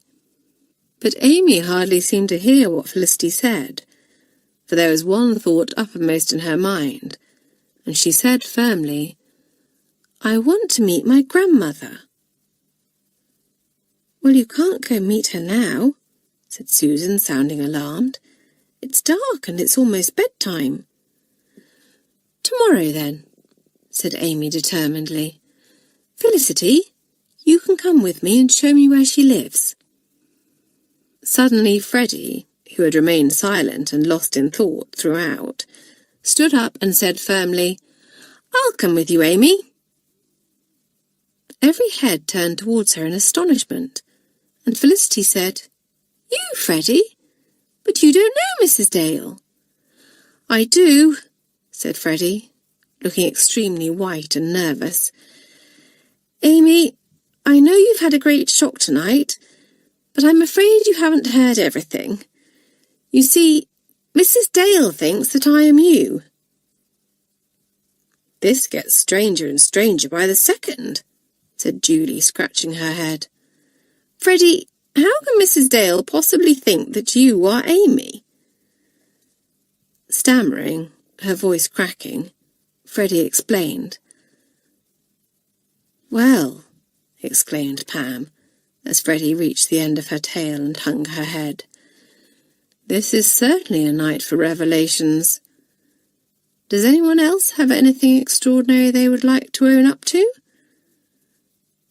No one did, of course, and Freddie went over to Amy, taking both of the girls' hands in hers and saying earnestly, Please let me come with you tomorrow, Amy, so that I might explain things to Mrs. Dale and apologise. I didn't mean to hurt her, truly I didn't. I just felt dreadfully sorry for her, and thought that I could cheer her up by visiting and pretending to be you. I should have thought it through more carefully. If I had, I wouldn't have been so stupid, and would have said no to the whole crazy idea. Amy, whose mind was reeling, said nothing, but the others believed Freddie at once.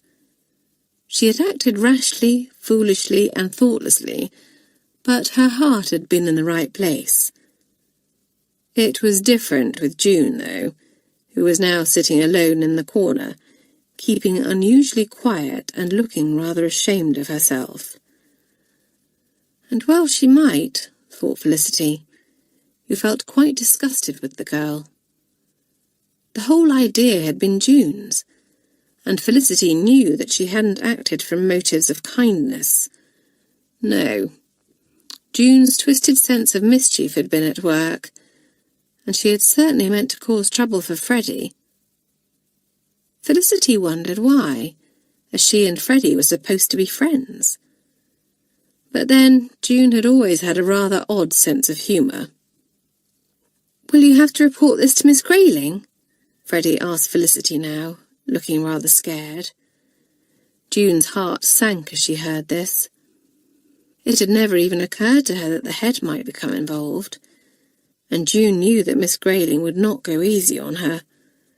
She might even expel her, and June felt sick at heart at the thought. "That's for Amy to decide," answered Felicity, looking across at the girl. "I don't know," said Amy, on whose face the strain was beginning to show. "I just can't think about that at the moment. All I want is to meet my grandmother and get to know her.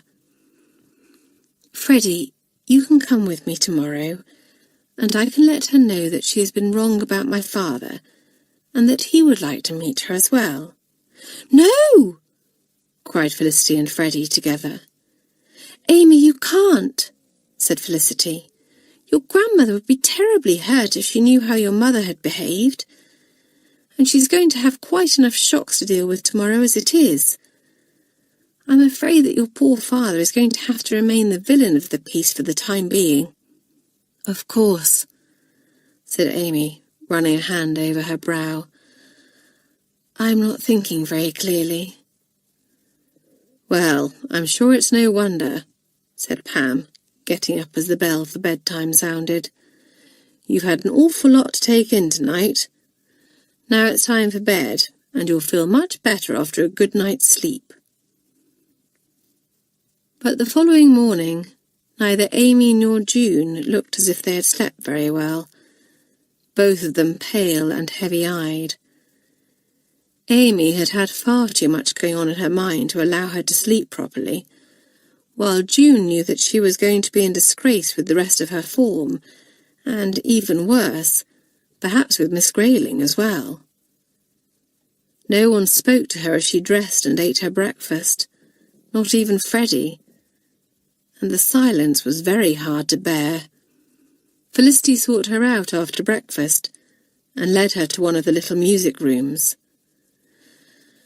"I suppose you're going to tell me off," said June, folding her arms across her chest, defiant to the last, even though she knew that she richly deserved a scolding. "Yes, I am," said Felicity bluntly. "June, what were you thinking of? How could you have been so stupid and so cruel?" "I admit that it was stupid," said June, "but I didn't intend to cause Mrs. Dale any hurt." "Perhaps not," said Felicity, "but you certainly meant to cause trouble for Freddie. Why, June, when she's your friend, and has never shown you anything but kindness?" June turned red, but stubbornly refused to answer, while Felicity racked her brains for a clue that might explain the girl's extraordinary behaviour. Then, in a flash, it came to her. "I know why!" exclaimed Felicity. "You're jealous of Freddie, of how clever she is at jokes and tricks. Because you desperately want to be the third form's bad girl, the only one who can play tricks and make people laugh. Well, June, you've certainly proved that you're a bad girl, but no one's laughing." June was now as white as she had been red, and she said harshly, "Very clever of you, Felicity. Have you finished now?" "Not quite," said Felicity. "We have yet to hear you offer an apology to Amy or Mrs. Dale, or Freddie for what you've done. And you must see that you owe them one, all three of them." "I know that," said June, growing angry, "and I shall apologise to them in my own time and without any prompting from you, Felicity." "I'm glad to hear it," said Felicity. "And for your sake, June, I hope that Amy decides not to report the matter to Miss Grayling. I wouldn't want to be in your shoes if she does." June went away smarting. She always hated to be told off, and Felicity had made her feel very small indeed. Freddie, meanwhile, wasn't looking forward to seeing Mrs. Dale at all, She and Amy made their way to her cottage after afternoon school, and were silent on the short walk, each girl lost in her own thoughts. As the little cottage came into sight, Freddie's footsteps seemed to drag, as though she were trying to put off the dreadful moment when she would have to confess everything to the old lady. But then they were at the gate, and Freddie turned to Amy. "We're here." Chapter 13. Mrs. Dale Springs a Surprise. "Why, I wasn't expecting to see you until Sunday," exclaimed Mrs. Dale, as she opened the door to the two girls. "And you've brought someone else to visit me. Come along in, both of you." She led both girls into her tiny living room, where they sat side by side on a small sofa. Mrs. Dale's cat, Sooty, who had become firm friends with Freddie, jumped up onto her knee and rubbed his head against her arm, purring madly. Then he spotted Amy, and wondered if this stranger liked cats too. Sooty jumped from Freddie's lap to Amy's, and the girl gave a little start, for she wasn't used to pets and was rather nervous of them. But Sooty was prepared to overlook this, and curled up on her lap, purring his approval when Amy tentatively stroked his head. "Well, Amy," said Mrs. Dale, now that Sooty had settled down to his satisfaction, "this is an unexpected pleasure." "Yes," began Freddie. "You see, I had to come today because—" "Oh, I wasn't talking to you, my dear," said Mrs. Dale, with a strange little smile.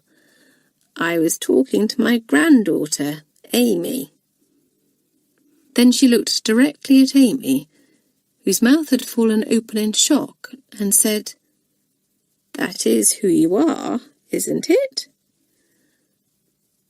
"Yes, grandmother," answered Amy in a trembling voice. "Oh, it's so lovely to meet you." Then she got to her feet, dislodging the cat, who merely yawned and settled down on Freddie again, and hugged the old lady for all she was worth, while Freddie looked on in the utmost astonishment, questions crowding her brain. At last, Amy and Mrs. Dale sat back down again, and Freddie said, in rather a high, nervous voice, "How long have you known that I wasn't Amy?" "I've known from the first," answered the old lady quite serenely, her shrewd eyes twinkling. "I might be old, but I still have all my wits about me. You see, a couple of days before you turned up on my doorstep claiming to be my granddaughter, I received a letter from Amy's mother, and in it was a recent photograph of Amy, in her new school uniform, taken just before she left for Malory Towers." But why didn't you say anything?" asked the bewildered Freddie, absent-mindedly stroking the cat. "Because I wanted to know what game you were playing," Mrs. Dale replied. "I was at a loss at first, but I think I know what you were up to now. I realised the other day when you brought June to tea. She was the one who put you up to it, wasn't she?" Amy gave a scornful snort, while Freddie nodded and said, "Yes, but you must believe that I didn't mean any harm, Mrs. Dale. June said that you were lonely, and it seemed like a good idea at the time, but—" Her voice trailed off miserably, and Mrs. Dale said, "But your conscience started to trouble you." "Yes, it did," said Freddie, looking the old lady straight in the eye. "It troubled me a lot, and there was something else too. I grew very fond of you, and I hadn't expected that." "Well, I'm glad to hear it," said Mrs. Dale, her shrewd blue eyes twinkling. because I grew very fond of you too, and came to look forward to your visits, even though I knew you weren't really my granddaughter." "Heavens!" She gave a little laugh. "Do you realise that I don't even know what your real name is?"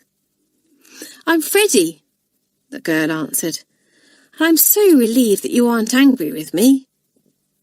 "I could tell that you were a good girl at heart," said Mrs. Dale, "and I knew that you would own up sooner or later. As for that June, well, I realised that she was a monkey the second I clapped eyes on her. That was the day she rescued my Sooty from the tree. My goodness, what a long time ago that seems now." "Monkey is putting it mildly," said Freddie with a grimace. "I was an idiot to let her talk me into this in the first place." "Oh, we all act foolishly at times," said Mrs. Dale. "I just hope June comes to see the error of her ways before she gets herself into real trouble. She reminds me very much of myself when I was that age, you know." Both girls looked astonished at this, quite unable to picture the old lady as a mischievous schoolgirl, and Mrs. Dale laughed at their wide-eyed expressions. "Yes, I was young once myself," she said. "And now, Freddie, I'm going to ask you to leave Amy and me alone for a while. I'd like to get to know my granddaughter." "Of course," said Freddie, getting up at once and putting Sooty, who didn't approve of all this activity, on the floor. "May I come and visit you again, please, Mrs. Dale?"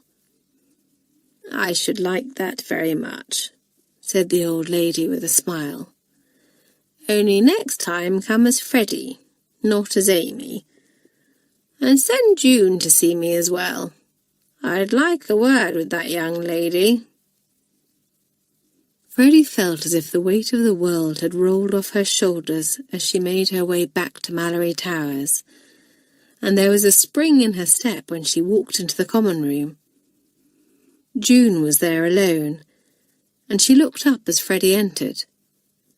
It was a lovely, crisp, sunny day outside, and the rest of the third form were making the most of it by getting some fresh air. But nobody had asked June if she wanted to go with them. Not that she cared tuppence, for she would much rather be on her own than with a group of girls whose disgust and disapproval of her was all too plain. There was a moment's awkward silence. Then Freddie, who felt so happy that she could almost forgive June, cleared her throat and asked, "Where is everyone?" "They're all outside," answered June, heartened by the fact that Freddie had broken the ice between them. There was another pause, and then she asked, How did it go at Mrs. Dale's? Was she very angry with you?"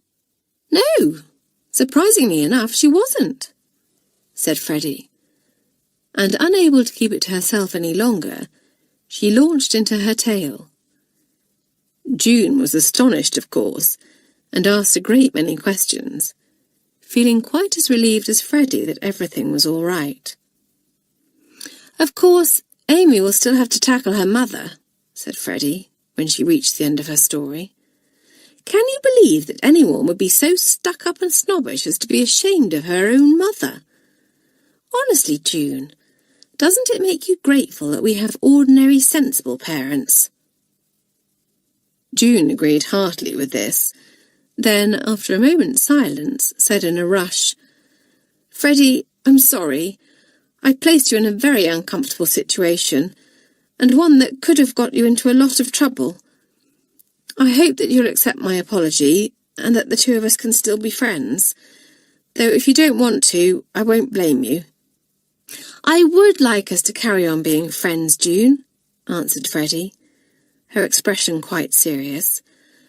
"But first I must know why you put me up to impersonating Amy, because I know that it wasn't concern for Mrs. Dale that made you do it." "You're right," said June. realising that she would have to be completely honest with Freddie if their friendship was ever to get back on its old footing. So she told Freddie the truth, how she had begun to feel jealous of her, and hadn't wanted Freddie sharing in the adulation and glory June received from the others for her tricks, and how petty and spiteful it sounded when she said it aloud. No wonder Freddie looked shocked, and June wouldn't blame the girl if she decided that she didn't want to be her friend after all. But Freddie said, "Thank you for having the courage to be honest with me, June. And if we are to remain friends, you must go on being honest, even if it means telling me things that I don't want to hear sometimes." June nodded solemnly. "I will," she said. "And you must try to be a steadying influence on me, and try to talk me out of some of the crazy ideas I come up with." "I'll do my best," said Freddie with a grin. "But I doubt if anyone could stop you once you've taken it into your head to carry out one of your madcap schemes." So when the rest of the third form poured in, rosy-cheeked from their walk in the grounds, it was to find June and Freddie chatting together amicably. Some of them exchanged surprised glances, but Felicity, who felt that there had been quite enough ill feeling in the third form recently, was pleased and, knowing that the others would follow her lead, said cheerily, "Hello, you two. I say, Freddie, where's Amy? Still at her grandmother's?" And Freddie had to relate, once more, all that had happened at Mrs. Dale's for the benefit of the rest of the third form. "Well," said Nora when she had finished, "so the old lady knew all along that you weren't Amy. She tricked you far more successfully than you tricked her, Freddie." "Good for her," laughed Julie. "And you didn't have to go through the unpleasantness of owning up after all," said Susan. "I'll bet that was a relief, Freddie." There was more good news when Amy came back, just in time for supper. Felicity had been a little afraid that Amy, once she got to know her grandmother, might not get on with her because she was not as grand as the rest of her family.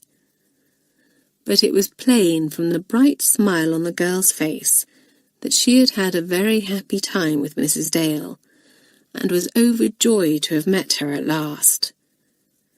Amy also announced graciously that she was not going to report Freddie and June to Miss Grayling. Freddie, who guessed that she had Mrs. Dale to thank for this, was extremely grateful, while June got up and said, "Thank you, Amy. Freddie and I appreciate it. And I want you to know that I'm really very sorry for the part that I played in this business. It was completely my fault, and Freddie would never have thought of pretending to be you if I hadn't put the idea into her head."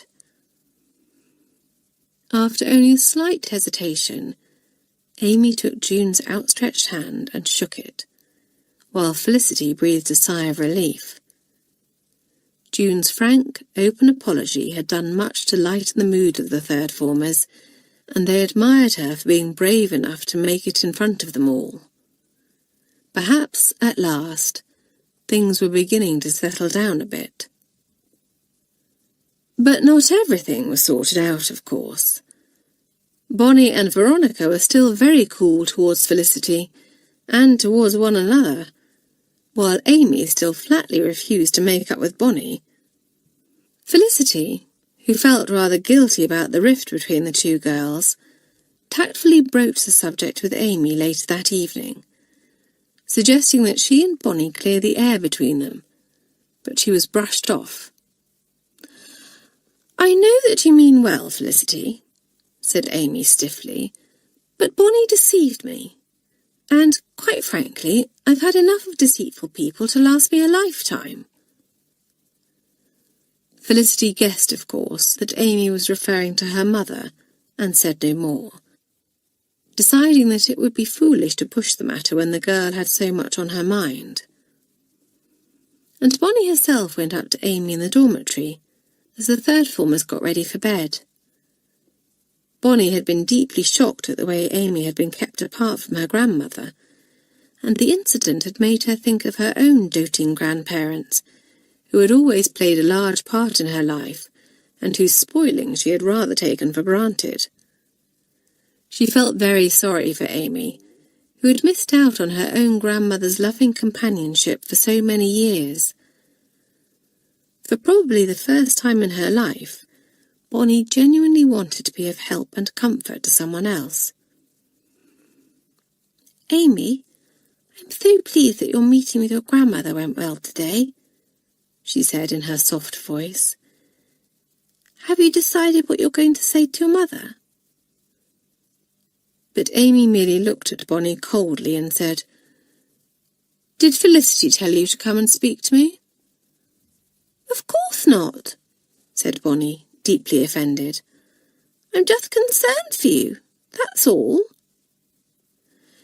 "Amy doesn't need your concern," butted in Veronica, who had been hovering nearby, listening jealously.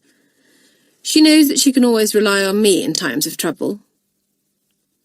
"I'm sure that Amy can speak for herself," snapped Bonnie, giving Veronica a look of dislike. "Amy, you might not be my friend anymore, but I'm yours, whether you want me to be or not, and I shall be here if you need me." But Bonnie received no response other than a look of icy disdain, so, rather despondently, she went off to her own bed, while Amy and Veronica each climbed into theirs. "What are you going to do about your parents?" whispered Veronica to Amy. "My word, your father's going to be simply furious with your mother when he finds out what's been going on all these years." "Yes, he is," answered Amy in a low voice. "But I'm afraid that can't be helped. Mummy has brought it all on herself. I've decided that I'm going to tackle her at the weekend, when she and Daddy come over for my birthday. Really, Veronica, I don't know how she can have imagined, even for a second, that Daddy would look down on Grandmother. He may be wealthy, but he's awfully kind-hearted, and would never disapprove of someone simply because they don't have very much money." "And what about you, Amy?" asked Veronica curiously. "How do you feel about your Gran?" "Why, I love her, of course," said Amy, sounding rather surprised at the question. "I did from the moment I saw her. She is my grandmother, after all." "Of course," said Veronica. "But what I really meant was—" She stopped suddenly, realizing that the question she wanted to ask wasn't very tactful, and Amy gave a soft laugh, realizing all at once what Veronica wanted to know. "You mean, do I look down on her because she isn't wealthy, don't you?" she said. "Well, I don't, surprising as it may seem. I know that I'm stuck up and snobbish, and all of the other things that people say about me, and I probably always will be. But somehow it's impossible to look down on someone you love." Veronica felt rather guilty on hearing this. Hadn't she looked down on her own parents, and thought that they weren't good enough for her? Well, she had learned her lesson all right at half-term, and she understood exactly how Amy was feeling now. "No," she murmured. "You're quite right, Amy. You can't look down on the people you love." Her voice was becoming drowsy, and beside her Amy stifled a yawn. "No more talking now, girls," came Felicity's voice. "It's time for lights out." And one by one, the third formers drifted off to sleep, each of them thinking that the last few days had been very strange indeed, and wondering what the remainder of the term had in store. Chapter 14. A Bad Time for Felicity. The following day started badly for Felicity, who was putting her shoes and socks on when the breakfast bell went, only to discover that one of her laces was missing. "What are you doing, Felicity?" asked Nora, astonished to see the girl dive under the bed in search of her missing shoelace. "One of my laces is missing," came Felicity's muffled voice from under the bed. "Blue, where can it have gone? I know they were both here last night." "It must have fallen out," said Julie. "Laces don't just fall out," said Felicity, who was now crawling round the floor. "And they don't simply disappear into thin air either. I can't go down to breakfast without it, or I shan't be able to keep my shoe on." "I've got a spare pair of shoelaces," said Susan, coming to the rescue. "You can borrow one of them. Now do hurry up, Felicity, or you'll get into a row from Potty." Quickly, Felicity threaded the new lace into her shoe and raced downstairs after the others, reaching the dining room just in time to avoid a ticking off from Miss Potts. "I can't think where my shoelace went," said Felicity to Susan as she buttered a slice of toast. "Well, I shouldn't worry about it too much," said Susan. "It's not as if you've lost something valuable, like jewellery or your purse. Perhaps someone removed it while you were asleep for a prank. I dare say it'll turn up later." Felicity decided that Susan was probably right, and thought no more about the matter, at first. June's mind seemed to be somewhere else at breakfast. Indeed, she was so preoccupied that she would have put salt in her porridge instead of sugar if Freddie hadn't been on hand to stop her. "Whatever is the matter with you?" asked Freddie. "You've been in an absolute dream since you got out of bed." "I've just been thinking," answered June. "I've apologised to you and I've apologised to Amy. Now all I need to do is square things with Mrs. Dale, and once I've done that, I'll feel as if I can wipe the slate clean." "Yes, I think you should get it over with as soon as possible. Then you'll feel much better," agreed Freddie. "She's a decent old soul, and I don't think she'll be too cross with you, especially as you remind her of herself when she was young." June laughed. "I couldn't believe it when you told me that, and I still can't imagine dear, kindly Mrs. Dale playing pranks on her teachers." She sipped her tea and went on decisively. "I'm going to slip across and see her in the lunch break.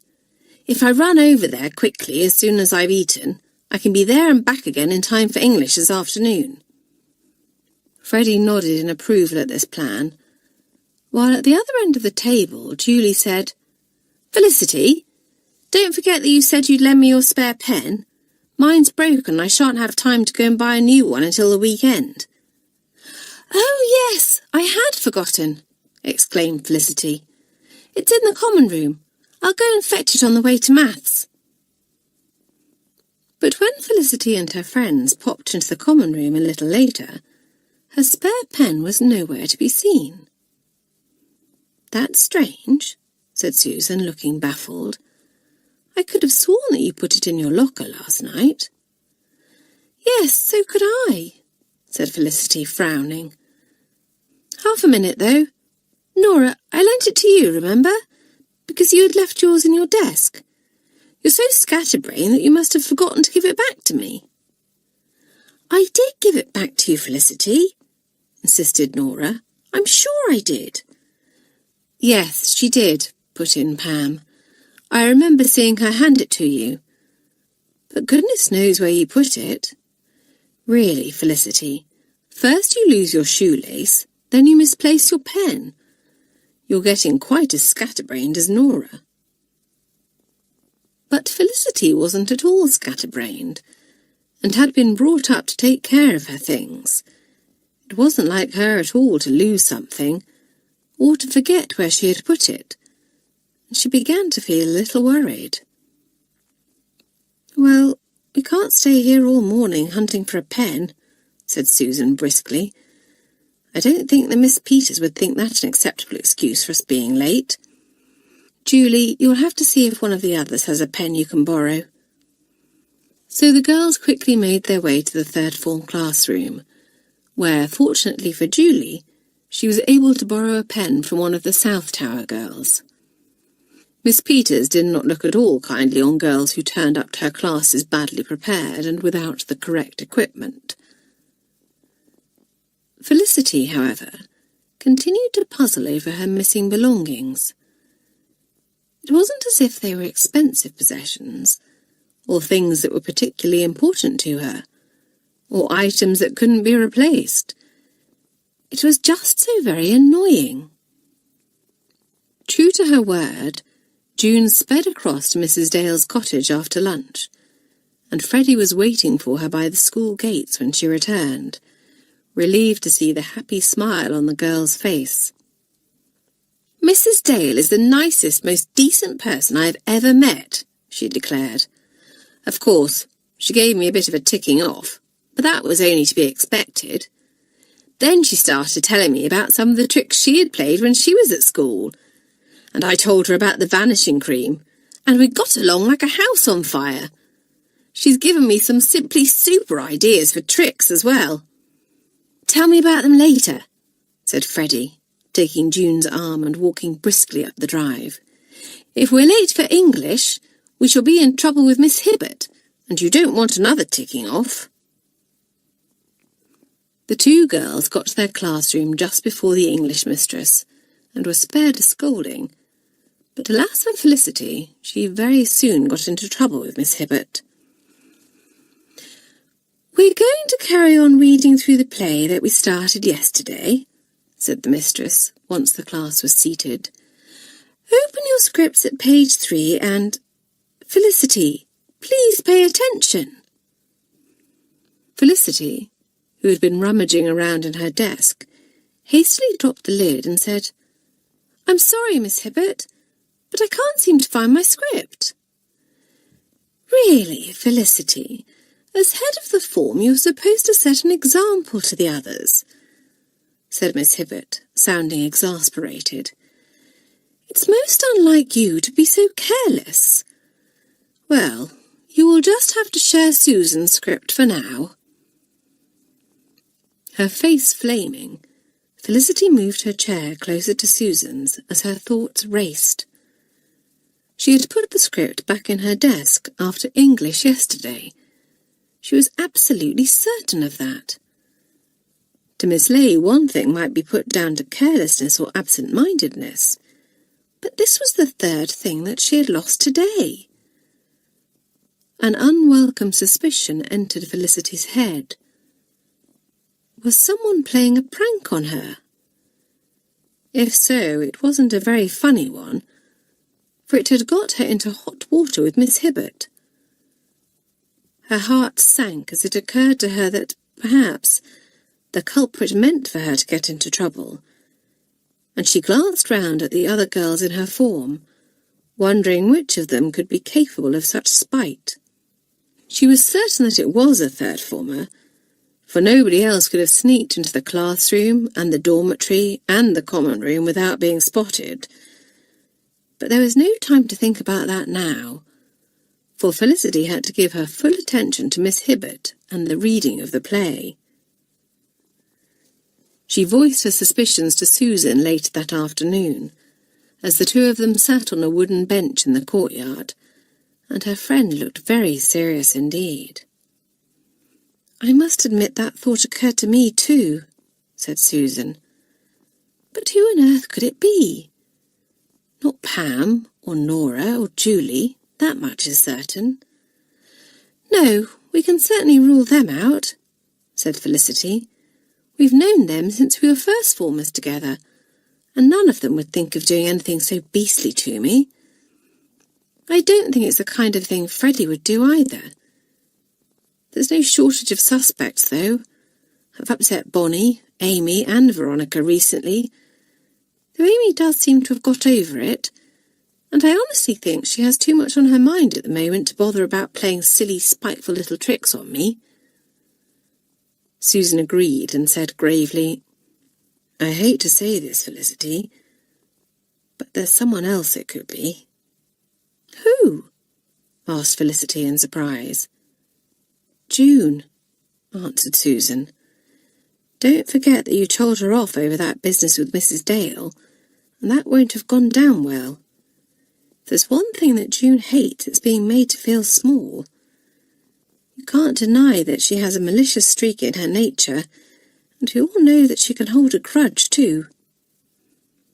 Everything that Susan said was true, but Felicity hated to think that June, who had also come up through the school with them, was capable of such spite against her, even though they hadn't always been the best of friends. "No," she said at last, shaking her head. "I know that June was angry with me for giving her a scold, but she also knew that she deserved it. Besides, if she did have a grudge against me, she would tell me so to my face, and probably in front of everyone too. No, this hole and corner stuff isn't like June at all." But Susan wasn't convinced. "She has done this kind of thing before," she said. "Remember when we were in the first form and she sent those horrid anonymous notes to Moira?" Felicity was silent. She had forgotten all about that. Moira had been a very unpopular and rather domineering fifth former who had got on the wrong side of June, and June had retaliated by sending the girl a series of unpleasant anonymous notes. But she had been found out, and it was only thanks to Moira's intervention that June hadn't been expelled. "Yes, but she was only a first former then," said Felicity at last, looking troubled. "And almost being expelled really shook her up and taught her a lesson. Surely she wouldn't do anything like that again, would she?" "I really don't know what to think," said Susan, frowning. "But perhaps we should tell Pam, Nora and Julie that we suspect someone is playing these mean tricks on you. Then all of us can keep our eyes open and look out for anything suspicious." "Good idea," said Felicity. "Oh, Susan, I do hope that it isn't June. It's bad enough to think that there's someone in the third form who dislikes me enough to take my things and get me into trouble. But it's even worse to think that it could be someone that I've known for years." The two girls found Pam, Nora and Julie down at the stables, all of them fussing over Jack. To their astonishment, Bonnie was also there, feeding sugar to Miss Peters's big black horse, Midnight, and patting his sleek, dark neck. Felicity noticed that the girl looked a little nervous when Midnight whinnied, and she shied away from him when he tossed his big head. "I didn't know that you liked horses, Bonnie," said Susan in surprise. "There are a lot of things you don't know about me, Susan," said Bonnie rather loftily. Then she gave Midnight a final pat and whispered to him, "I'll be back to see you tomorrow, boy," before walking out of the stables, pointedly sticking her nose in the air as she passed Felicity. "I'd love to know what she's playing at," said Nora, staring suspiciously after her. "Julie says that Bonnie has been to see Midnight every day this week, yet she's never shown any interest in him or any of the horses before." "She's a funny little thing," remarked Pam. "I don't quite know what to make of her." "Well, never mind that now," said Felicity. "Susan and I have something we want to tell you." And Pam, Nora and Julie listened open-mouthed as the two girls told them that they were certain someone was playing malicious tricks on Felicity. "I believe you're right," said Pam. "It's not like you to be careless with your belongings, Felicity." "I'll bet it's Veronica," Nora said. "You know that she did something very similar to Catherine of the fourth form, of course." "No, I didn't know," said Felicity, looking shocked. "When was this?" "It was when they were in the second form together," said Nora. "Apparently the two of them fell out over something. I can't remember what. And strange things started happening to Catherine, just as they have to you, Felicity. Her things went missing, and some of her work was deliberately spoilt. and eventually Catherine and some of her friends caught Veronica red-handed. That's why the fourth formers always disliked Veronica so much. And if you ask me, it's why Miss Grayling decided to keep her down with us instead of going up into the fourth form this term. I think she wanted Veronica to have a fresh start with a new form. And instead it looks as if she's been up to her old tricks again, said Julie, looking quite disgusted. How jolly mean of her, especially as you were so kind to her at half-term, Felicity. Let's find her and have it out with her, cried Susan, indignant on her friend's behalf. But Felicity said decisively, No, we can't. We don't have any proof that it's Veronica who's behind this, and it would be a dreadful thing if we accused her wrongly. You're quite right, old thing, said Pam. None of us like Veronica, but just because she's done this kind of thing before doesn't mean that she is responsible this time. Well, I'm going to be watching her, said Susan, and if I catch her in the act, she had better watch out. Yes, but don't let her know that you're watching her, warned Julie. If it is Veronica, we don't want to put her on her guard. There was quite a lot of spying going on in the third form over the next couple of days. Susan, of course, was watching Veronica.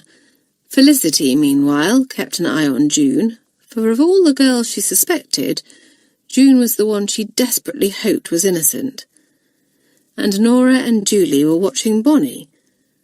Not because they thought that she was the person playing tricks on Felicity, for both of them privately thought that Veronica was responsible, but they were extremely curious to know what was behind the girl's sudden interest in Midnight. They found out on Saturday morning, when they were busy grooming Jack. Miss Peters came into the stables to saddle up Midnight, only to find Bonnie there petting him and feeding him a carrot.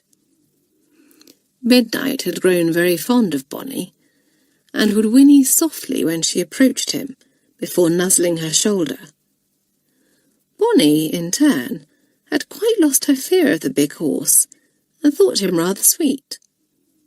He swallowed the last bit of carrot now, and rested his black head on Bonnie's shoulder, while she threw her arms round his neck, and said in her lisping voice, Dear Midnight, what a lovely horse you are!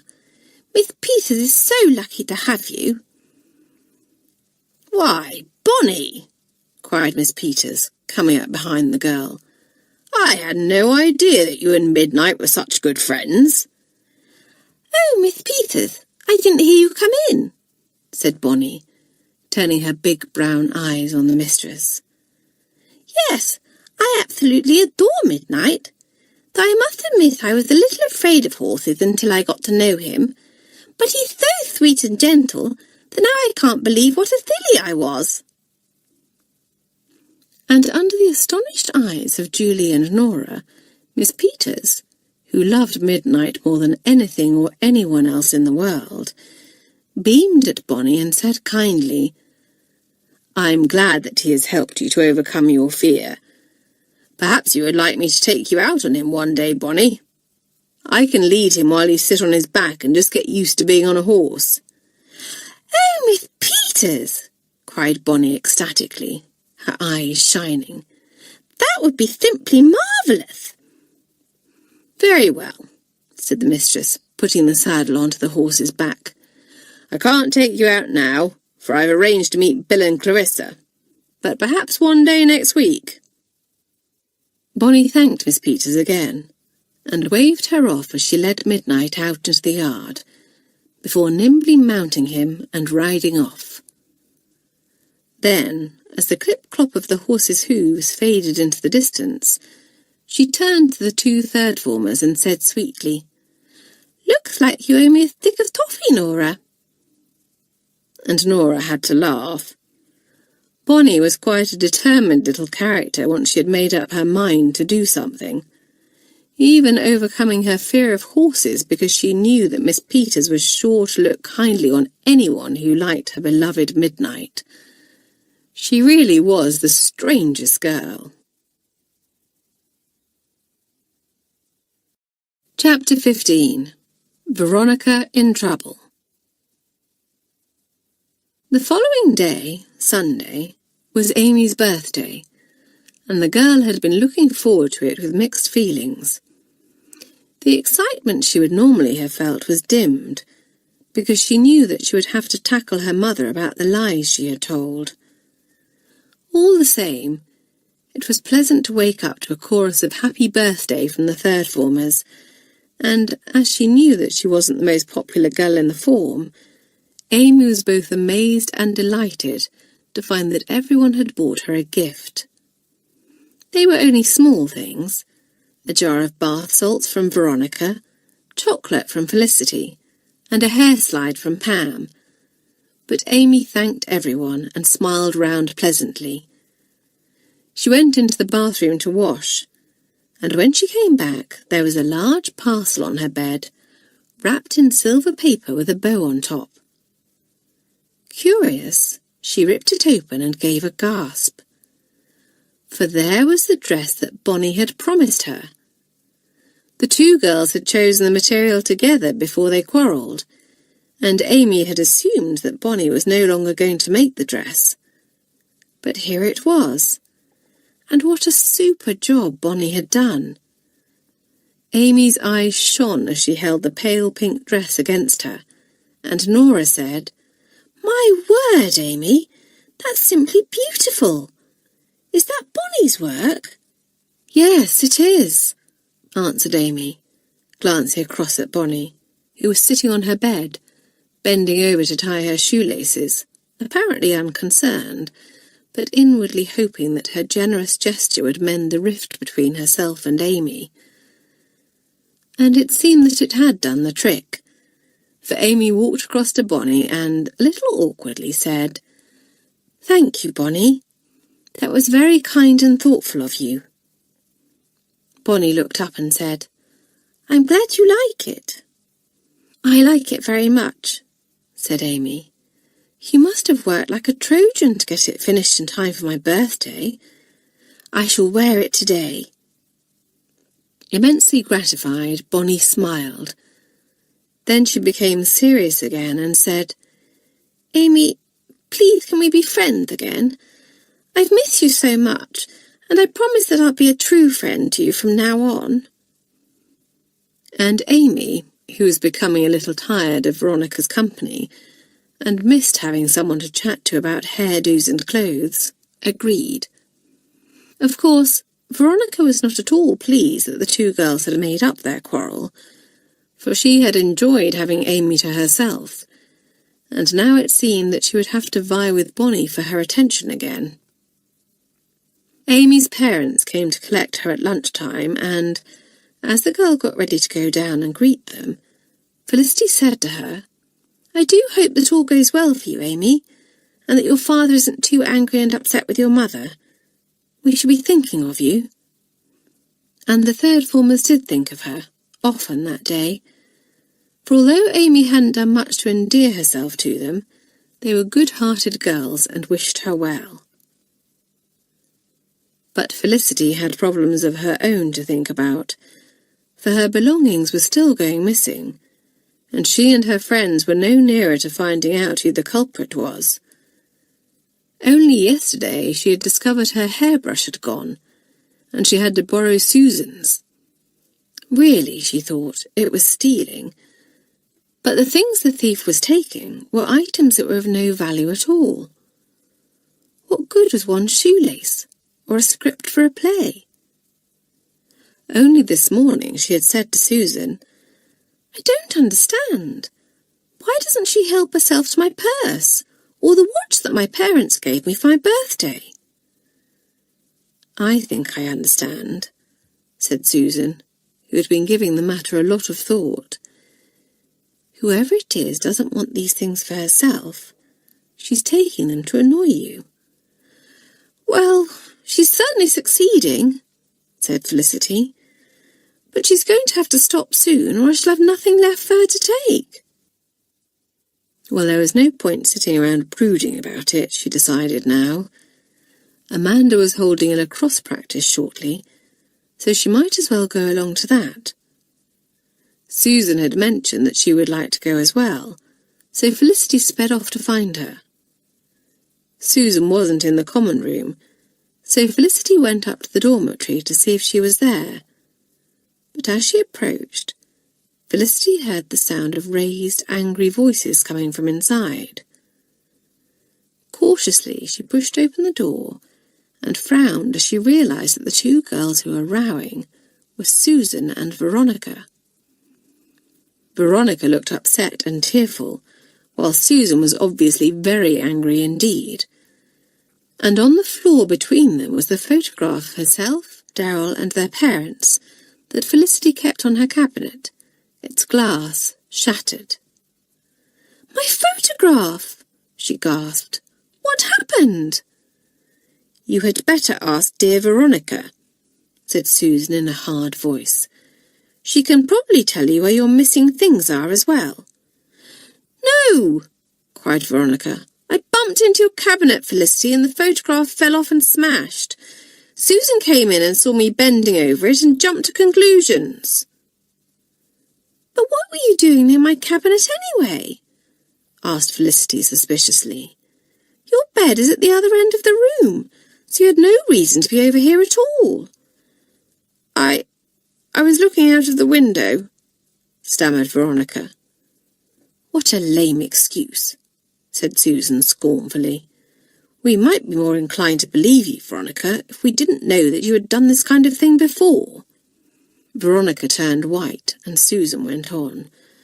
"We know that you played mean tricks on Catherine when both of you were in the second form, and now you're doing exactly the same to Felicity." "I admit that I was mean to Catherine," said Veronica with a sob, "and the rest of the form never forgave me, no matter how hard I tried to show that I was sorry. In the end, I decided it wasn't worth being nice to them, and turned into the sly, sneaky creature they had already decided I was. But I haven't played tricks on Felicity." "I don't believe you," said Susan, a disgusted expression on her face. "You were caught out, and now you're trying to talk your way out of it. Why can't you have the decency to own up and give Felicity her things back?" "Because I don't have them!" yelled Veronica, tears running down her cheeks now. "Felicity, you must believe me!" "Veronica, I need to think about all this," said Felicity, hardly able to look at the girl. She felt quite certain that Veronica was guilty, but at the same time she couldn't help feeling a little sorry for the girl.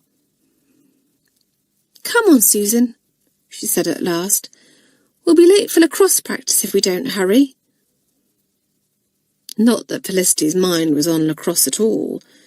She was quite unable to concentrate, and didn't play up to her usual standard at all, which earned her a few sharp words from Amanda. "Never mind, old thing," said Susan as they made their way to the changing room afterwards. "But I do mind," said Felicity crossly. "Blow, Veronica. Not only has she been plaguing me with these spiteful tricks, but she's probably ruined my chances of getting into one of the teams this term as well." "Are you going to go to the head about her?" asked Susan. "I don't know," sighed Felicity. "As this is the second time she's done something like this, Miss Grayling will probably come down pretty hard on her.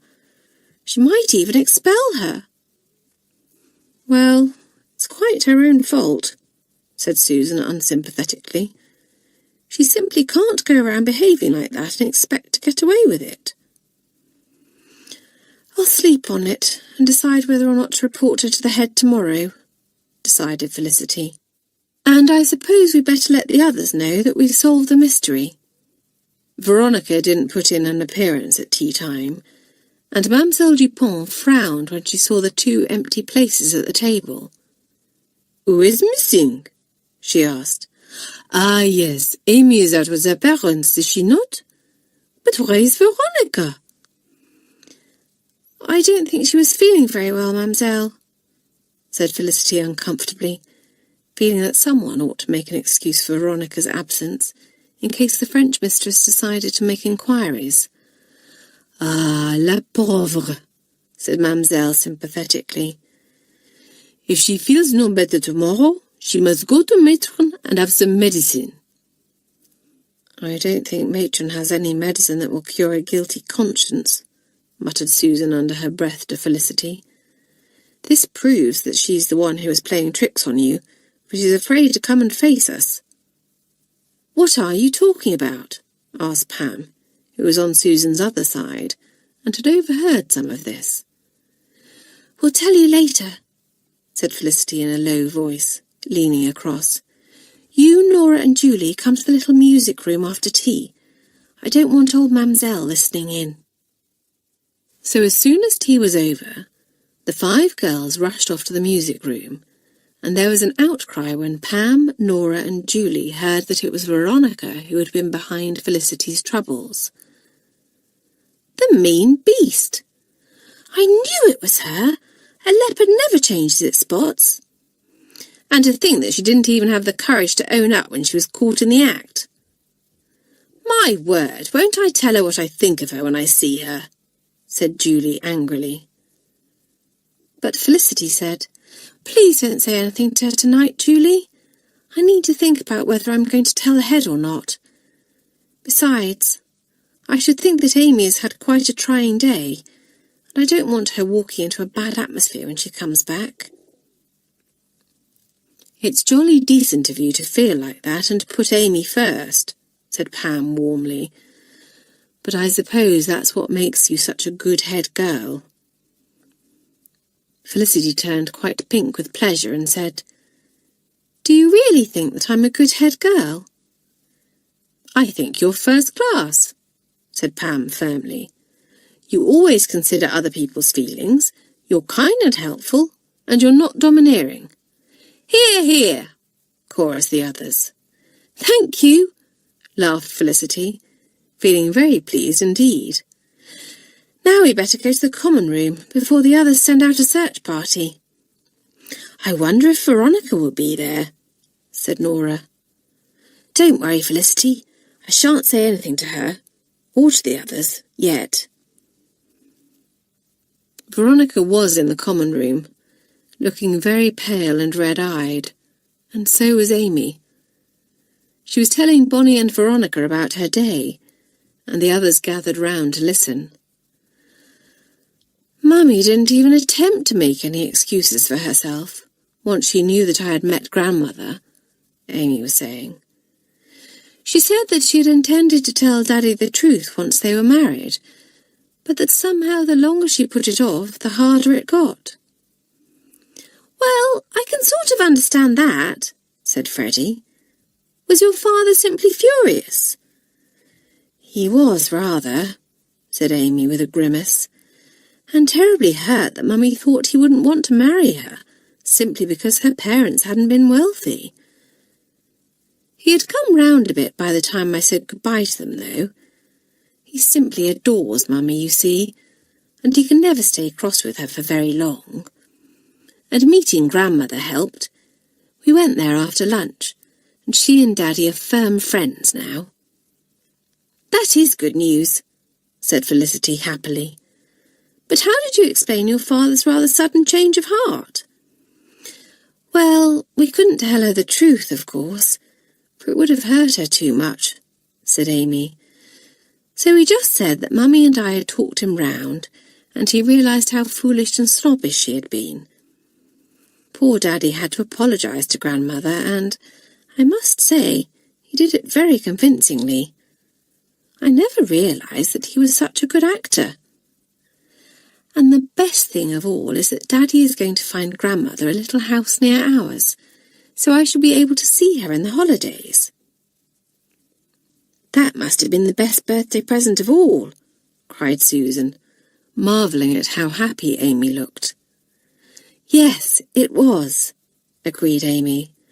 "Oh, and Grandmother baked me the most enormous birthday cake to bring back to school with me. We'll all share it at tea time tomorrow." The third formers rubbed their hands together at this, and there were cries of, "Jolly decent of you, Amy."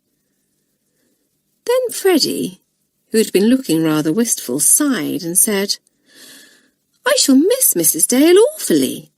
I do think you're lucky to have her as a gran, Amy." "Well, she'll be here until the end of term," said Amy, "and I know that she'd like you to visit her again before she leaves, Freddie." That cheered Freddie up, and it was a happy bunch of third-formers who trooped up to bed a little later. Apart from two of them. Felicity had been surreptitiously watching Veronica while they were in the common room, and the girl had looked thoroughly miserable, lost in her own thoughts and hardly uttering a word. And Felicity herself, of course, was deeply troubled, as she knew that she would soon have to make a decision about whether or not to report Veronica to the head. If only it was clear-cut.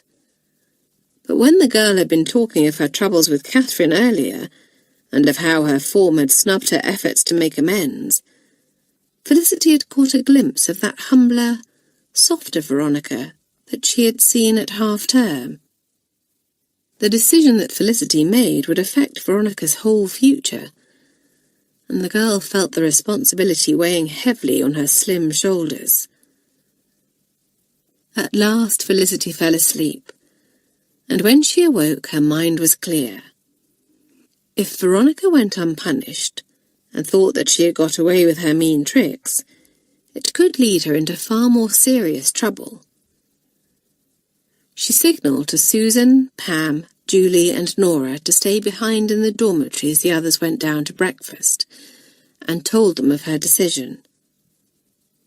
"I really do think that you have made the right decision, Felicity," said Susan, "and I only hope that Veronica learns something from all this. When are you going to see Miss Grayling?" "I'll go right after breakfast," said Felicity. "It's not going to be pleasant, and I'd rather get it over with as soon as possible." "I know that Veronica's behaviour has been despicable," said Pam with a frown, "but I hope that Miss Grayling doesn't expel her." Suddenly a little squeal sounded from behind the group of girls, and they all turned sharply, to see Bonnie standing there, a startled look on her face. "Bonnie!" cried Felicity. "I thought that you had gone to breakfast." "I was in the bathroom," said Bonnie, an odd expression on her face. "Pam, why should Miss Grayling expel Veronica?" Pam exchanged a look with Felicity, who nodded and said, "There's no reason why you shouldn't tell Bonnie the truth. Everyone will know soon enough." "Well, Bonnie, we found out that Veronica was responsible for Felicity's things going missing," Pam told the girl. "Not only that, but she smashed her photograph." Bonnie said nothing, but just stood there looking absolutely stunned, and the girls, knowing that she was no friend of Veronica's, wondered why. "I say, Bonnie, do you feel all right?" asked Julie. "Yes, but I need to speak to Felicity privately," said Bonnie, twisting her hands together agitatedly. "Would the rest of you mind awfully leaving us alone?" So, bursting with curiosity, the others went off to breakfast, while Felicity wondered what on earth Bonnie wanted. The girl hadn't spoken to her at all lately, unless she absolutely had to, so whatever she had to say must be extremely important. Chapter 16. Veronica Gets a Chance. "What is it, Bonnie?" asked Felicity, who was hungry and didn't want to get into trouble for being late into breakfast. Bonnie didn't answer. Instead, she went to the little cabinet beside her bed and pulled out a cardboard box, which she passed to Felicity. "Take a look inside," she said. Felicity removed the lid and gave a gasp, for there inside were her missing belongings: her pen, the script of the play, a shoelace, and all the other things that she had mislaid recently. But I don't understand, exclaimed Felicity, looking perplexed.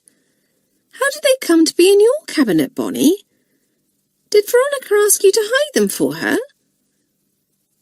This seemed most unlikely, given that Bonnie and Veronica were hardly the best of friends, but Felicity could think of no other explanation. Of course not, said Bonnie, gazing doe-eyed at Felicity. Veronica didn't take your things. It was me. You? Said Felicity, sitting down plump upon her bed, so great was her astonishment. But why, Bonnie? To pay you back for being mean to me, of course, answered Bonnie simply, as though it was the most normal thing in the world for her to have played spiteful tricks on Felicity.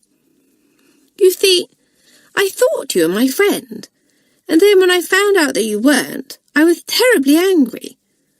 But of course, I quite see that I couldn't let Veronica take the blame and possibly be expelled, much as I dislike her. Felicity was quite speechless for a moment, taken aback as much by Bonnie's matter-of-fact honesty as by the realization that she was the person who had been playing pranks on her. At last she found her voice and said, Yes, it would have been very wrong of you to let Veronica take the blame. But, Bonnie, didn't it also occur to you that it was wrong to take my things in the first place? Why, it's stealing. Of course it isn't, said Bonnie. I never meant to keep your stuff. Why, what on earth would I want with an odd shoelace and a copy of a script that I already have? I always intended to give you your things back at the end of term, and I couldn't think of another way of getting back at you. Bonnie, thought Felicity, had a way of explaining the most extraordinary things so that they seemed quite ordinary. She tried once more to impress upon the girl that she had done wrong, saying, But you must have known that I was annoyed and upset about my things going missing. Yes, I did, said Bonnie, nodding her pretty head. But that was the whole point. I mean to say, what's the good of playing those kind of tricks on someone if it doesn't bother them? Yes, but Bonnie, the thing is that you shouldn't have played those tricks on me at all, said Felicity earnestly. I understand that you felt hurt, but that isn't the way that we deal with things at Malory Towers. Really? Very well then, I shan't do it again, said Bonnie blithely. Oh dear, Felicity, do look at the time. We shall get into a dreadful row if we go down to breakfast now. Not that I'm very hungry. Are you? Not any more, answered Felicity, sighing. Bonnie, you do realise that I'm going to have to tell Susan and the others about this, don't you? Not to mention Veronica herself. Must you? Said Bonnie, pouting a little. I was rather hoping that we could keep it just between the two of us. Well, we can't, said Felicity firmly. The others have a terrific down on Veronica because they think that she was behind all those tricks on me, and I must set them straight. And as for Veronica herself, my goodness, it must be simply dreadful to be wrongly accused of something when you know that you are innocent. I must tell her as soon as possible that her name has been cleared. Yes, I suppose that you must do that, agreed Bonnie, a little reluctantly. Though I suppose it means that everyone will turn against me now. How horrid. But somehow Felicity knew that Bonnie, who was a great deal tougher than she looked, would cope with the situation in her own way. The sly little beast! Cried Susan when Felicity broke the news to her, Nora, Pam and Julie after morning school. That's the thing about Bonnie, though, remarked Pam thoughtfully. Even when she's being sly, she's quite honest about it. I mean to say, she was going to own up to what she had done and give Felicity her things back all along. So really, she's not being sly. She certainly has her own unique way of looking at things, said Nora, shaking her head, although some of her ideas are quite wrong, of course. I dare say some of our ways will rub off on her when she's been at Malory Towers for a while, said Julie. That's the best of a splendid school like this. As well as learning things like maths and English and all the rest of it, you learn other things that are equally important. Things like a sense of decency, fairness and responsibility. But Susan was less inclined to be lenient, and when the other 3 girls had departed, she said to Felicity, I hope that you were going to let Miss Grayling deal with Bonnie. I hadn't really thought about it, said Felicity, biting her lip. Do you think that I should, Susan? Of course, said Susan firmly. You are going to report Veronica to the head, so I don't see what the difference is. There is a difference, said Felicity. Bonnie hasn't been to school before, and she doesn't fully understand. Oh, Felicity, don't you start sticking up for her, Susan interrupted impatiently. At her age, she ought to know the difference between right and wrong. Not having been to school before can't be used as an excuse for simply everything, you know. Felicity knew that Susan was right, but she also knew that Susan was angry at herself as well as Bonnie, for she had been the first one to accuse Veronica directly of playing tricks on Felicity. So she slipped her arm through Susan's and said, Don't let's you and I fall out about this sort of thing. That would be worse than anything. I'll think about reporting Bonnie, I promise. But before I do anything else, I must apologise to Veronica. Her anger cooling instantly, Susan gave Felicity's arm a squeeze and said ruefully, You're not the only one who owes Veronica an apology. I was very quick to accuse her and didn't even bother listening to her explanation because I had made my mind up that she was guilty. This will certainly be a lesson to me not to judge people too hastily, I can tell you. Come along, let's go and find her now. Veronica was standing alone, glumly watching a group of second formers tossing a ball around, and both girls felt sorry for her. A thought occurred to Felicity and she said, I bet that Veronica's going to be pushed out, now that Amy and Bonnie have made up. Susan agreed and said, I never thought that Amy was very keen on Veronica anyway. The two of them have absolutely nothing in common. I can't say that I'm terribly fond of Veronica, but it must be simply dreadful having no one to talk to or to share fun and secrets with. What a pity that we can't help her in some way. But we can, said Felicity excitedly. You see, Susan, I think that there's another side to Veronica, a kind, decent side. I've seen it once or twice, and I think that if we try hard, really hard, perhaps we can bring it out. Susan, eager to make up to Veronica for accusing her unjustly, said at once, What do you have in mind? Well, I just think that we ought to give her a chance, you know, be nice to her and include her in things. Now that Amy isn't so eager for her company, I think she might take the chance that we are offering. Yes, let's do that, said Susan, though I can think of one person who won't want any part of it, and that's June. She's never had any time for Veronica, and she's bound to pour cold water on the idea. June can jolly well do as she's told and follow our lead for once, retorted Felicity, a determined expression on her face.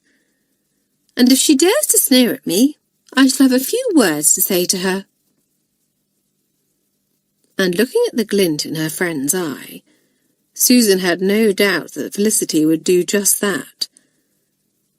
But now they had another matter to deal with, and Felicity didn't beat around the bush, going across to Veronica and saying frankly, Veronica, I know now that it wasn't you who took my things, and I'm sorry that I didn't believe you when you said that you were innocent.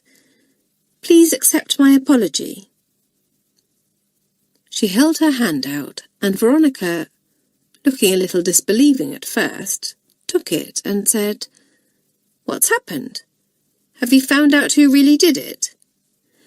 Yes, said Felicity. It was Bonnie. She owned up when she found out that I suspected you."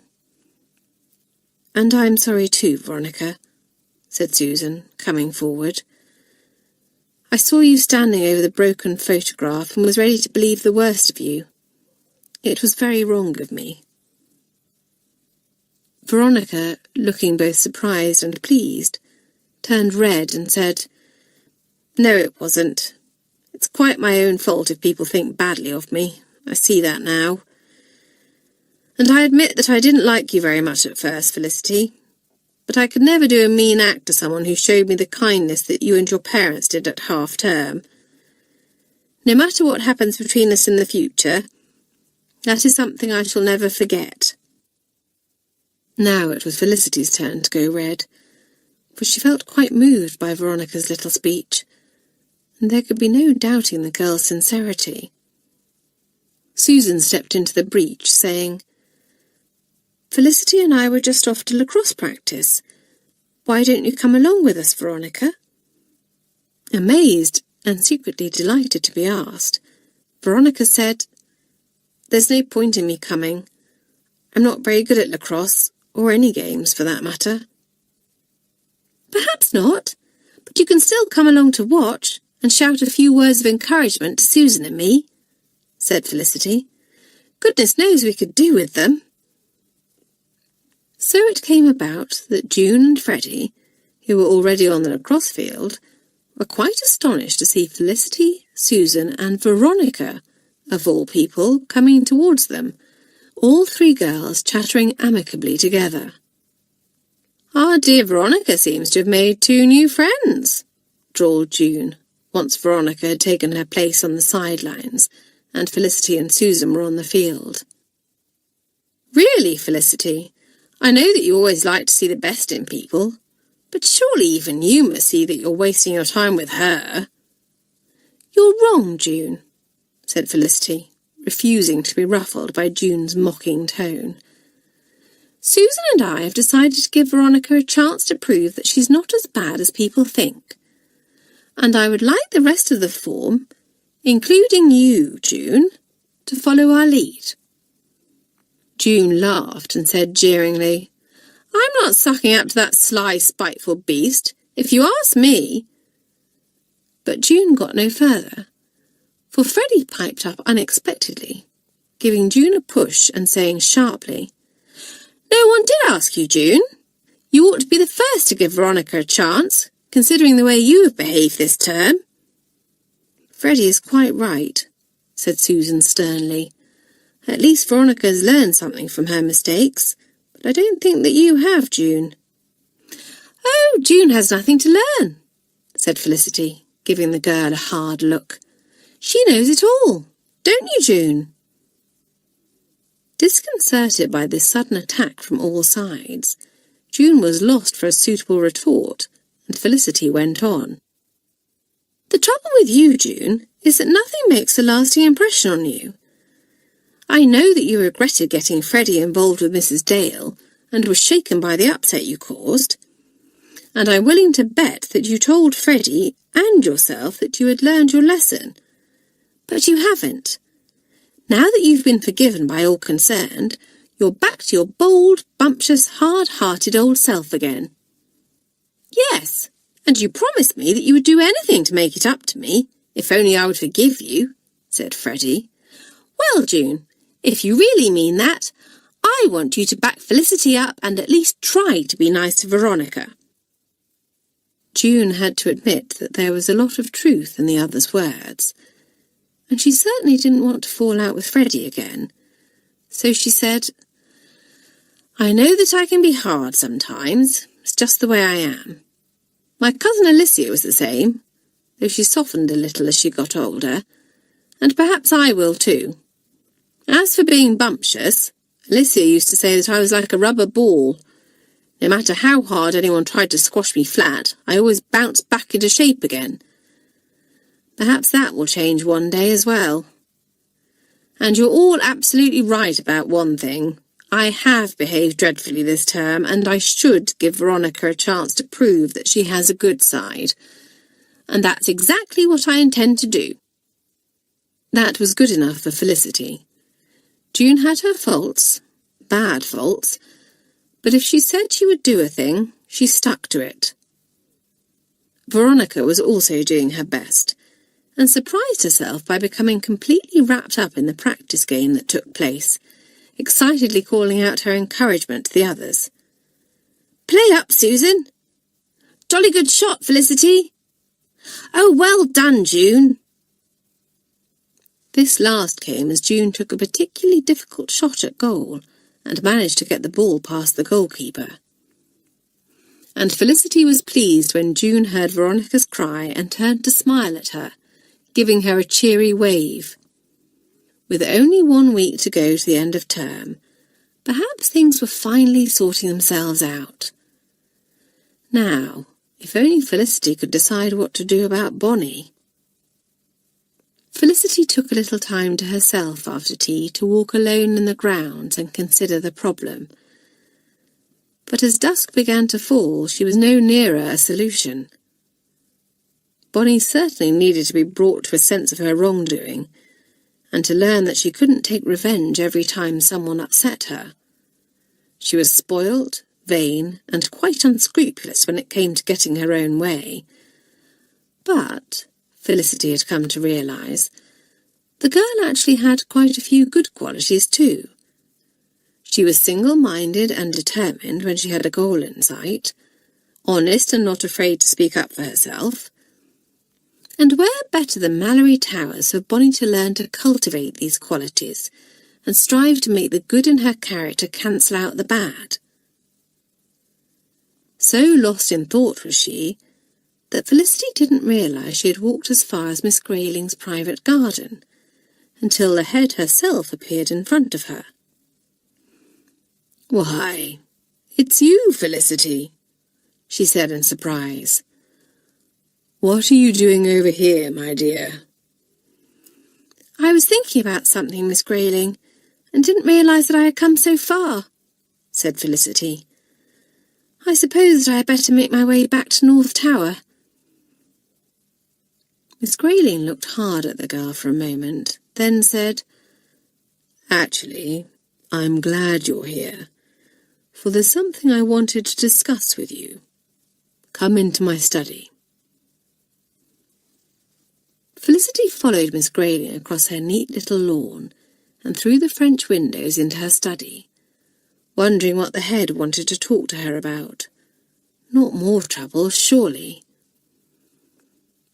Miss Grayling took a seat behind her big desk and invited Felicity to sit opposite her. Then she began. "I wanted to speak to you about Veronica Sharp. As you are probably aware, she wasn't very popular with her own form, which is why I decided to keep her back for a term, to see if a break from the girls who disliked her so much would do her good. As head girl of the third form, I want to know what you think of her."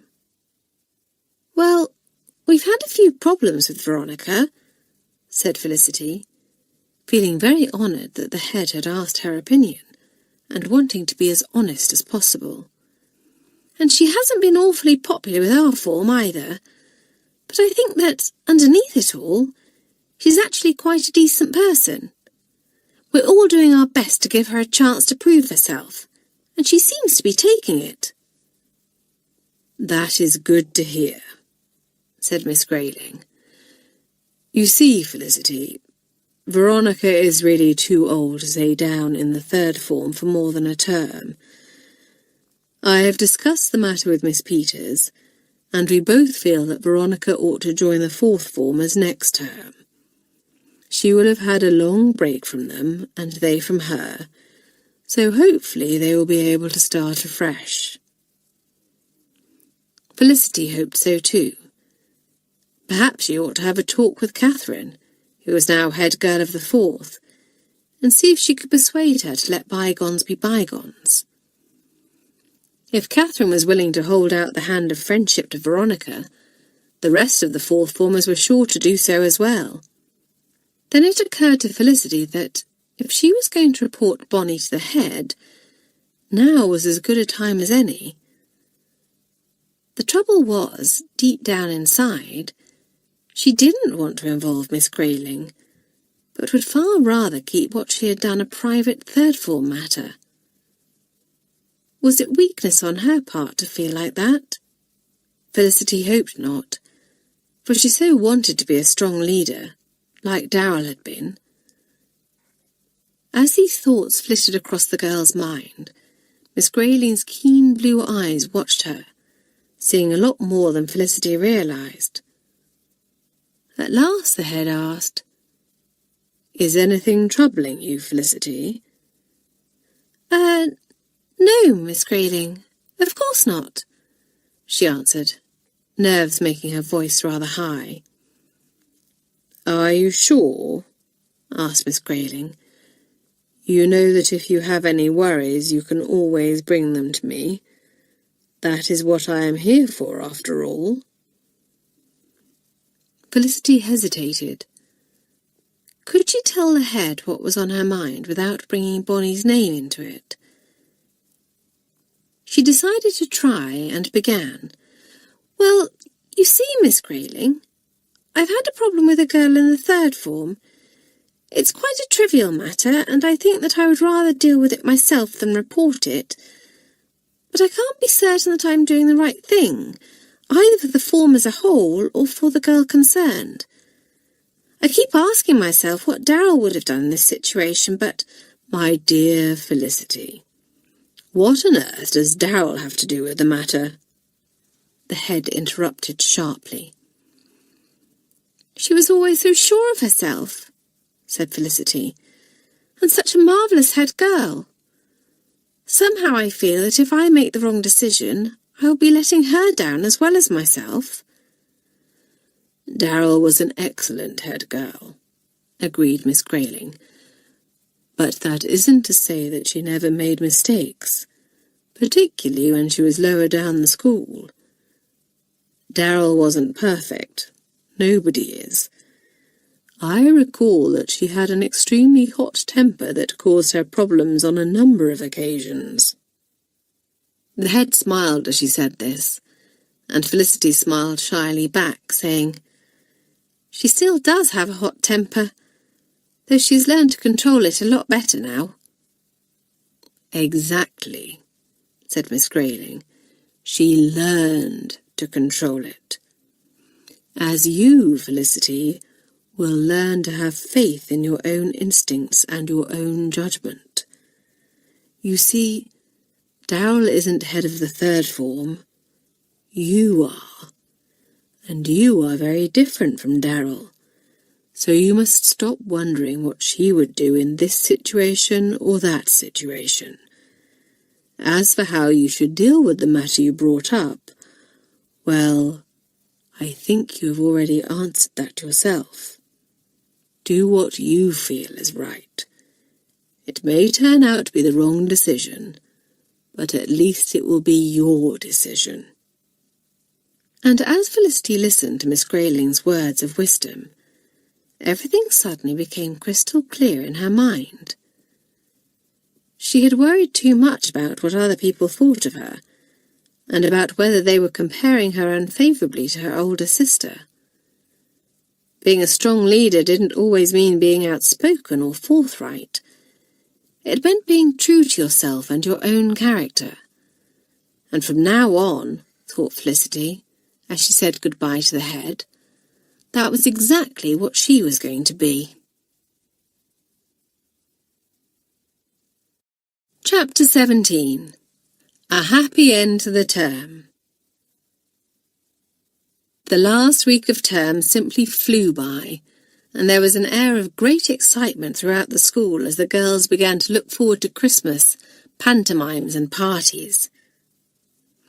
"My first term as head of the form is almost over already," said Felicity to Susan. "And my word, what a term it's been!" "It's certainly had its ups and downs," agreed Susan. "Thank goodness the last few days have been mostly ups." "Yes, Amy's been a lot happier since that business with her grandmother was settled," said Felicity. "And even Bonnie has been showing a bit of common sense since I gave her that talking to." Felicity, having decided that she wasn't going to report Bonnie for her bad behaviour, had taken the girl to one side to inform her of the fact. Bonnie, however, didn't seem to realise what a lucky escape she had had, merely smiling and saying offhandedly, "Oh, thanks, Felicity," before bending her head over the sewing she was working on. Felicity had stared down at the girl's curly head for a few moments, before coming to another decision. Bonnie might have been spared a dressing down from Miss Grayling, but Felicity was jolly well going to tell her what standard of behaviour was expected of a Malory Towers girl. Bonnie listened open-mouthed, and when Felicity finished her stern little speech, she managed to squeeze out a few tears. Felicity, though, was quite convinced that they weren't genuine, and were just an attempt to gain sympathy, so she remained quite unmoved by them. And over the next few days, she noticed that Bonnie did seem to be making an effort to behave more sensibly, which pleased Felicity immensely, and made her feel that her words hadn't fallen on completely deaf ears. Even Susan, who had thought that Felicity had made a mistake in choosing to deal with Bonnie herself, had to admit that she had been wrong. "Bonnie certainly seems to have turned over a new leaf," she said now. "And as for Veronica, well, she's like a completely different person. That's thanks to you as well." Felicity brushed this off with her usual modesty, yet she couldn't help but feel a small stirring of satisfaction as she watched Veronica laughing and joking with Pam and Nora in a way that would have been quite unimaginable a couple of weeks ago. Felicity had kept the promise she had made to herself and spoken to Catherine of the fourth form about Veronica. Fortunately, Catherine was a good-hearted girl, and she agreed to persuade the fourth formers to make Veronica feel welcome when she joined them the next term. "I never thought I would say this, but I shall actually miss Veronica when she moves up into the fourth," said Felicity. "Now that she's put her spiteful ways behind her, she's really a nice person." "And she's got quite a sense of humour too," said Susan. "My goodness, I thought she was going to burst with laughter when Freddie and June played that trick on Mademoiselle Dupont yesterday." Veronica hadn't been the only one who had nearly burst, for the trick had been very funny indeed. Freddie had waited until Susan took her book up to Mademoiselle's desk to have her work marked, then let out a piercing scream, which caused the French mistress to start violently, sending a shower of small blots over Susan's book. "Mon Dieu!" Mademoiselle cried angrily. "Freddie, you bad girl, see what you have made me do. I have ruined the poor Susan's work. What is it that makes you scream like that?" A spider!" Freddie stammered, making her eyes big and scared. "I'm sorry that I startled you, Mademoiselle, but I do so hate spiders."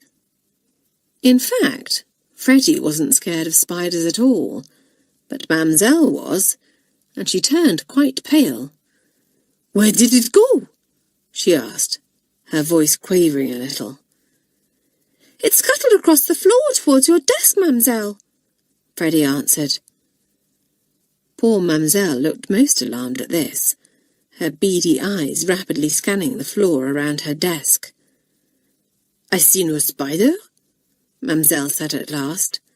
"Freddie, if this is a trick—" "It's no trick, Mademoiselle," Nora piped up very seriously. "I saw it too. It was huge, almost as big as a mouse." Mademoiselle gave a little shriek, but Felicity said soothingly, "It's all right, Mademoiselle. I think it escaped under the door and went out into the corridor." "Ah, thank goodness," Mademoiselle sighed in relief, adding unnecessarily, "Me, I do not like spiders. Susan, ma chère, I am sorry that I have spoiled your so excellent work. You may go and sit down now." Susan, who knew that she had made several mistakes, was not at all sorry, and went back to her seat thankfully. For the next few minutes the lesson progressed smoothly. Then, when Mamselle turned to write something on the blackboard, Bonnie let out a loud squeal. Once again Mamselle jumped, the chalk that she was holding skidding across the blackboard before she whirled round to face the class. "The spider, Mamselle!" Bonnie squeaked before the French mistress could speak. "It's back! I saw it run up the leg of your desk!" Mamselle leaped backwards, swaying on her high heels and almost overbalancing, causing Nora to let out one of her terrific snorts. Fortunately, Mamselle was too preoccupied to hear it, and she called out, "June, you are not afraid of spiders? You are not afraid of anything. Come out there and search for the creature." So June, managing to keep her face remarkably straight, went over to Mamselle's desk and walked slowly around it, her expression so ridiculously solemn that it was too much for some of the girls. Felicity shook with silent laughter, while Pam and Julie had tears pouring down their cheeks.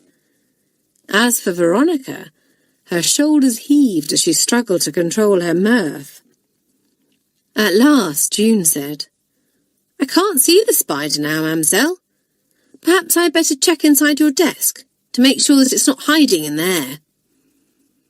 Mamselle agreed to this at once, so June lifted the lid of the desk and rummaged around inside very thoroughly, making a lot of quite unnecessary noise as she poked in all the corners with a ruler. But no spider emerged, and, feeling that it was safe to do so, Mamselle sent June back to her seat. Then she almost collapsed into her own chair, saying, "Poof! My heart! It goes pit-a-pat!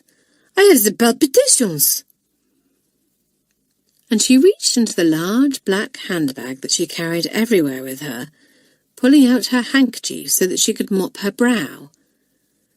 But something else fell out of Mamselle's bag as well. The most enormous spider she had ever seen in her life. The girls had seen June slip it into the French mistress's bag as she pretended to look for the spider, but Mamselle hadn't. Poor Mamselle was also completely unaware that the spider wasn't real, but was, in fact, the rubber one that Alicia had sent to her cousin. It landed on the desk in front of her with a plop, and, for a second, the French mistress could only stare helplessly at the enormous beast, frozen in terror. Then she jumped to her feet so suddenly that her chair crashed to the ground, and she let out a scream far louder than either Freddie's or Bonnie's had been. "June!" she cried in anguish. "Rescue me from this monster at once!" June obliged immediately, bustling to the front of the class and putting her hand over the spider. "Heavens! It's a big one!" she exclaimed. "Are you sure you don't want to keep it as a pet, Mamselle?" Mamselle was quite sure, shouting, "It is abominable! Remove it at once, June, I beg of you!" And, to the delight of the class, June picked up the spider by one of its legs, shaking her hand so that it looked as if the creature was trying to escape. Mamselle gave a shudder of revulsion, while the third formers, quite unable to control their mirth now, laughed helplessly. Unfortunately for them, Miss Potts was taking the first form in the neighbouring classroom, and had wondered what on earth could be going on next door. Eventually the noise had become so intrusive that she had hardly been able to hear herself speak, the first formers looking at one another in bewilderment. "This is too bad," Miss Potts thought to herself crossly. "Mamselle must have left the room for a moment, and the third formers are taking advantage of her absence to play the fool. They really are old enough to know better."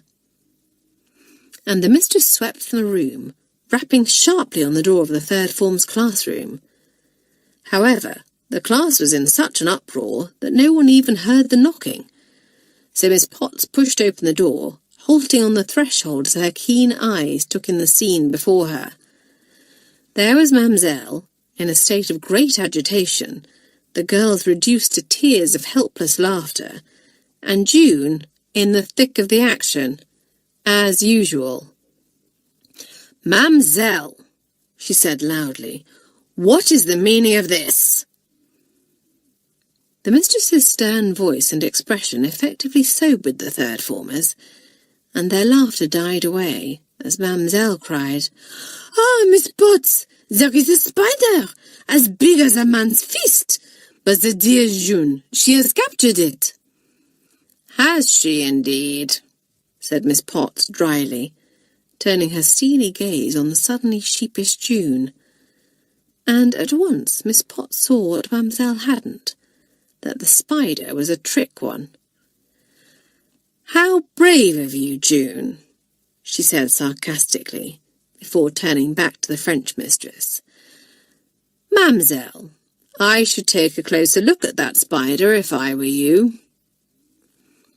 With that, Miss Potts went out, shutting the door none too gently behind her, while Mademoiselle stared after her, half indignant and half puzzled. Had Miss Potts gone mad? Why should she, Mademoiselle, want to take a closer look at the spider? She wanted to get as far away from the spider as possible. She turned back to face the class, and suddenly realised that all the girls were looking rather apprehensive. Especially June, still standing in front of her desk holding the spider. A very still spider, which wasn't wriggling or moving at all now. All at once the truth dawned on Mademoiselle. She had been tricked. "June," she snapped, "you are a bad girl. You are all bad girls, for you have tricked your poor Mademoiselle. Go to your seat now, and I shall decide what punishment to give you." The third formers were extremely subdued for the rest of the lesson, though every so often one or other of them couldn't help smiling as she remembered Mademoiselle's reaction to the spider. It would be a shame if they were punished, of course, but at the same time, what a super trick it had been. At the end of the lesson, Mademoiselle stood up and looked round the class with sombre, dark eyes. At last she said heavily, "I have decided on your punishment. You will all of you write me an essay in the holidays on the habits of spiders, in French." There was a gasp of dismay at this, as the girls looked at one another aghast. They had far more important things to do in the holidays than write a beastly French essay. Didn't Mademoiselle realise that it was Christmas? The French mistress looked with satisfaction at the expressions of horror on the girls' faces. Then a slow smile spread over her face, and she began to laugh. "Ah!" she cried.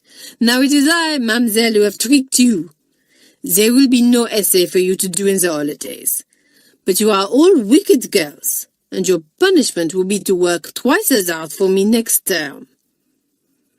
"We will, Mademoiselle, we promise," everyone called out at once, both relieved and delighted.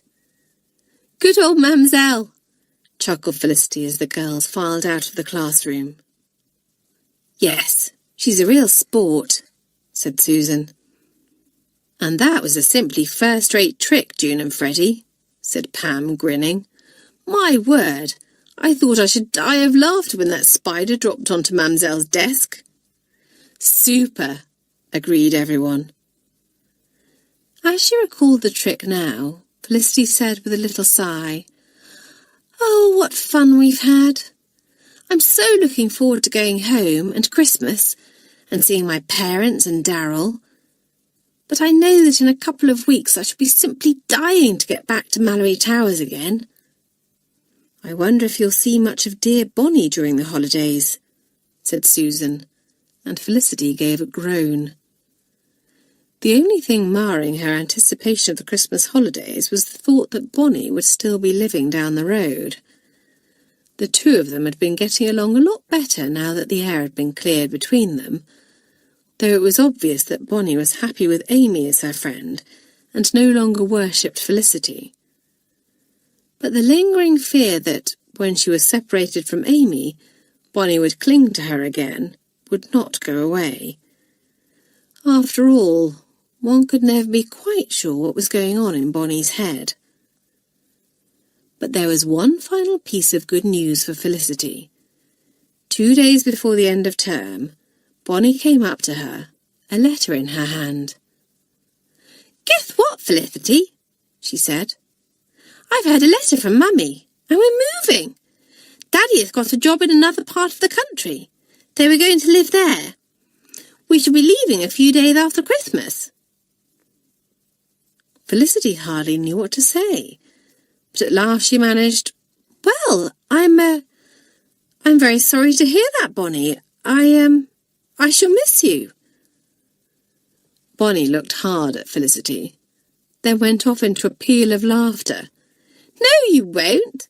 You'll be jolly glad to see the back of me. Admit it." Bonnie didn't seem at all offended, so Felicity grinned and said, "I wouldn't go quite that far. You know, Bonnie, you're not so bad, really. You've just got some rather strange ideas about things." "So you keep telling me," laughed Bonnie. "Well, I shall be coming back to Malory Towers after the holidays, so perhaps then I shall learn how to be a proper Malory Towers schoolgirl." "Well, let's hope so," said Pam later, when Felicity repeated this conversation. "She does seem to have gained a little common sense just lately." "Yes, but I just hope her parents don't go and undo the good work we've done," said Felicity. "They're bound to thoroughly spoil her over Christmas." "And there's someone else who'll be completely spoilt when she goes home," said Julie as Amy walked by. "I wonder what fabulous gifts Amy's parents are planning to bestow on her this Christmas." "Mrs. Dale will keep her feet on the ground all right," said Freddie. "Or at any rate, she'll do her best to." "Well, jolly good luck to her," said Nora, who wasn't particularly interested in Amy or Bonnie, but was looking forward to spending time with her own family. "My word, only 2 days to go, then we shall be home. Where has the term gone?" No one could answer that, but the next day flew by even faster, and then it was the last day. The big entrance hall was very crowded and noisy as girls and mistresses said their goodbyes, invitations to Christmas parties were exchanged, and parents who had come to collect their daughters joined the melee. "Goodbye, Miss Peters. Goodbye, Mademoiselle Dupont. Don't eat too much Christmas pudding, will you, Pam? I'll see you at the pantomime on Boxing Day, Susan. Felicity, your parents are here. They're outside." And it was time for Felicity to leave. She ran outside to greet her mother and father, stopping when she got to the big front door to say, "Goodbye, Malory Towers. See you next term. I shall miss you." "And we shall miss you, Felicity. But we'll see you again very soon."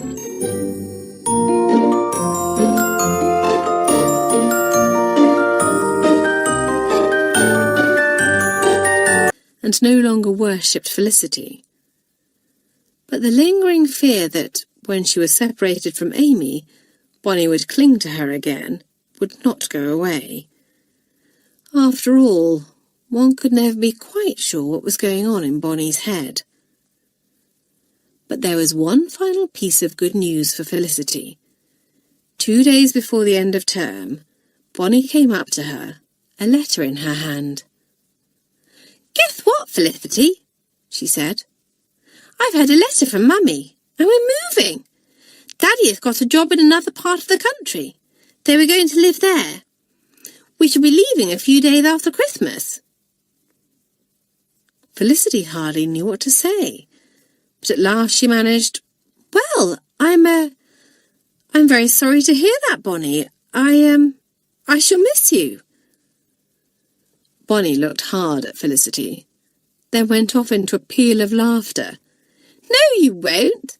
You'll be jolly glad to see the back of me. Admit it." Bonnie didn't seem at all offended, so Felicity grinned and said, I wouldn't go quite that far. You know, Bonnie, you're not so bad, really. You've just got some rather strange ideas about things. So you keep telling me, laughed Bonnie.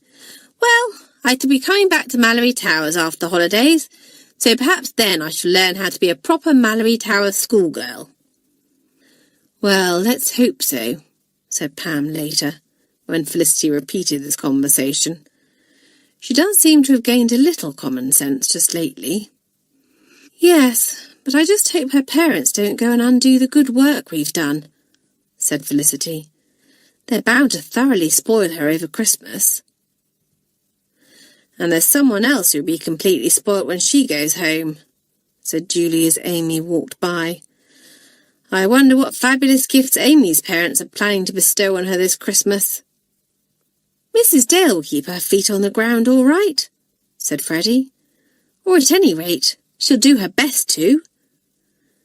Well, jolly good luck to her, said Nora, who wasn't particularly interested in Amy or Bonnie, but was looking forward to spending time with her own family. My word, only 2 days to go, then we shall be home. Where has the term gone? No one could answer that. But the next day flew by even faster, and then it was the last day. The big entrance hall was very crowded and noisy as girls and mistresses said their goodbyes, invitations to Christmas parties were exchanged, and parents who had come to collect their daughters joined the melee. Goodbye, Miss Peters. Goodbye, Mademoiselle Dupont. Don't eat too much Christmas pudding, will you, Pam? I'll see you at the pantomime on Boxing Day, Susan.